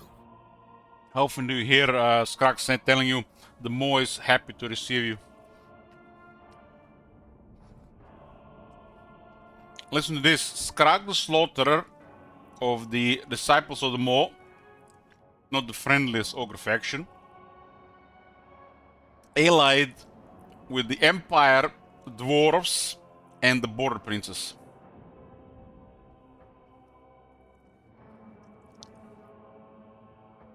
They even, for a while, controlled this western side of Nehekara. But started losing to Arkan until Elspeth arrived.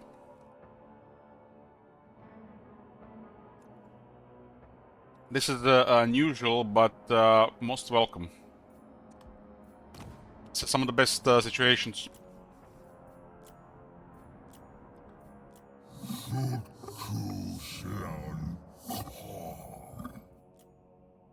This guy's been a buffer to Hexoatl, but Hexoatl is they're gonna be dead. You guys see how much military there is there? What the hell? No wonder Skulltaker is selling to Ultuan. I have to have some serious military soon to receive this. What the hell is going on with the Vimper Coast? I've never seen such large Vimper Coast. It's crazy. 1, 2, 3, 4, 5, 6, 7, 8, 9, 10, 11 armies that we can see from Luther Harkon. What the hell?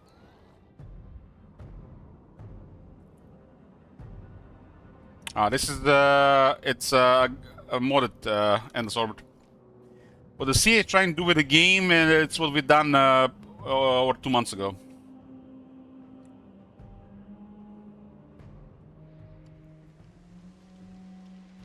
There's a bug with our mechanic. We can't make them go hostile with Kairos.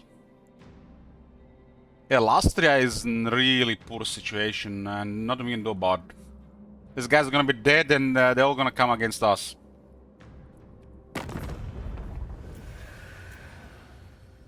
And then the Malakith, Sigvald, Valkia, Malus are gonna be extra problematic. But by the time that happens, I think we're gonna be done with this campaign. This is happening, you know what this is happening? This is happening because we have to destroy Kate. So we can't deal with the usual stuff.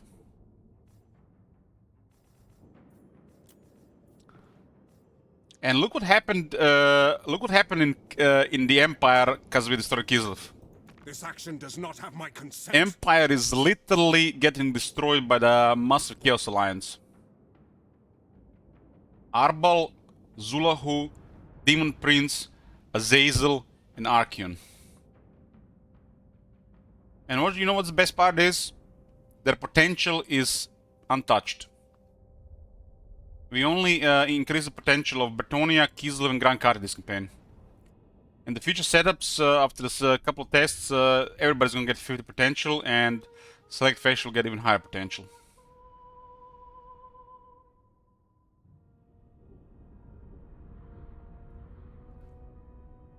If this campaign was going any longer, we would have to put a lot more effort to clear this. But this is what happens when you are cruising through 30-40 turns with not much effectiveness. So the last 30-40 turns, we've been literally just... What do I want to say the word? Stagnating. We were not building an empire, we were not expanding, we were not putting more effort per turn. And eventually what happens, you get overwhelmed. But I've calculated we have enough time to destroy Grand Kate before that happens. Or just for the sake of turns going faster, the wall is getting overrun. In the end, it's probably just going to be Ultuan and whatever we have outside Ultuan. Outside Karakadan and Elspeth.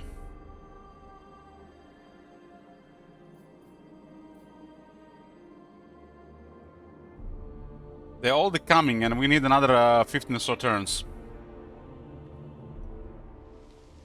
But the High Elves would, they never fight Grand Kate. They never fight Grand Kate. And we send most of our military to fight Grand Kate instead of dealing with what's coming our way. So it's an unusual campaign and an unusual situation that never happens. If I also put a little bit more effort per turn, we could have finished off Nagorod, and then we would just been fending off Lastria.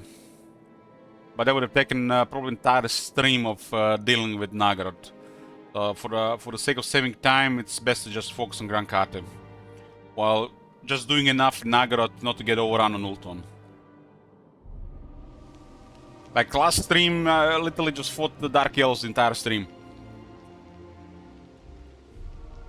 Just because they piled up.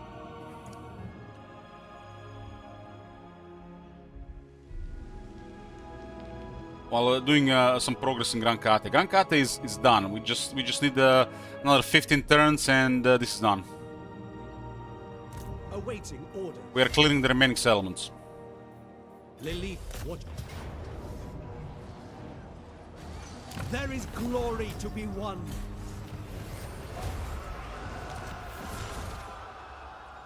What orders? Tyrion is going from the north towards Dragon Rock, Dread Rock, and we have other armies in this area as well. Not many settlements left.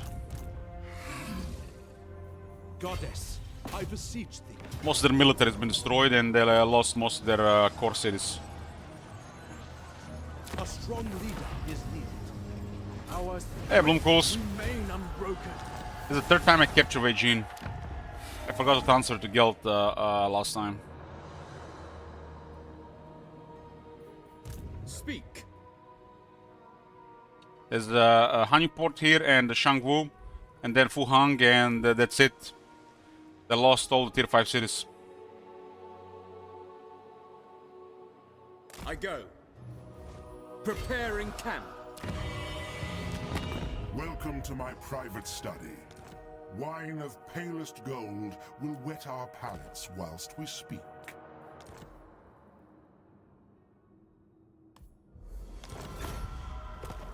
Geld has been turned into a superpower because of all this.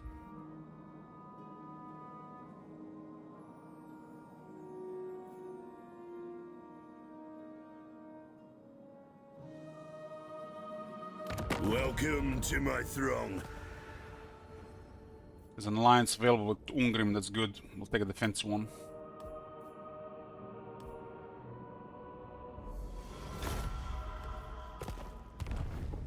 Him and Elspeth are the strongest factions in the world after Kairos.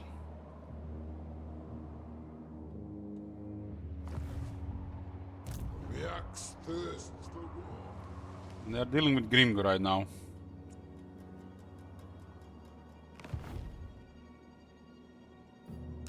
Your command? I dream. I think 15 turns left here to finish this campaign. 22 settlements left and armies are going in that direction. Their military is a couple armies at most, and of lower quality than usual. At your service.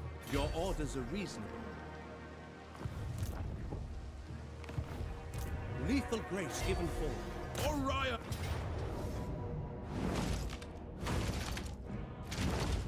My prowess is needed.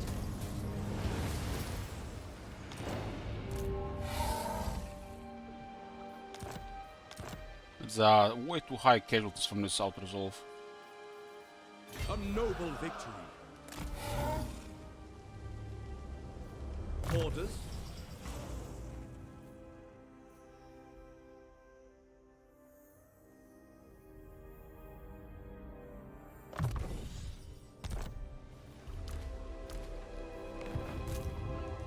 Advisor. There's a buffer and this is a buffer the turn so they don't come our way. But this might cost us the coming towards Ultron. Trained by the White Tower.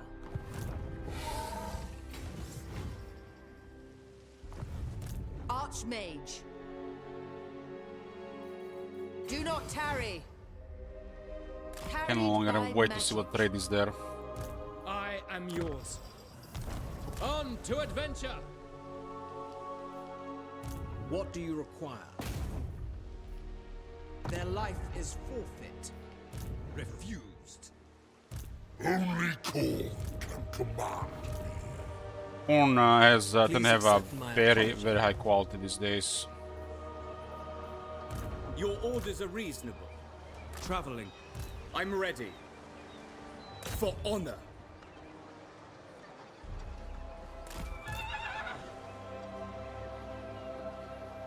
Attack! The Asur follows strength. Defender of the Phoenix Throne. Anchors away.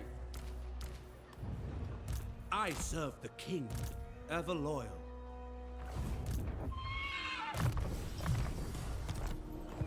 Guardian of the Phoenix Crown. Prince.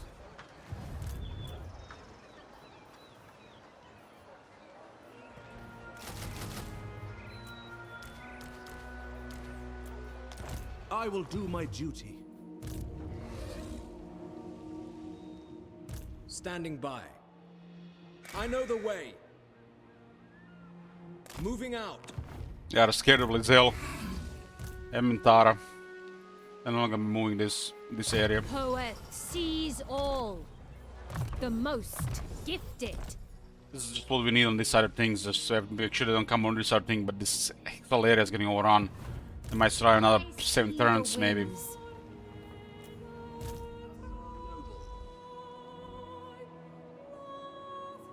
Bold. No military in sight.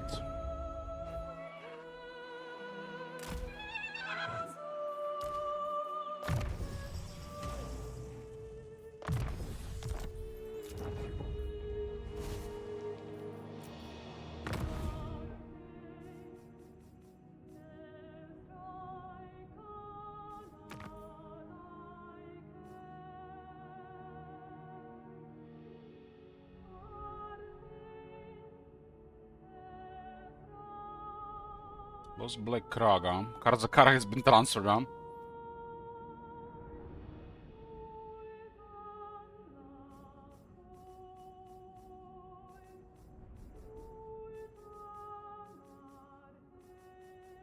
So many cities.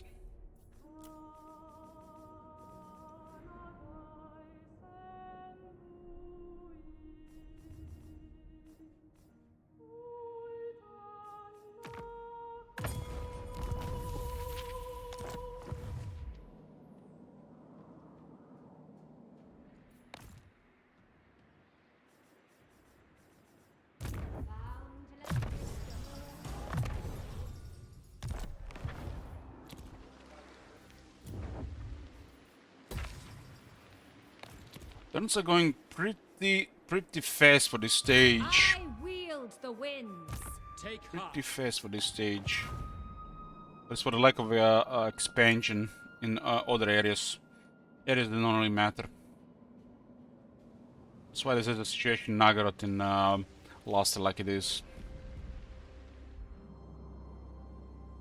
Be gone, miscreant! 22 regions left, 4 armies on it.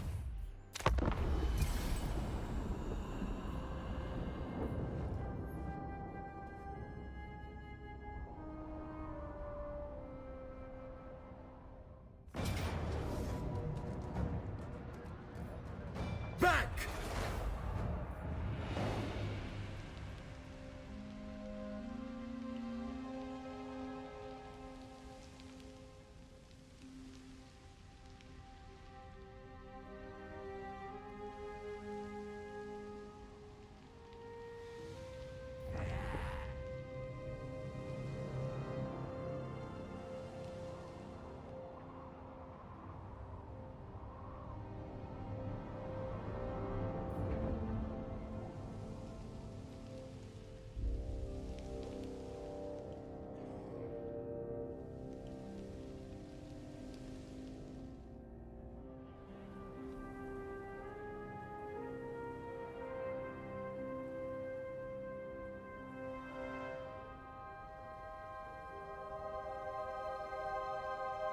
My temper is quick, but Sun Fang is quicker.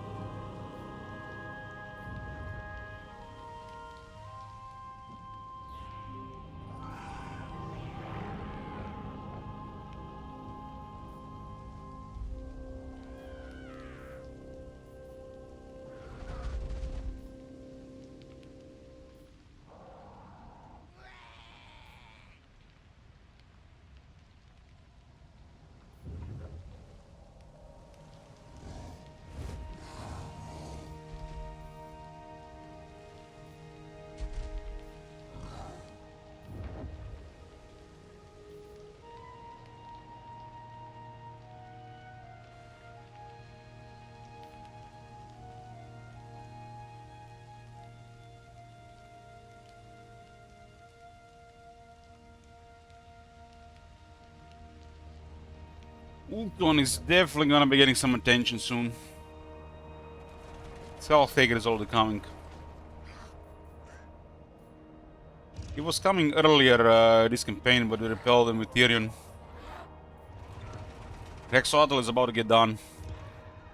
Vacant might start working with Kairos.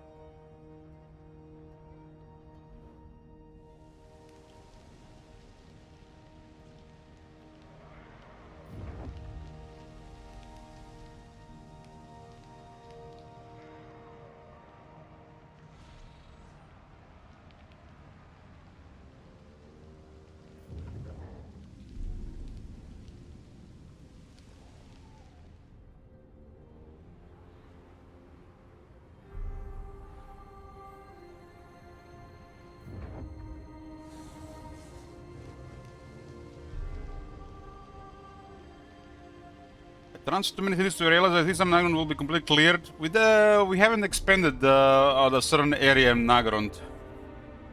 Because we are in Gran Kate. And like I said, I didn't want to spend a lot of time per turn while doing this. Otherwise it would take a very long time. Sometimes you gotta prioritize objectives instead of playing extra 20 hours in the campaign. That's a very important thing to understand. I could have captured entire Lastri, I could have captured entire Nagrod, I could have captured entire Southlands by this turn, but this campaign would take another 150 hours.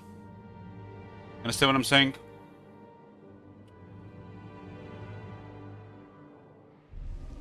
It's about managing resources, and time is a resource. Hours per turn is a big factor in more empires. Why do the same thing every campaign if it's not part of the objective? If we need more resources to get more stuff because it's important to the campaign, then yes. If it's not, it's a waste of time. How can I assist you? We want the turns to be under 30 minutes and not over an hour.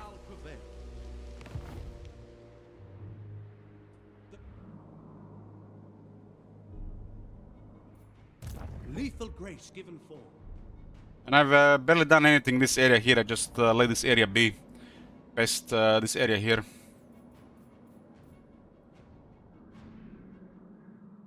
I never really sent any military in this area. It was just one army moving around. Slow them down. Because I said all the many times, this is not the objective. We could lose entire Ultron, it doesn't matter. The objective is to destroy Gran Kate.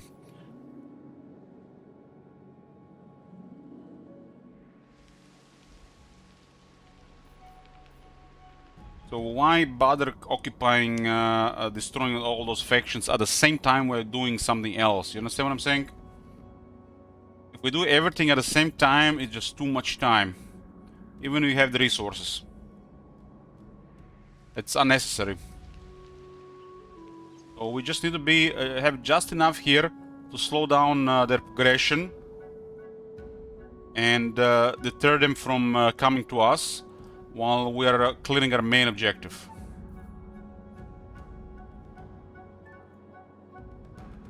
This was a special campaign. We rolled Gran Kate and Kislev and Bertonia. We had to permanently declare war on these factions and destroy them as the goal.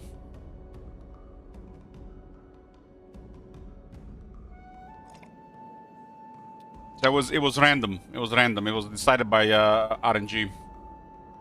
And that's why this is happening here. Our military is in Kate and ignoring the evil powers around Ultuan. And that's why this is happening here. We could be fighting all of this and all of this at the same time. But just think about how much time extra would that require per turn. I estimated like 10 to 15 hours. Would add another 10 to 15 hours to the length of the campaign, which is absolutely unnecessary because that's not the goal. I serve the king.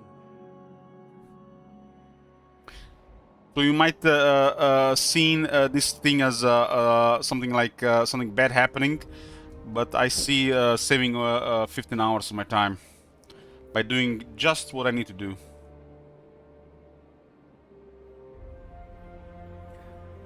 This is not rushing. Rushing this would mean I send my entire military to Gran Kate. I would send this army, this army, this army, this army, all of it to Gran Kate, ignored entire Ultuan. That would be rushing. Can you explain what recruitment hell means when playing as Nurgle? Nurgle has instant recruitment. And because of this, when they instantly recruit a unit, it comes to a certain level of health. So instead of 100%, which is 81, 160, they might come at 40%, and they have to replenish the rest.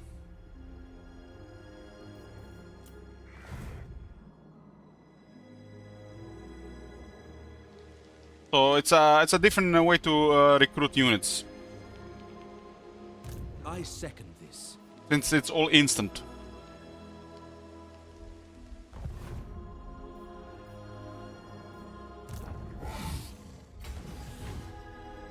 you say.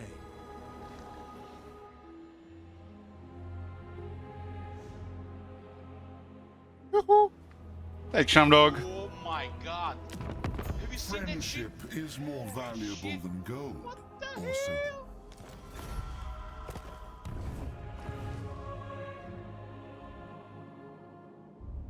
This is quite a unique campaign because High Elves never fight Bretonnia, Kislev, and or Gran Kate.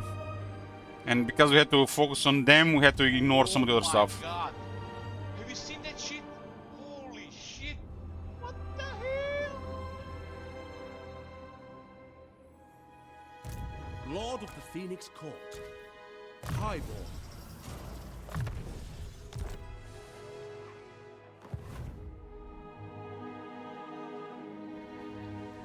Oh Loyal my god. prince.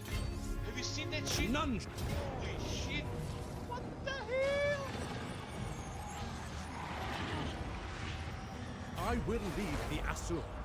For the Ever Queen.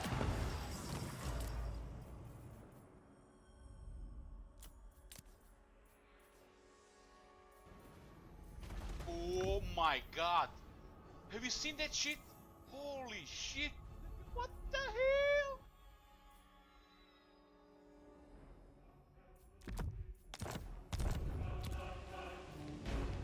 The Asur need me.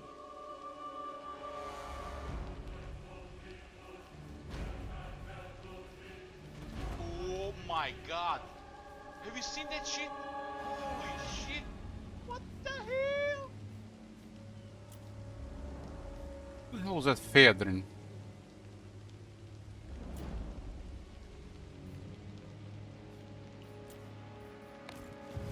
For order.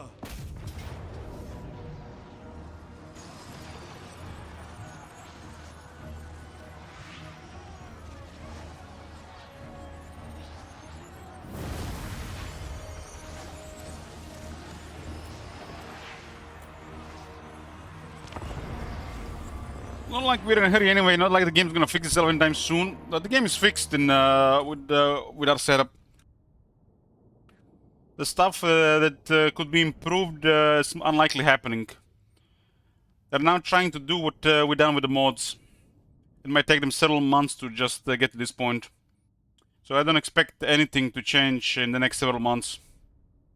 Unless they surprise us with ancillary and trait rework.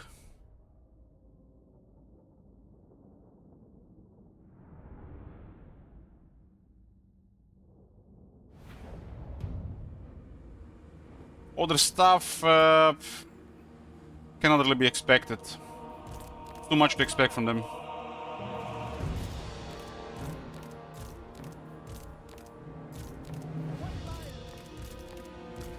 Shall be done. Yes.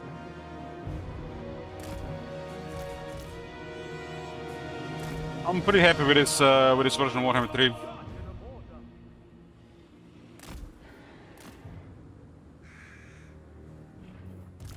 Following orders. Noble! Ever loyal. I will obey. It is done. Noble prince. Awaiting orders! Quickly now! Ready and able!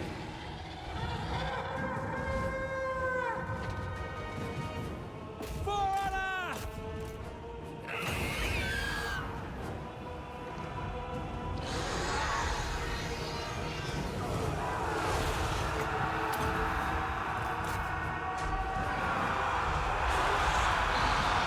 It will be done!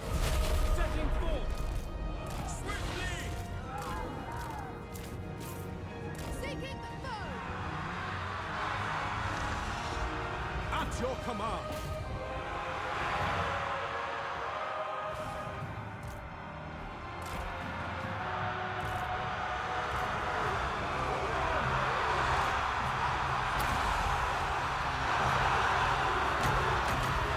Halbert's here to bother with this. What the fuck is this? What is causing the bug here? This thing happened again. High mage.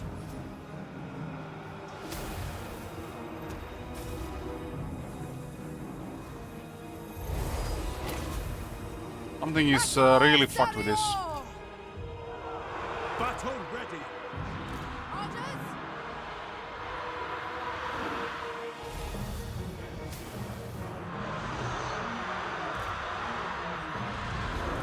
White Lions, for duty! Answer! Forward!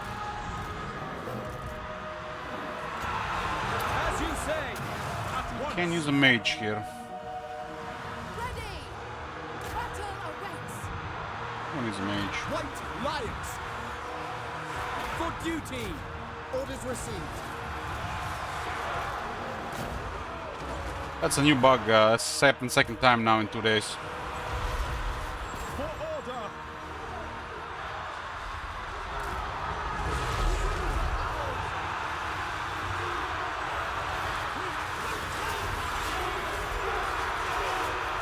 Loyal!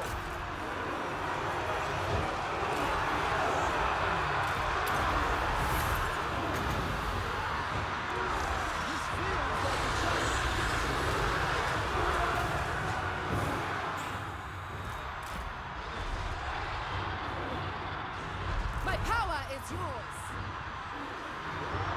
Orion! Moving out! It is done! Earthwood Mage! My power is yours!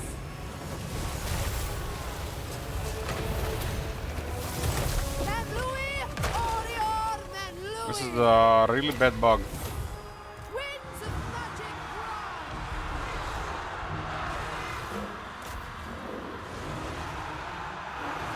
Asher Noble. Onward. Awaiting orders! Of course! Very well! We away! What orders? March! Asher, forward. We advance. It shall be done! Oh, we got the great weapons and the polearms are coming. Let's go. We will obey! Ancestors! March. Son of Ulfwood! As you say! Moving out! Move! Asher! Move! Kill them. Noble born. For Assyrian. Wielder of the Winds!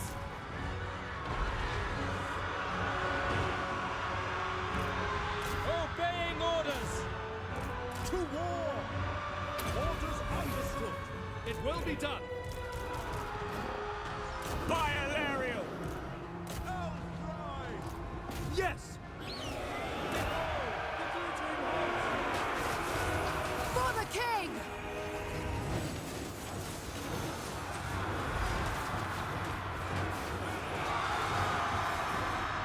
Orders?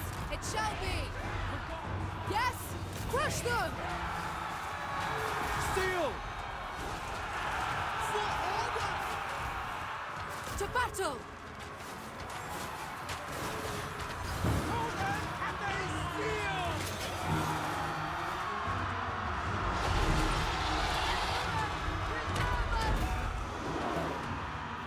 Serve the king! Asher! Advance!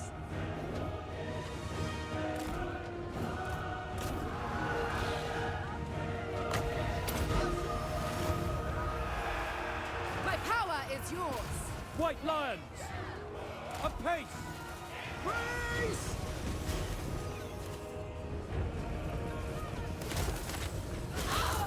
Make your enter the throne. Wielder of the Winds!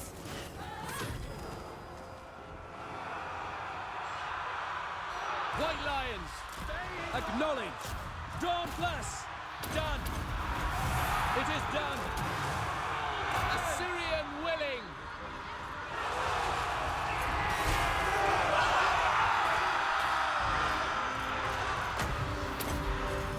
Wielder of the Winds! Oh, I can move again. I go then! Not the end of the battle, huh?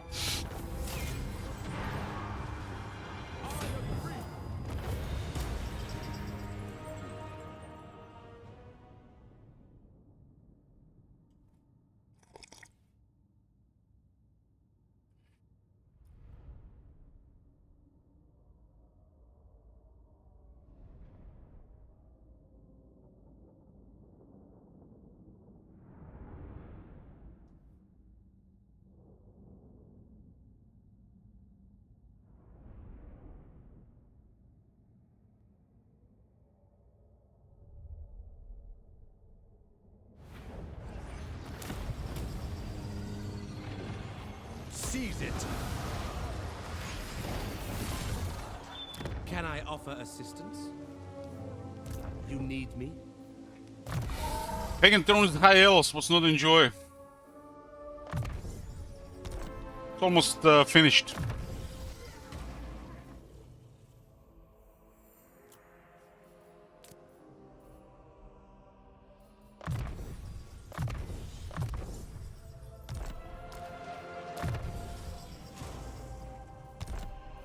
At your service.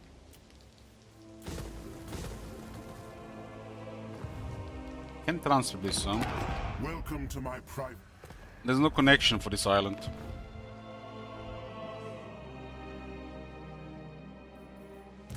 Master of high magic.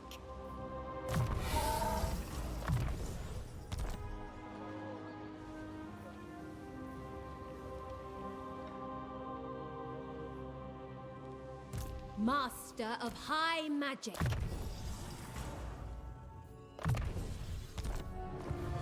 High elven archmage. Your skull is mine! Only obey Bloodfather! You shall be led into suffering! Seek land! Defender of the Phoenix Throne. Master of high magic. Would you stake your soul thus? Set sail! Dispatch me. I serve the... I will see to it. I will lead the Asur. They're coming! I serve the king. Only Khorne can command me. Command me.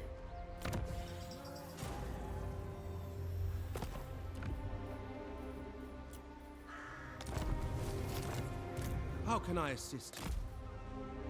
Asur Prince.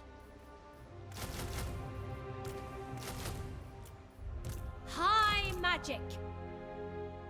Lethal grace given form.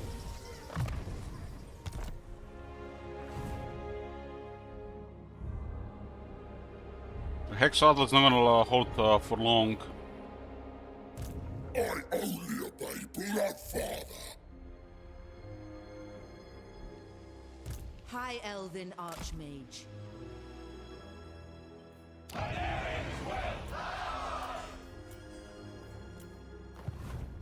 Born to lead.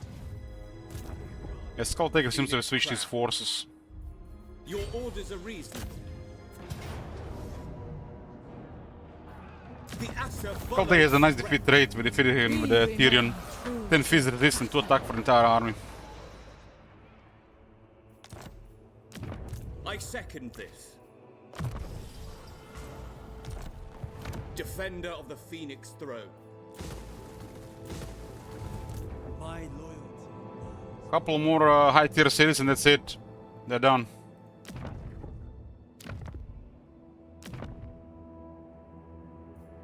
High Elven Archmage. Be prepared, Asur. Archmage. A light here. I bring Azurian's fire. I will continue. Nobody coming soon. from this side of things. If we push this, we could finish this tonight. Play a new campaign tomorrow.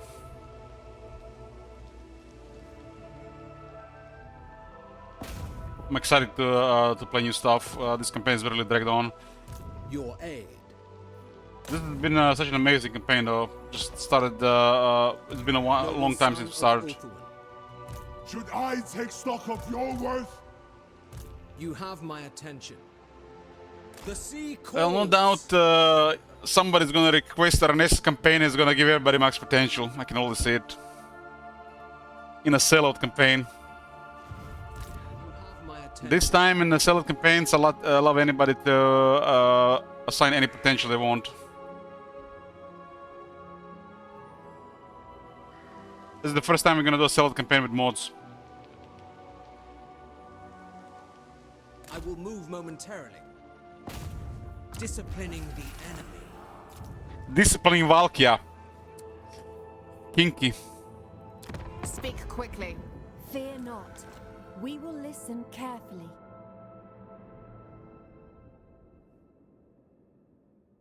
Ariel's will.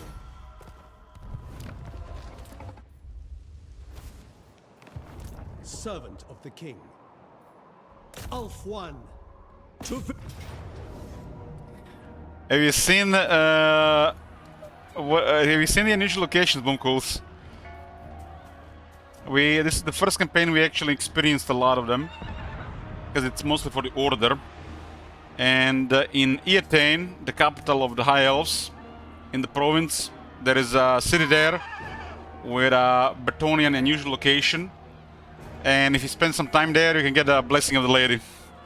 And we have a Blessing of the Lady on Tyrion, which is additional 15% ward save. If this Tyrion had the Sword of Cain, would have been godlike, and there is also the crown available as well. I lust for battle. Take what is rightfully ours. When this campaign is done, we'll make a short video of saying a couple of words of all the unusual locations we have seen. But so far they added the ones for Order. Like in Imperial, it's the Grill Knight's Grave. Grants +2 control, -10 corruption. Garrison of Grill Relic and Grill Knights, and the control, if the control is 75 or more, characters in this region can gain Blessing of the Lady. And Blessing of the Lady is powerful, especially for the high level characters. Blessing of the Lady will be incredibly ridiculous for the dwarves. Because their characters are now unkillable already due to their quality. You guys remember one-man dwarf armies? Or one dwarf armies?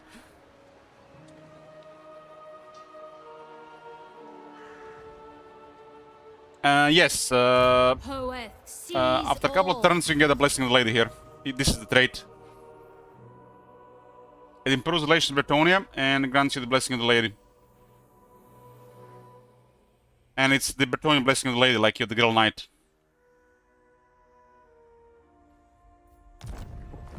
Very strong on the high elf characters because of their extreme quality. More useful to the high elf characters than some other factions because of the dragons.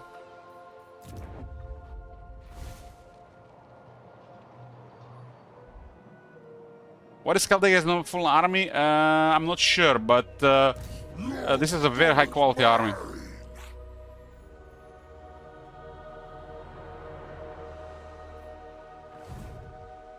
Would you stake your soul thus? Looks like they went for numbers instead of more stuff around.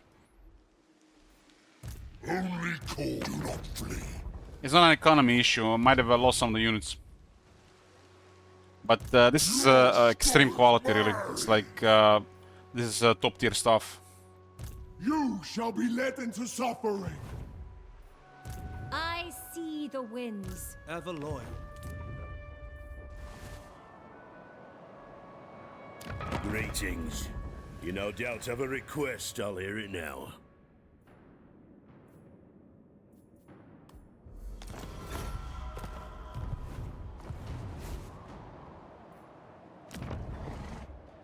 What the? They've changed this again?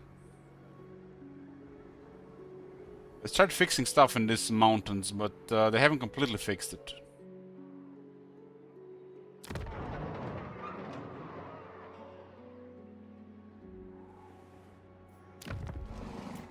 That's inconsistent with the design of the entire game. It's kind of like a poor excuse how these elements work. So from 4th slot to 8th slot, but it's still not how it should be. But it's in an improvement.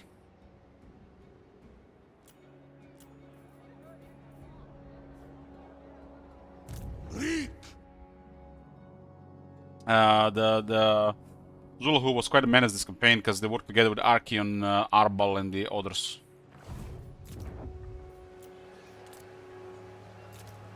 I think if we ever roll the Chaos Dwarves and they have near max potential and we're not close to them, that's gonna be something. Chaos Dwarves with high potential, terrifying.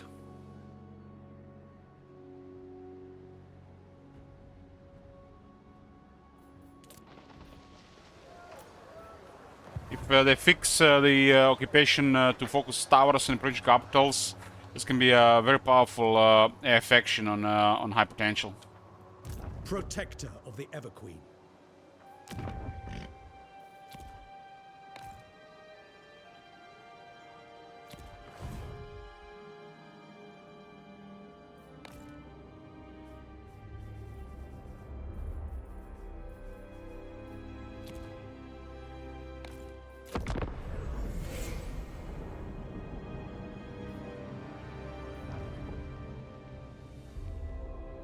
On the other hand, the Chaos Dwarf Crisis is crap.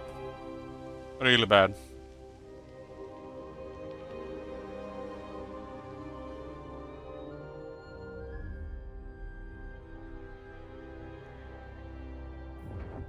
What they've done with Korn regarding units, they should have done this for Wars of Chaos.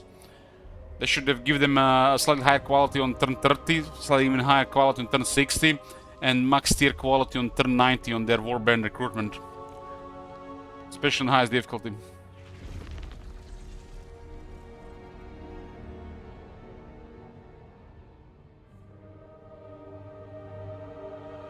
Their Warband recruitment is already working differently compared to the players regarding the amount of units. They should also be on a higher quality.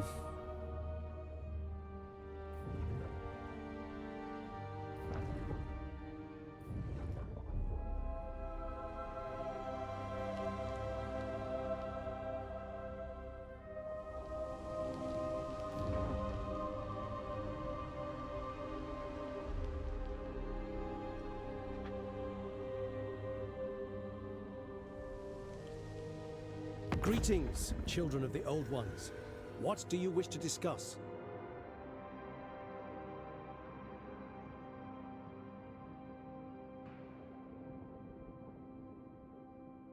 I've never seen this before. But again, this campaign has been going quite long. This is a very late game. I might actually repel some of them, but I won't be able to defeat all of them. If you haven't seen it, Luther Hargan has 11 armies. With base potential.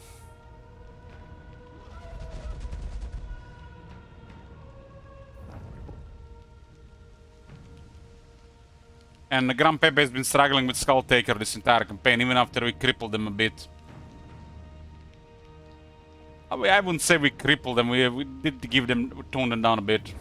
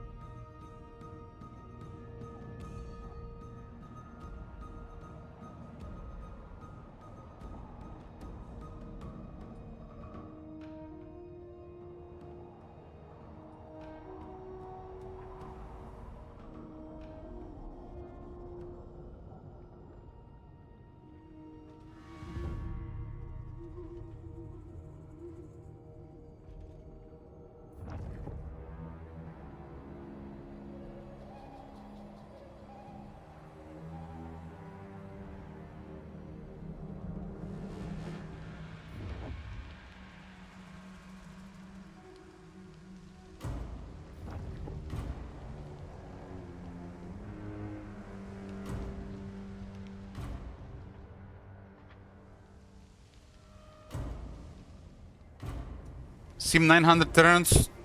Well, the 900 turns is a lot. 200 turns is already crazy, Endless Orbit. Endgame with this setup is an turn 80. Late game, I mean.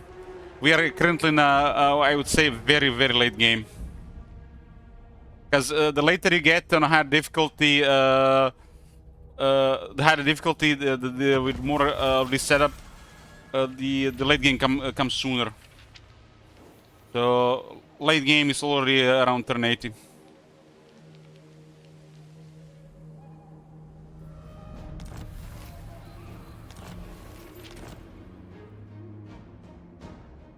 $200 turns is ridiculous with this setup. It's like it not only would take a very long time, but you already had a clear picture even before that.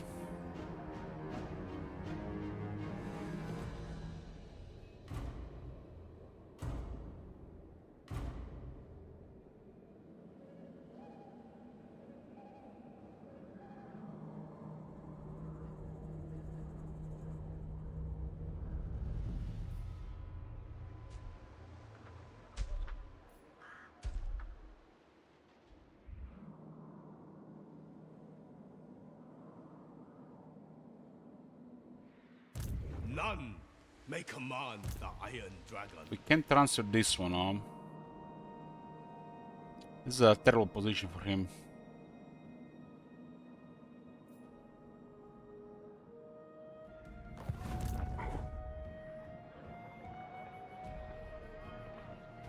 I will obey.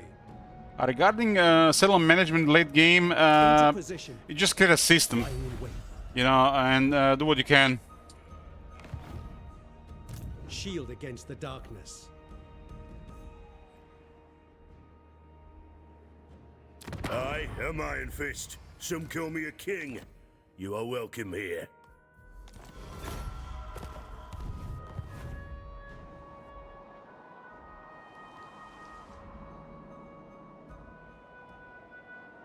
Lethal grace given forth. Ready to serve. Lord of the Phoenix Court. We're not enough moon to talk both arm.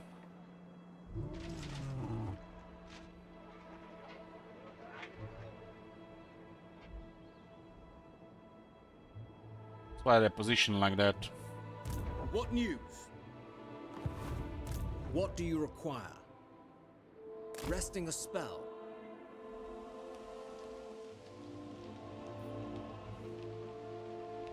So see, Sophia has came to rescue campaign AI.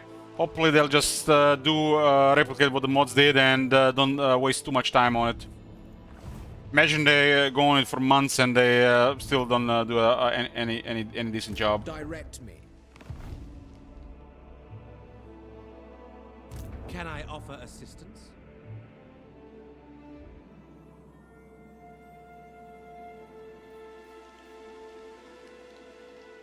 Highborn. At least some of their arms switch around. I guess Alistair are gonna have to play some whack-a-mole here.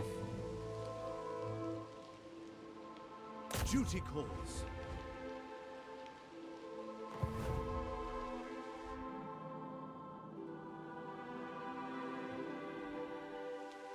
I await your command. Defender of the Everqueen, journeying. Lilith, hear my prayer. This is pretty much the last great city here. Friendship is more valuable than gold.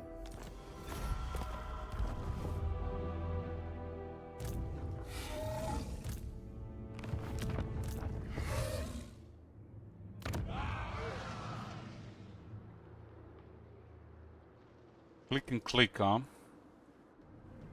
And then there is this one here.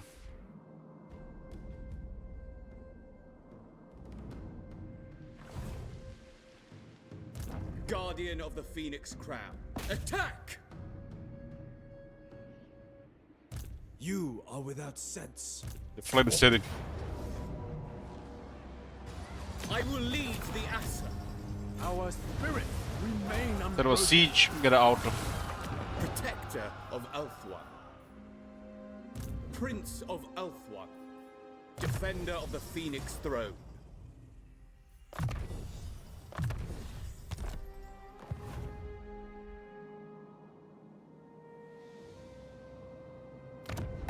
Welcome to my private study.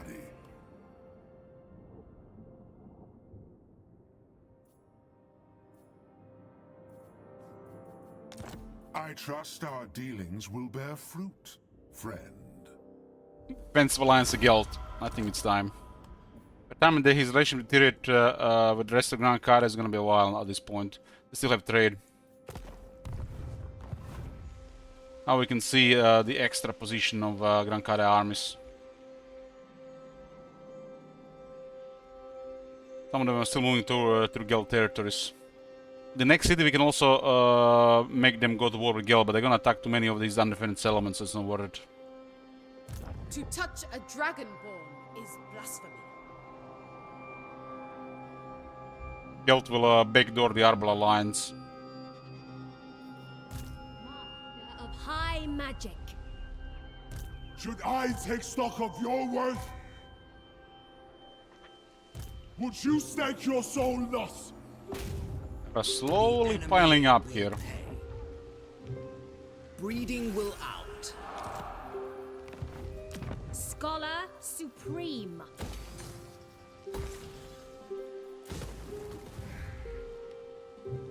Should I take stock of your worth? You shall be led into suffering. Korn is my only master.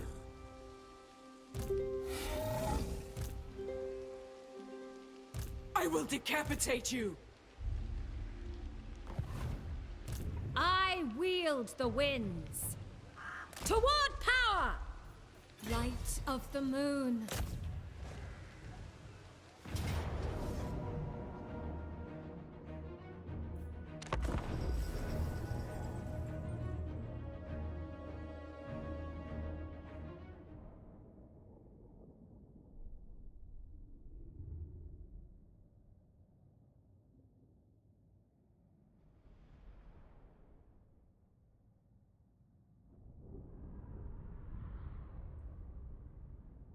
So, Heretic, you're from Bulgaria?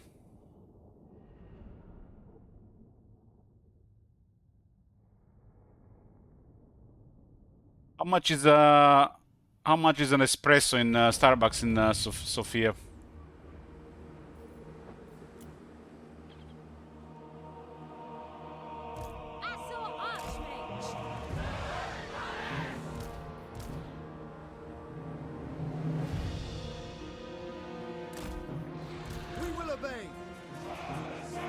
How much is a big cappuccino then?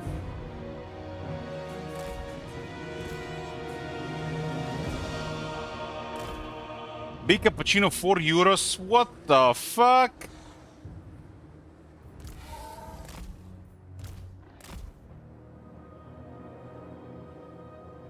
My power is yours. In this economy, buying a cappuccino for €4?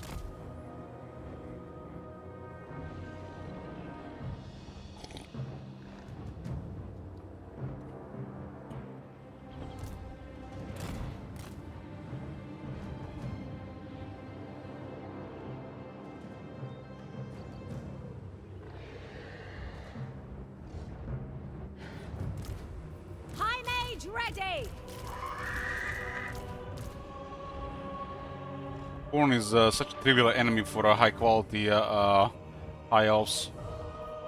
Especially this Wars of Chaos. Oath one forever! It shall be.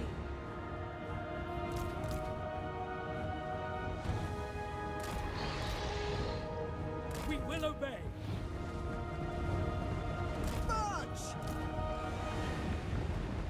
Asturian guides us! I will go!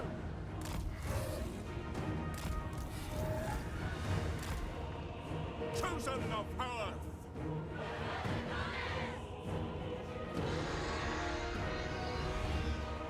Right away! March! Assor Archmage!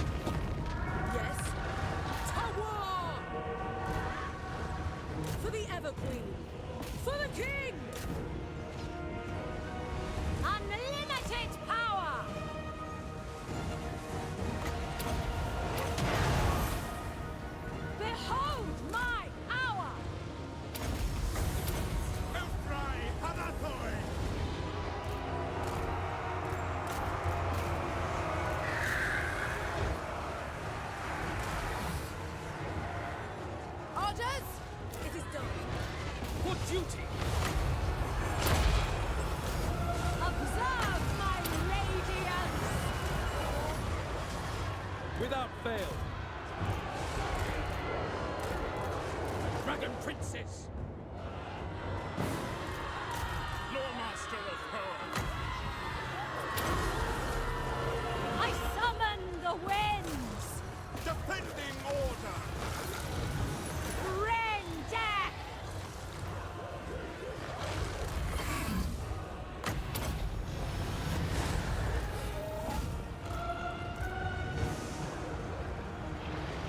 Swordmaster of Perth, by your command. Ready. Attack! Loremaster of Power! Dragon Princess! Awaiting orders. Ulfwan! Very well! Triumph is assured! Witness true magic! My power is yours. For order!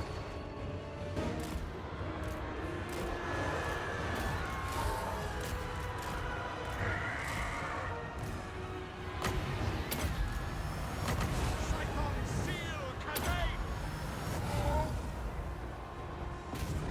Loremaster of Power!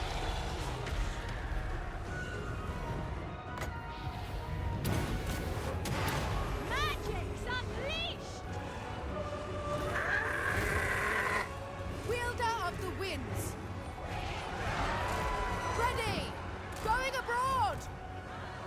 I accept! Orders. Setting forth.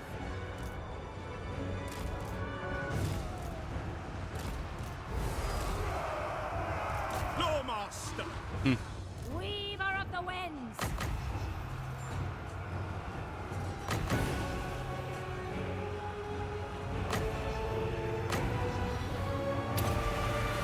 Swordmaster of Perth, loyal.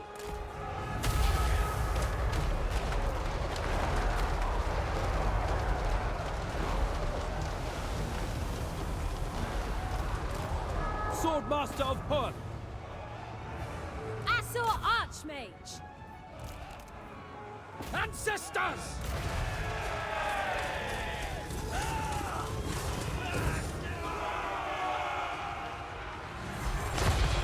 I'm waiting! Observe my radiance! As you say.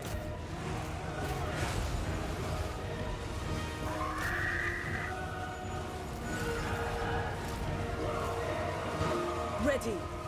Onward. Asur Archmage!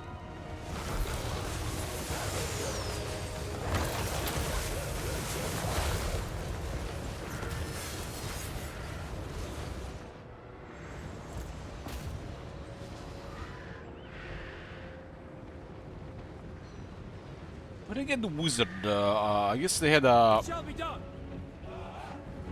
metal wizard. Not a corn faction. This is a Wars of Chaos.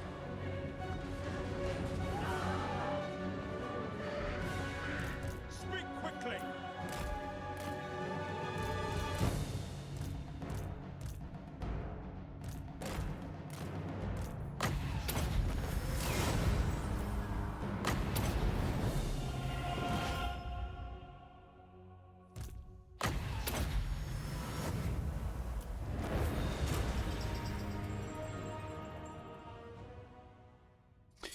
We had 15 centimeters of snow today. I can't remember the last time we had that. Will it still be here tomorrow, or it's gonna melt overnight?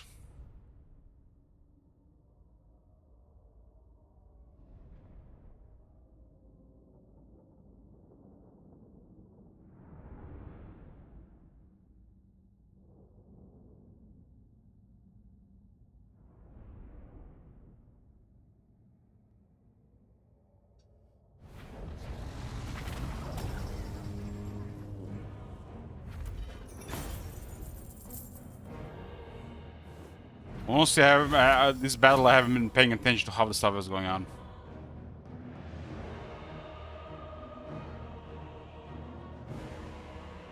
It is all lesser feelings deserve.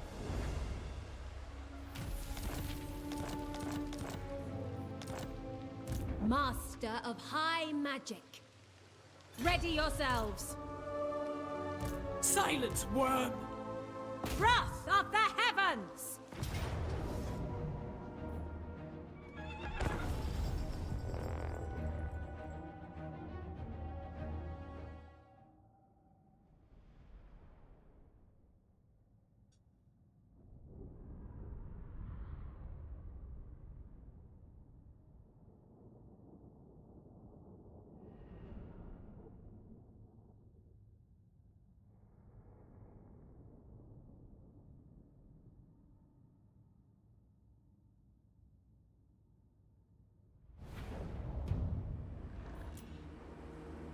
Weaver of the winds! I sally forth! For the White Tower!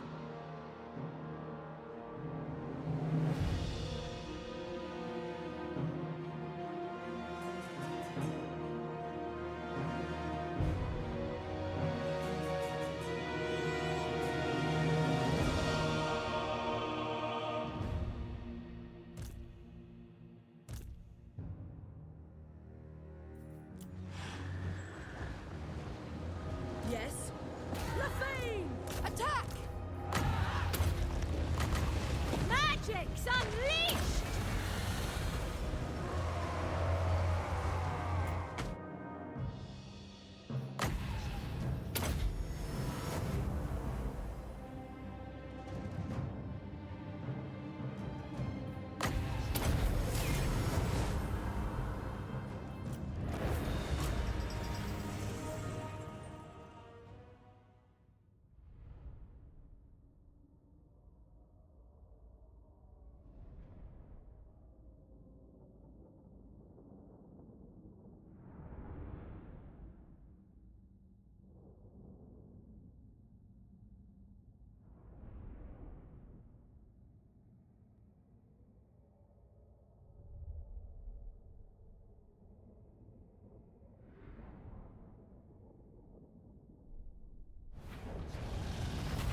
Their lives for coin. Very sweet experience here for this army. Master of high magic. I will study here. We're just using him as a turn here so we can do other stuff elsewhere. Not even battle skills yet in this army. This interface sound lag is annoying for sure. Master of high magic.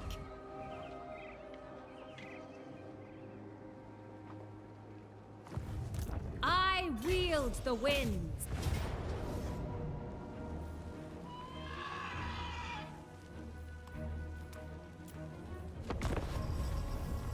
Their armies though back off for several turns.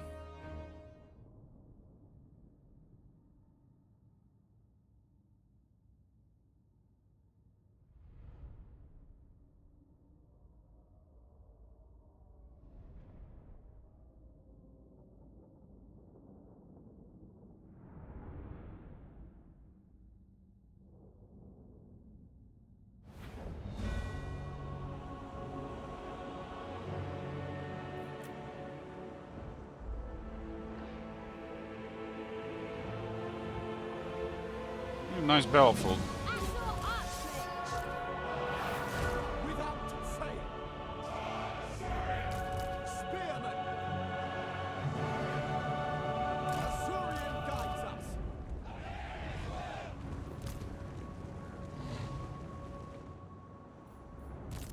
Loyal. The even more reactive army.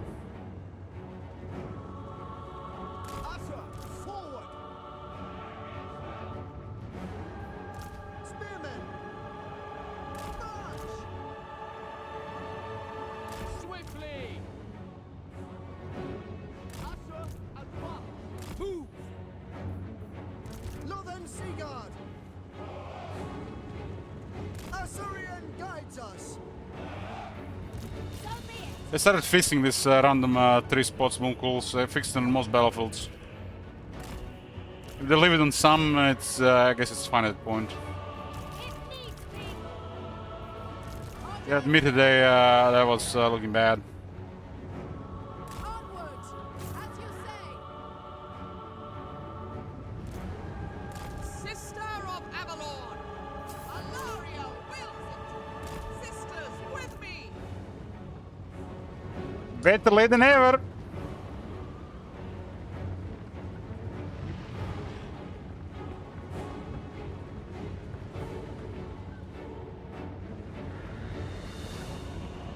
Never say never. Assyrians fire! Spearmen!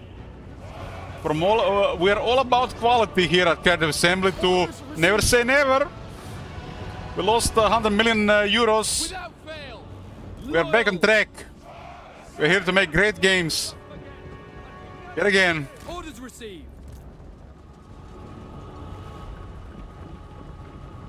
It will be done!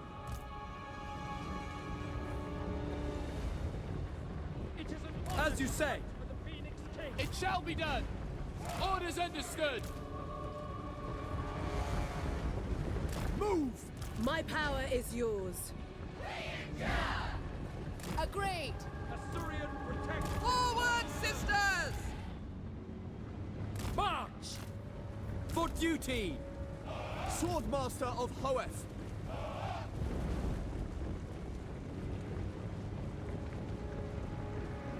Loyal!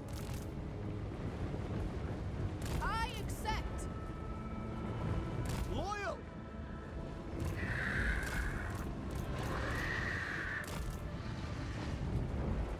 It will be done! Spearman! It shall be done! Acknowledged! For duty! Without fail!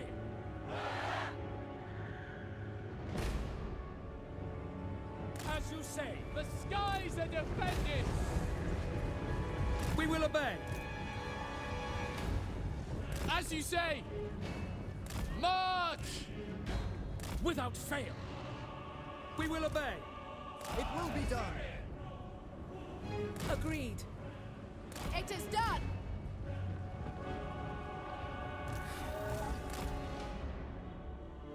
Orders received! Orders received.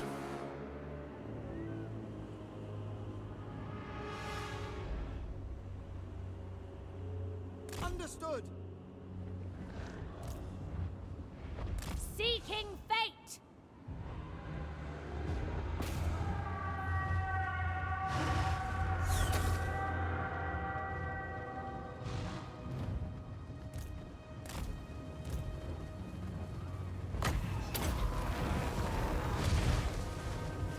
High mage ready.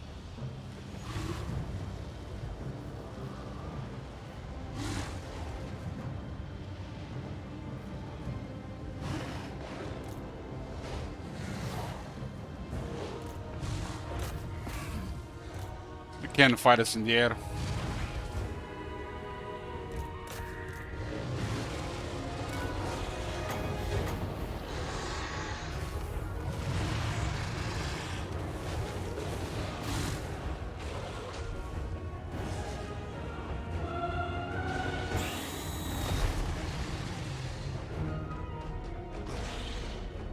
Done.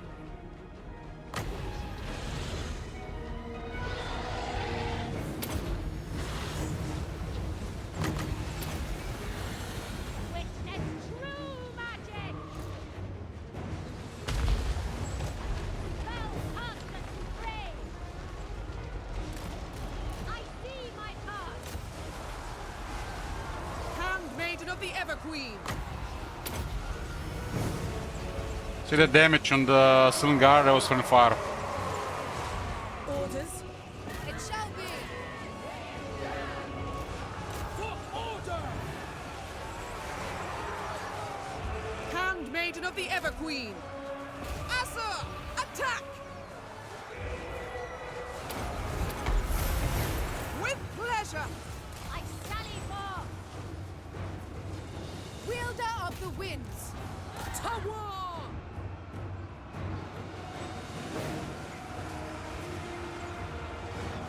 Swordmaster of Poeth. It is monstrous!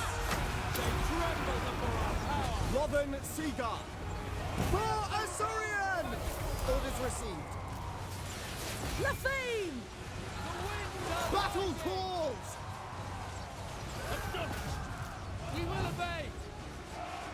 Acknowledged! As you say. As you say. Lothern Seaguard. As you say. Very well. Of course! Under Isha's protection! Magic's unleashed! The winds are ours! Dragon Princes! Assa forward! Lothern Seaguard! My power is yours! Following a viewer! Behold! Althwan! Swordmaster of Poeth. Behold my power! Lothern Seaguard. Forward for Avalon! Acknowledged!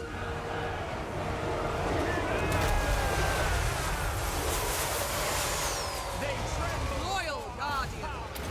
Master of sorcery! Swordmaster of Poeth. Lothern Seaguard! Yes. To battle!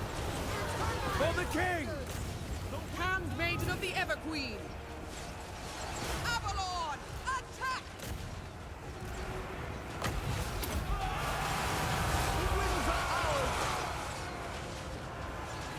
The most potent spells! Asur Archmage! Willingly!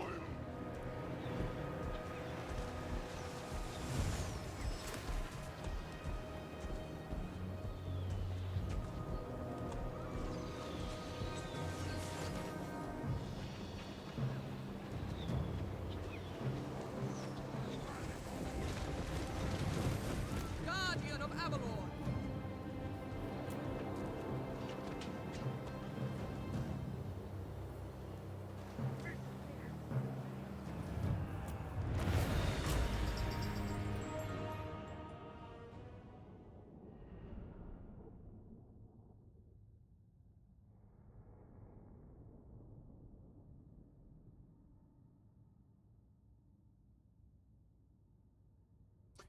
I missed the run through the sea post, anything good?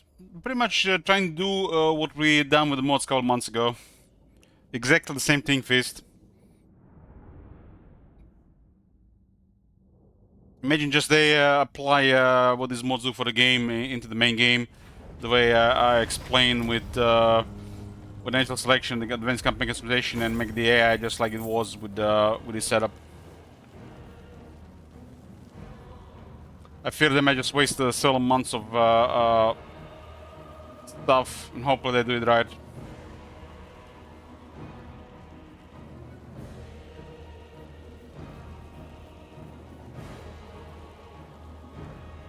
I think range projectile on single Antis should be a little bit faster and slightly higher damage.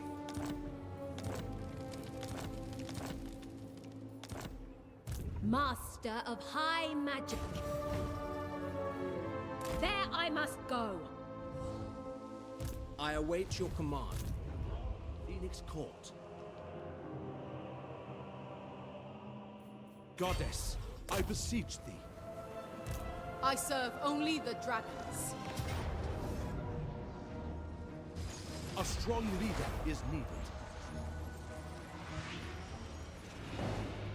My prowess is needed. I obey only, said Young. My will does not bend. Interference will cost you your life. Hard to say with this movement here. My loyalty. These two have somewhat strange movement. I am no one's servant. Play with fire here, You are without sense. Likely the killer takes damage.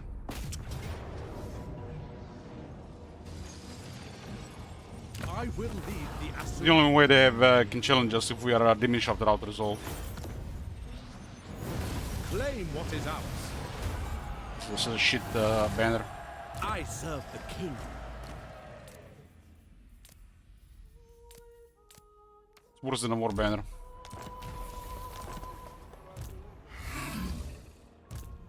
I obey only, said Young. Unlikely they have movement considering our movement. They have extra mobility though.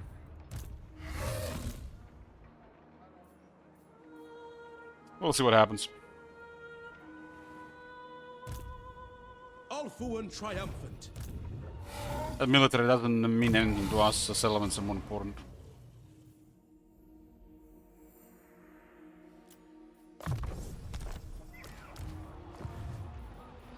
Lord of Alfuan.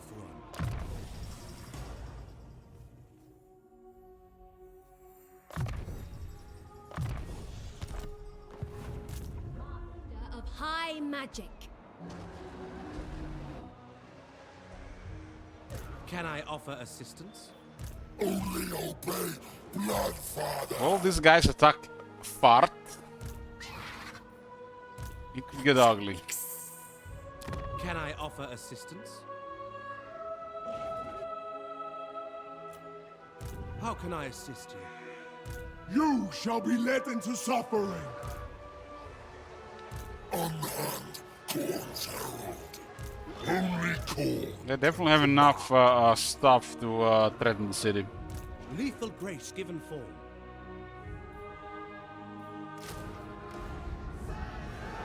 High elven archmage. I'll give them an incentive not to attack fart. Led by the winds. Cloaked in shadow. They still have to land.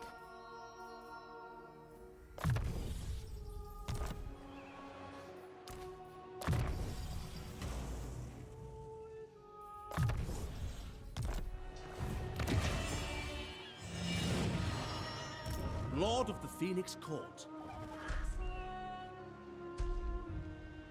What do you require?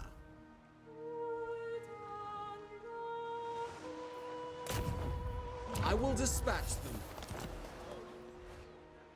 High Elven Archmage.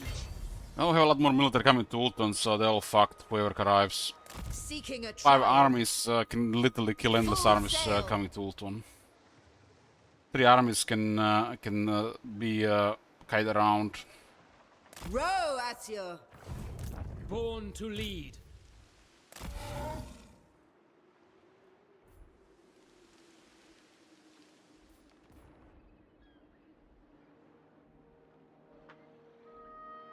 This will fail.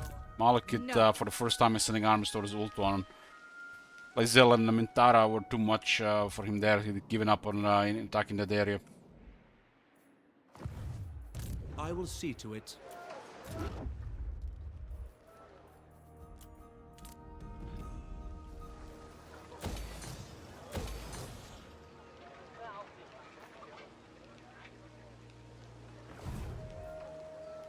I serve the king. I serve only the House of Sea. Do you feel more challenged by certain factions army build these days? Sure.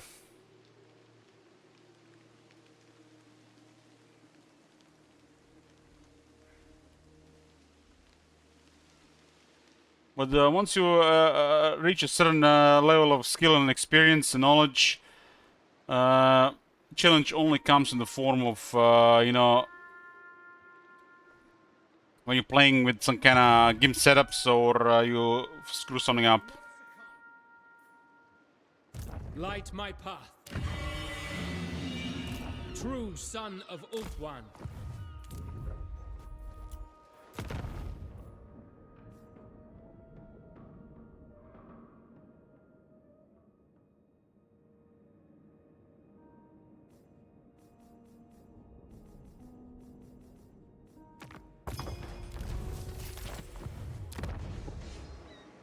There'll be a reckoning.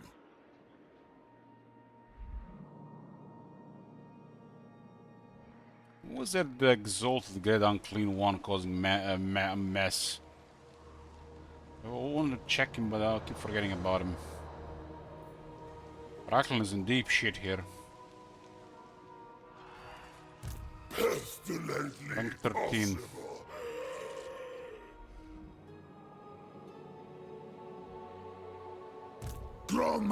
This campaign we've seen the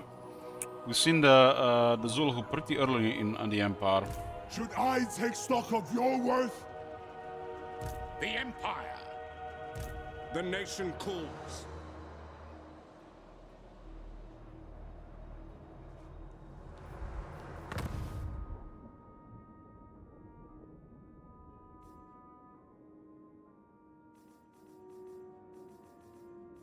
Putting an outpost where we could help with the garrisoning and something.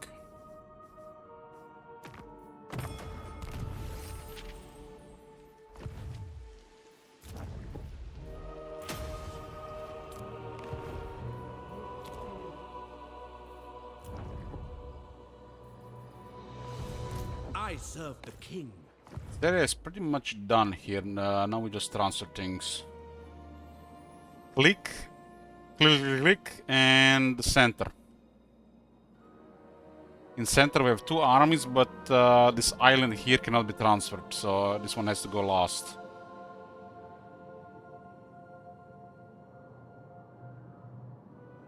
Yeah, this is getting very close.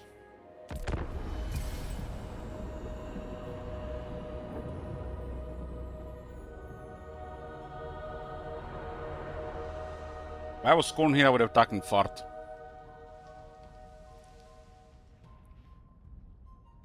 And I put it under siege.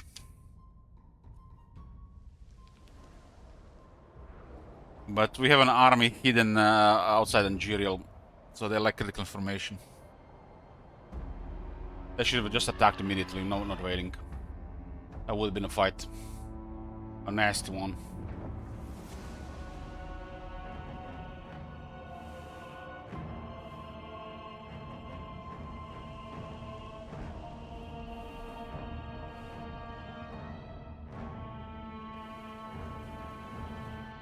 It's most of the military from the Mami Ying. We defeated her, I think, on 2 or 3 different occasions.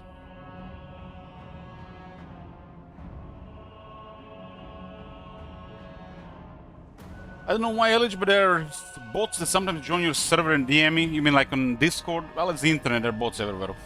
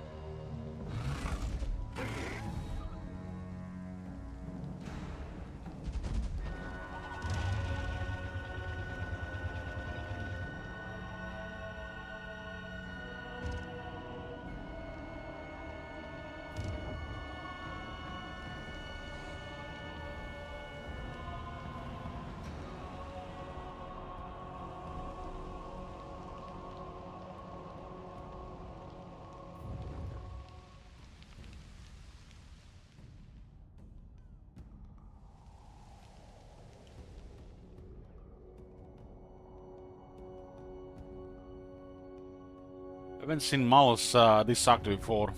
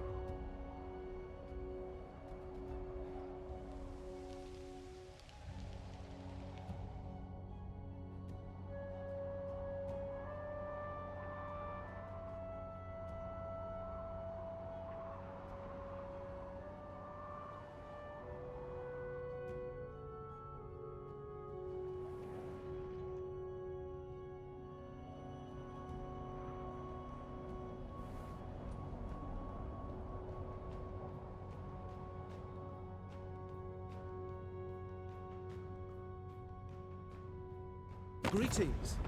The Phoenix Court will hear your words.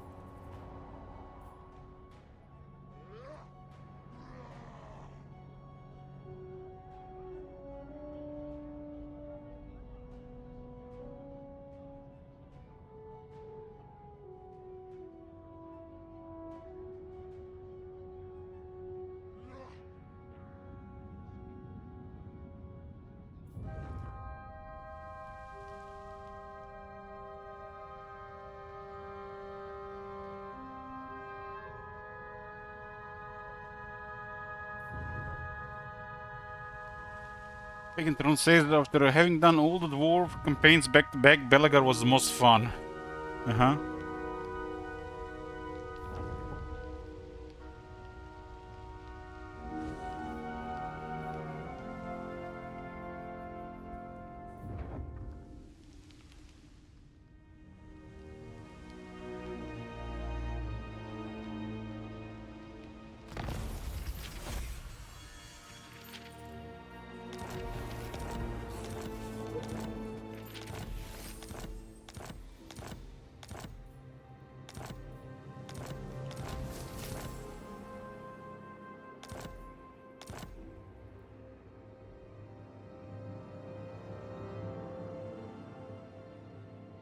Guardian of the Phoenix Crown. No range distance on this one, huh? Your bidding. Noble son of Ulthuan. Your decree. Moving out. It's on the last tier 5 cities. Preparing camp. I trust our dealings will bear fruit. He's still trading with Grankate.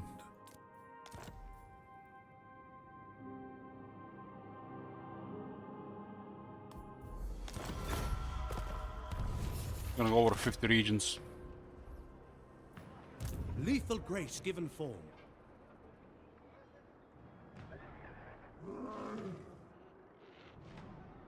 Two arms from the Iron Ring that were going after Tyrion, going around. I serve only the dragons.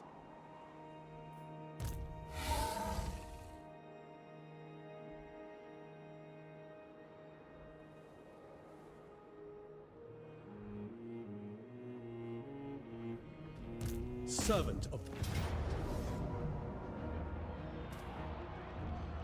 I am ready to fight. This place is ours. This will be a border with Ungrim here. Ungrim is occupied the rest of this.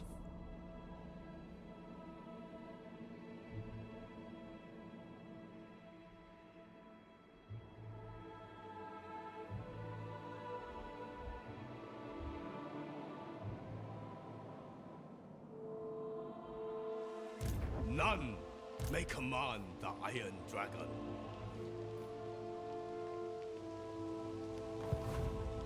I am a dragon, not a slave!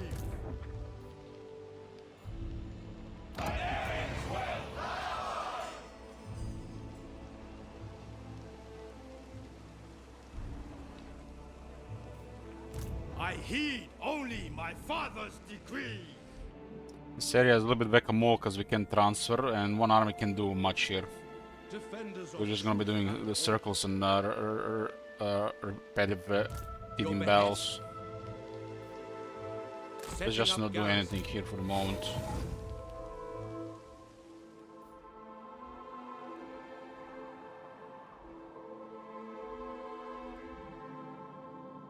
We go through the middle here. And this area here. Tyrion is like 2 turns behind here. We have to go down here first.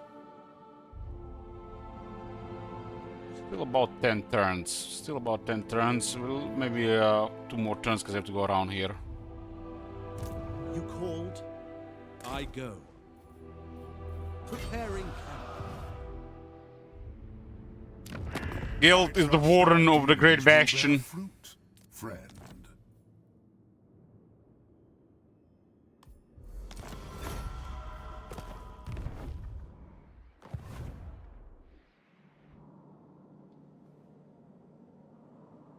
You see here in the red, that's what's left. Not much really. This is a tricky area, cause gonna cause a little bit of whack-a-mole, cause it's not link connected with the rest of Grand Card that can be transferred. And they still have armies sterling around, but they're not gonna last. Their best thing to do right now is just start attacking Gelt, which is unlikely to happen.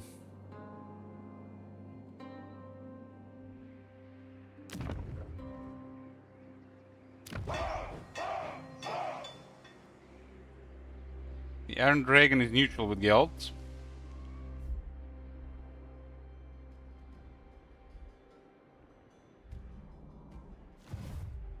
You have but a And she's down to 6 regions.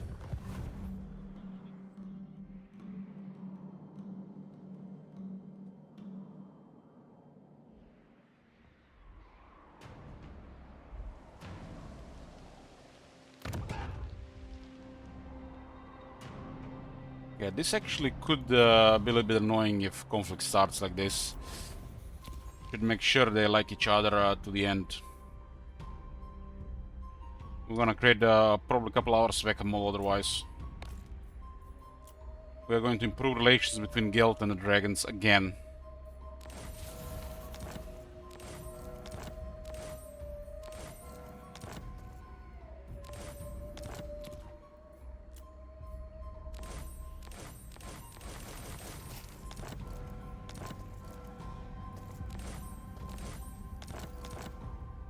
So they stay friendly, they trade each other while Gelt is getting all their territories from their enemy. Us. So quite a situation here for this.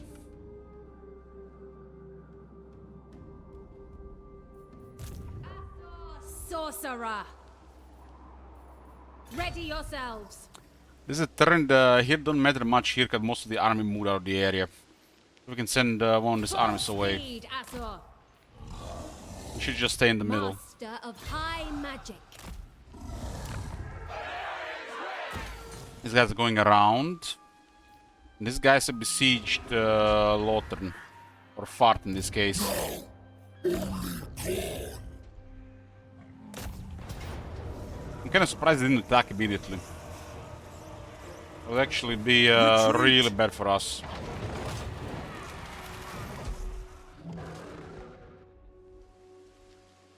High Elven Archmage. 2 armies are coming this way and one is Lendon Ultuan.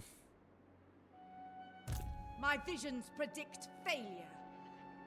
Master of Magic. Find the wind. I bring Azurian's fire. Let them I come. see. Embrace the night. Be prepared. Apparently it doesn't work like this. Bring. We need not fear our lessers.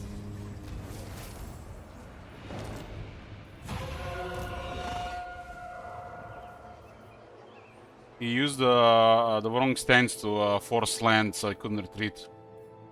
Scholar Supreme.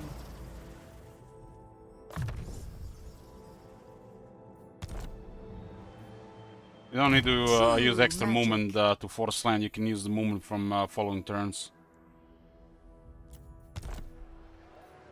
Magic in purest form. Master of Magic.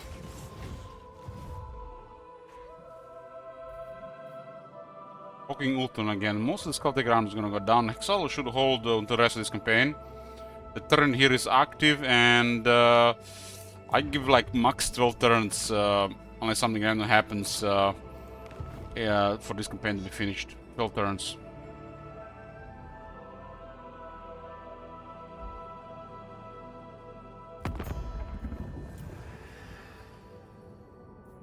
Fortunately, it's still several more hours. Depending how much they still send towards Ultun. 16 regions. Yeah, probably about 12 turns left. Would have been much shorter if this area could have been transferred, but it cannot be transferred, so it's a whack-a-mole. It's an island with no land connections. So there's no trade connections for settlement trade. We couldn't transfer to Gelt. That's an oversight. All the landmass supposed to be connected. I just messed up the connections here. Like, you can see this one is connected here, but they haven't made any connections with this area here with the rest of the Grand Kate. So there's no settlement trade available, but they're adjacent.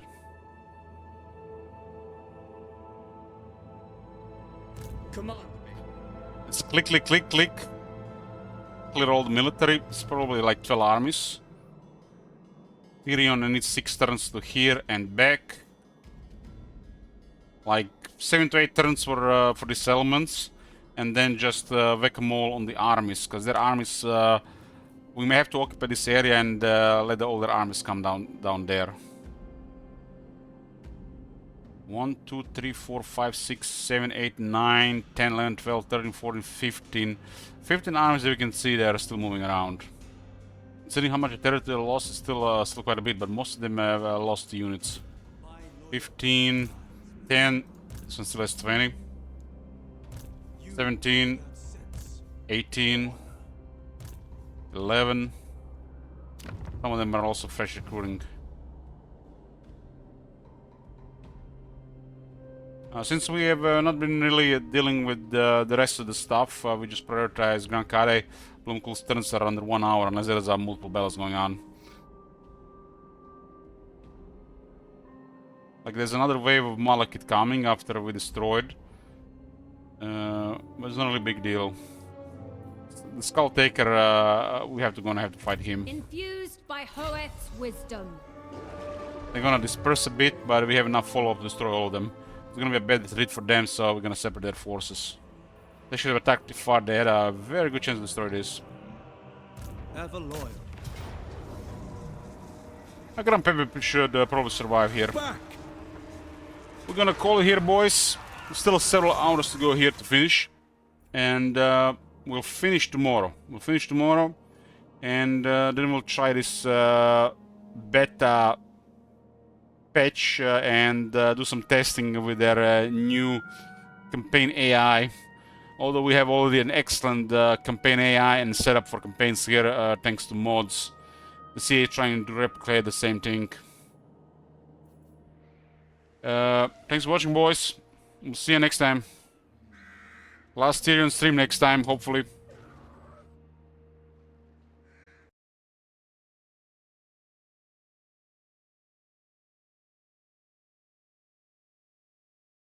Badge.